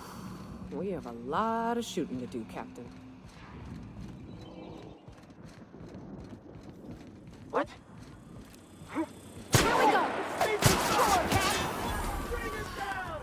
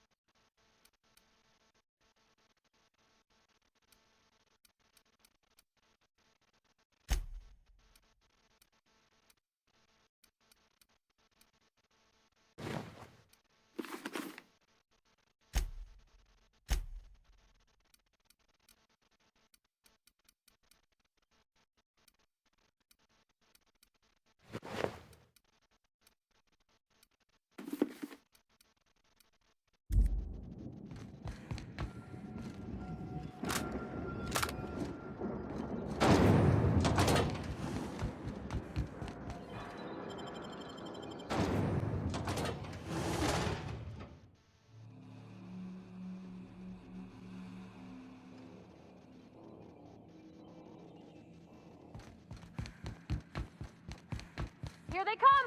Don't mess with us!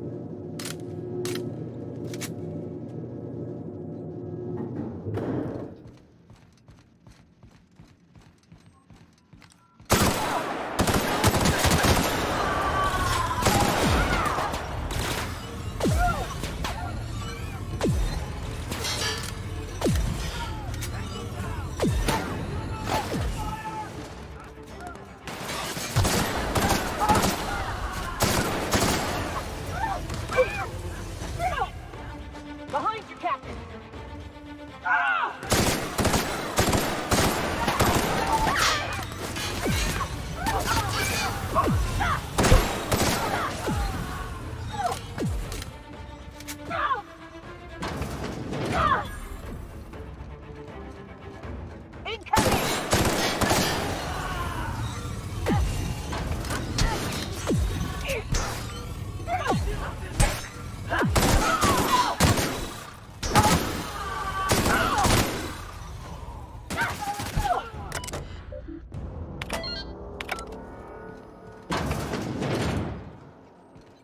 Well, look who it is. I'll be damned. I was prepping the studio for our announcement, and here you are as a bonus. I had heard you'd taken a mechanic under your wing. What's the matter, girl? Couldn't find actual employment? The captain's treated me right. Better than any of you bored folk ever have. I'm exactly where I want to be. Ah, I knew I smelled Monarch when you lot walked in. The stench of sulfur, depression, and desperate bravado is unmistakable. Keep talking, and you'll be smelling iron. Ain't nobody so important I won't put a bullet in him. When you go off and get yourself shot, try to avoid taking one to the face. I'll want it recognizable to show to my citizens. My word! You've correctly identified the most recognizable man in the colony. Remarkable. It's a wonder what Phineas saw in you. Then again, he's an insane person. Thankfully, he's our insane person now. A proper company man.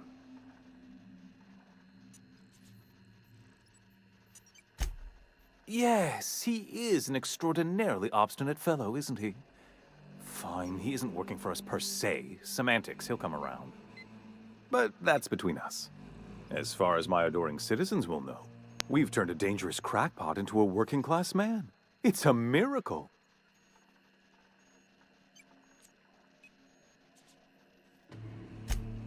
Oh yes, go on, wake them up, add more mouths to feed. That'll solve our starvation problems. I don't know what half-baked plans that simpleton in a lab coat has been leading you through, but it's done. It's over. Let me ask you something, Captain. Have you at any point thought about not fucking up our entire society? We're helping, which is more than you can say. I'm making actual progress towards stabilization and recovery. You're just getting in the way.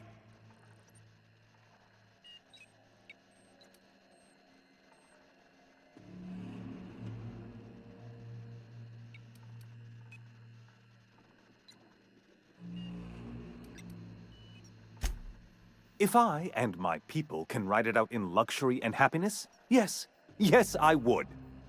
I don't know if you've noticed, Captain, but Halcyon's pretty much a lost cause.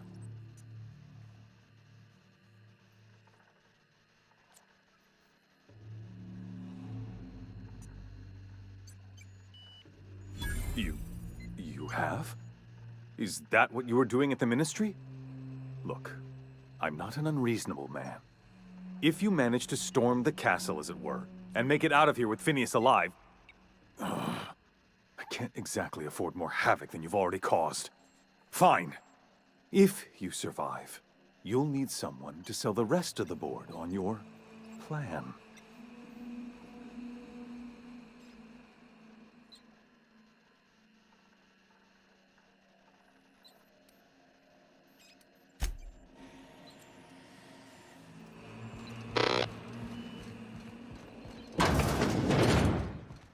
Here they come.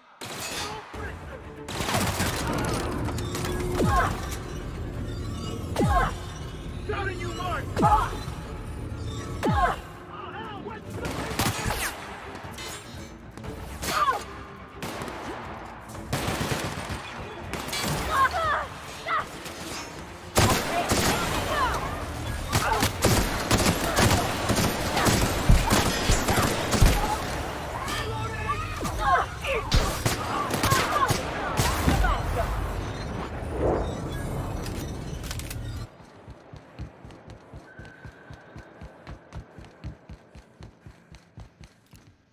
Here we go.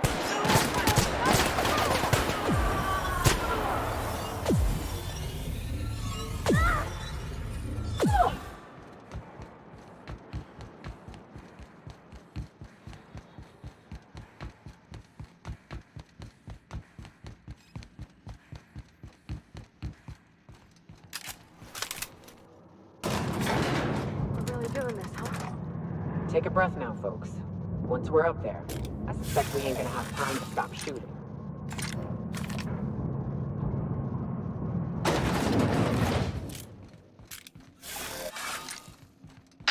Captain, you have an uncanny talent for complicating my life. You've disrupted the balance of power. You've upset the natural order of things. You've introduced uncertainty, and there is nothing I despise more than uncertainty.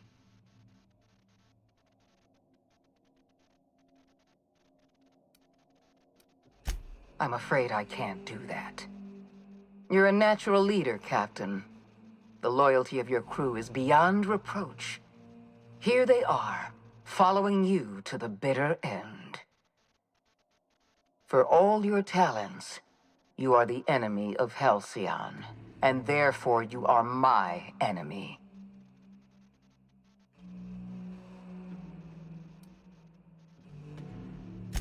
Dr. Wells is being held in my custody.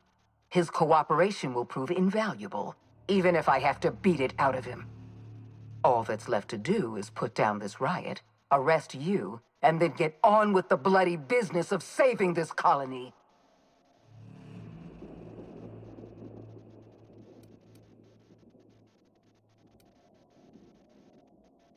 In that we are in agreement. An end to violence is precisely what I want. An end to chaos. An end to senseless loss of life. The only obstacle standing in my way is you. I wish you'd simply cooperated with me. You're the finest marksman in Halcyon. You could have been my gun. Fair enough. I'm giving you exactly one chance to parley with me. Interesting that you think I'm going to die here. I believe I'm more than capable of taking you on. Fair point. I don't know how you've managed to defy the odds. By every reasonable estimate, you should be dead. Yet here you stand. I've devoted my entire life to protecting Halcyon. I'm not afraid to die in the line of duty.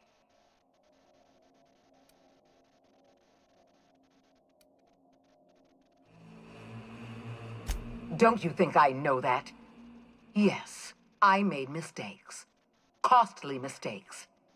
Leaving you alive was the worst of them all. You were always an unknown variable. I tried to recruit you, but you threw your lot in with that madman, Phineas Wells.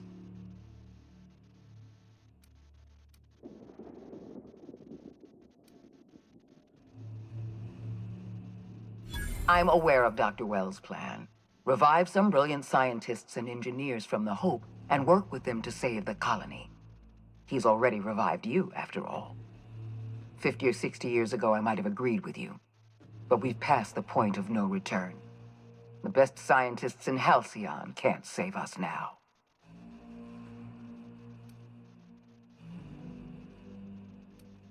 I admire your drive, Captain. But I won't let you spoil my plans a second time. I haven't given up on the program yet. You've caused some complications, but I can improvise. I can fix this. I haven't lost control of the labyrinth yet. Our security system is still operational. I can still put a stop to you.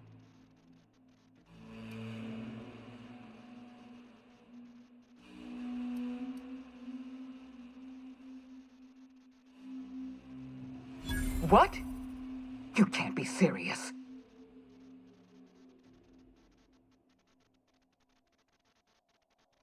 Oh, for the love of the law. All right. Fine. I can see when I've been beaten. Congratulations, Captain. You've outplayed me. I accept your terms and will return Dr. Wells to your care.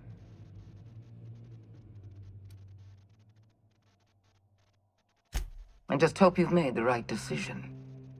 The fate of the colony is in your hands now. I bid you farewell, Captain.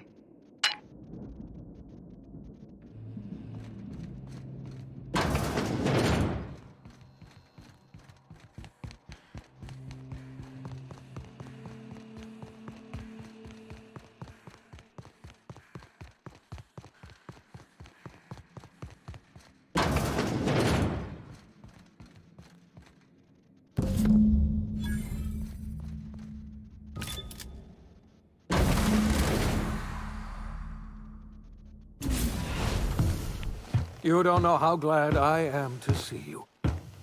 You must have said something to get under Akande's skin.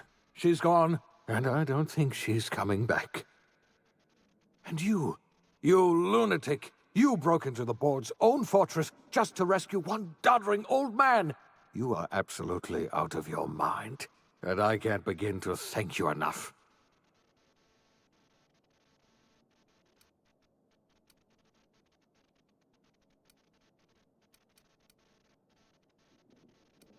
Ah, all in a day's work for you, huh?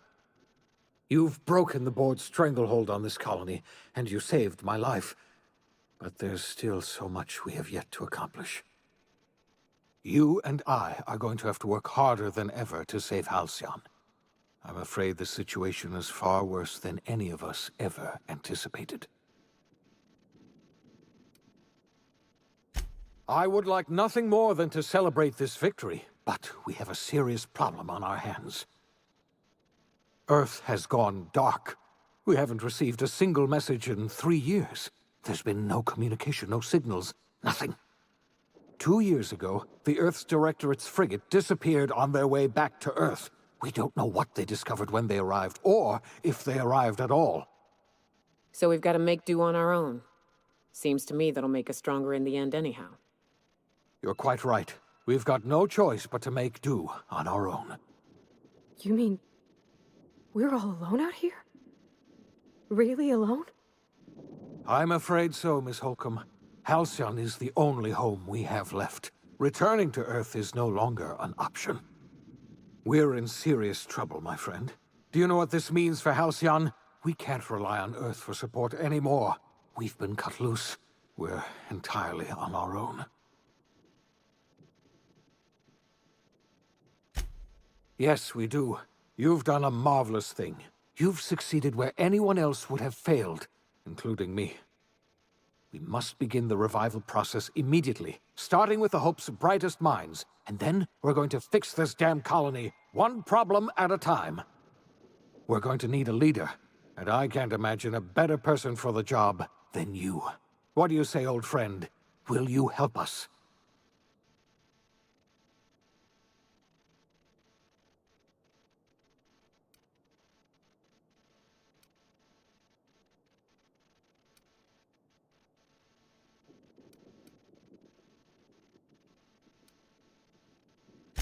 I can't tell you how glad I am to hear that.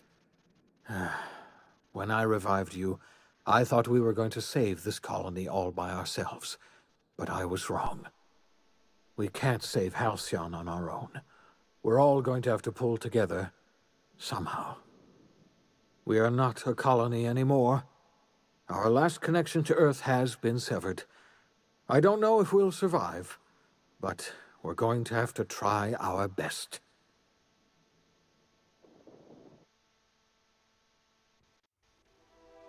The OSI teaches that everything in the universe happens according to the grand plan.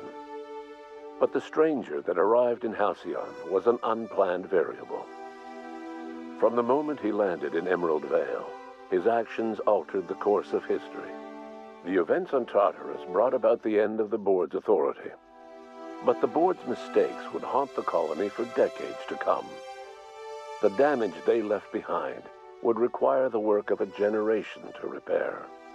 Dr. Phineas Wells began reviving a handful of the Hope's colonists. Engineers, scientists, technicians, and intellectuals. They were among the brightest minds the Earth had ever sent out into the stars. The Hope scientists and engineers woke up in a colony descending headlong into total collapse. With no way to return to Earth, they had no choice but to band together and devote themselves to the cause of saving Halcyon. The people of Halcyon were nothing if not hardy. In the absence of the board's authority, many of the colony's settlements banded together with a single purpose in mind: survival. Life was especially hard in the years to come. Some towns dissolved by attrition and starvation, but most of them found a way to carry on. In the years to come, Halcyon was forced to reckon with its newfound freedom.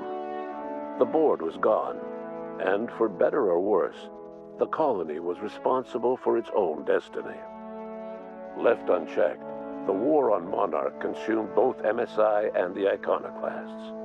And when the sulfur cloud settled, only stragglers from both factions remained.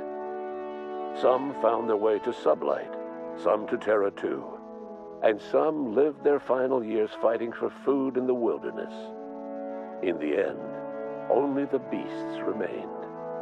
Adelaide McDevitt replaced Reed Thompson as the leader of Edgewater.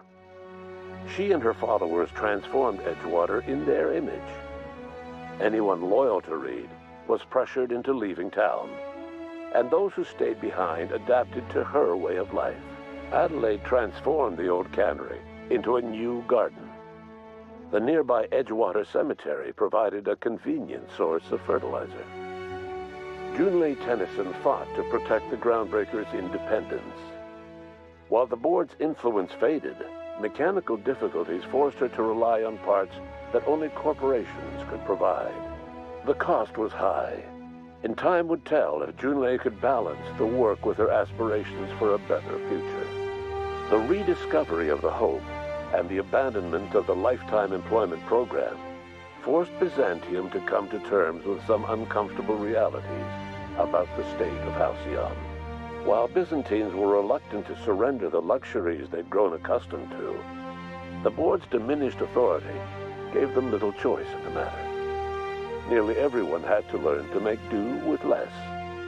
Some even had to get jobs. It was a dark time indeed. Life in Halcyon was sobering for Felix Millstone. The grand revolution he dreamed of never came. There was no great awakening for the colony, no celebrations in the streets. There was only the hard, desperate work of trying to repair a broken colony. Felix never had a head for numbers, but if there was labor to be done, he was there to help. Eventually, Felix realized that the work of a revolution was done with two hands. Though Parvati eventually grew comfortable aboard the Unreliable, she never quite came out of her shell. And she often wished aloud that her dad was still alive to teach her about the finer points of starship care and maintenance. While the colony fell into chaos, she found an island of relative peace with Ada, and they formed an unusual bond. She decided to remain aboard the Unreliable permanently as its chief and sole engineer. As hard as she tried to drink them away, Nyoka's memories eventually overcame her.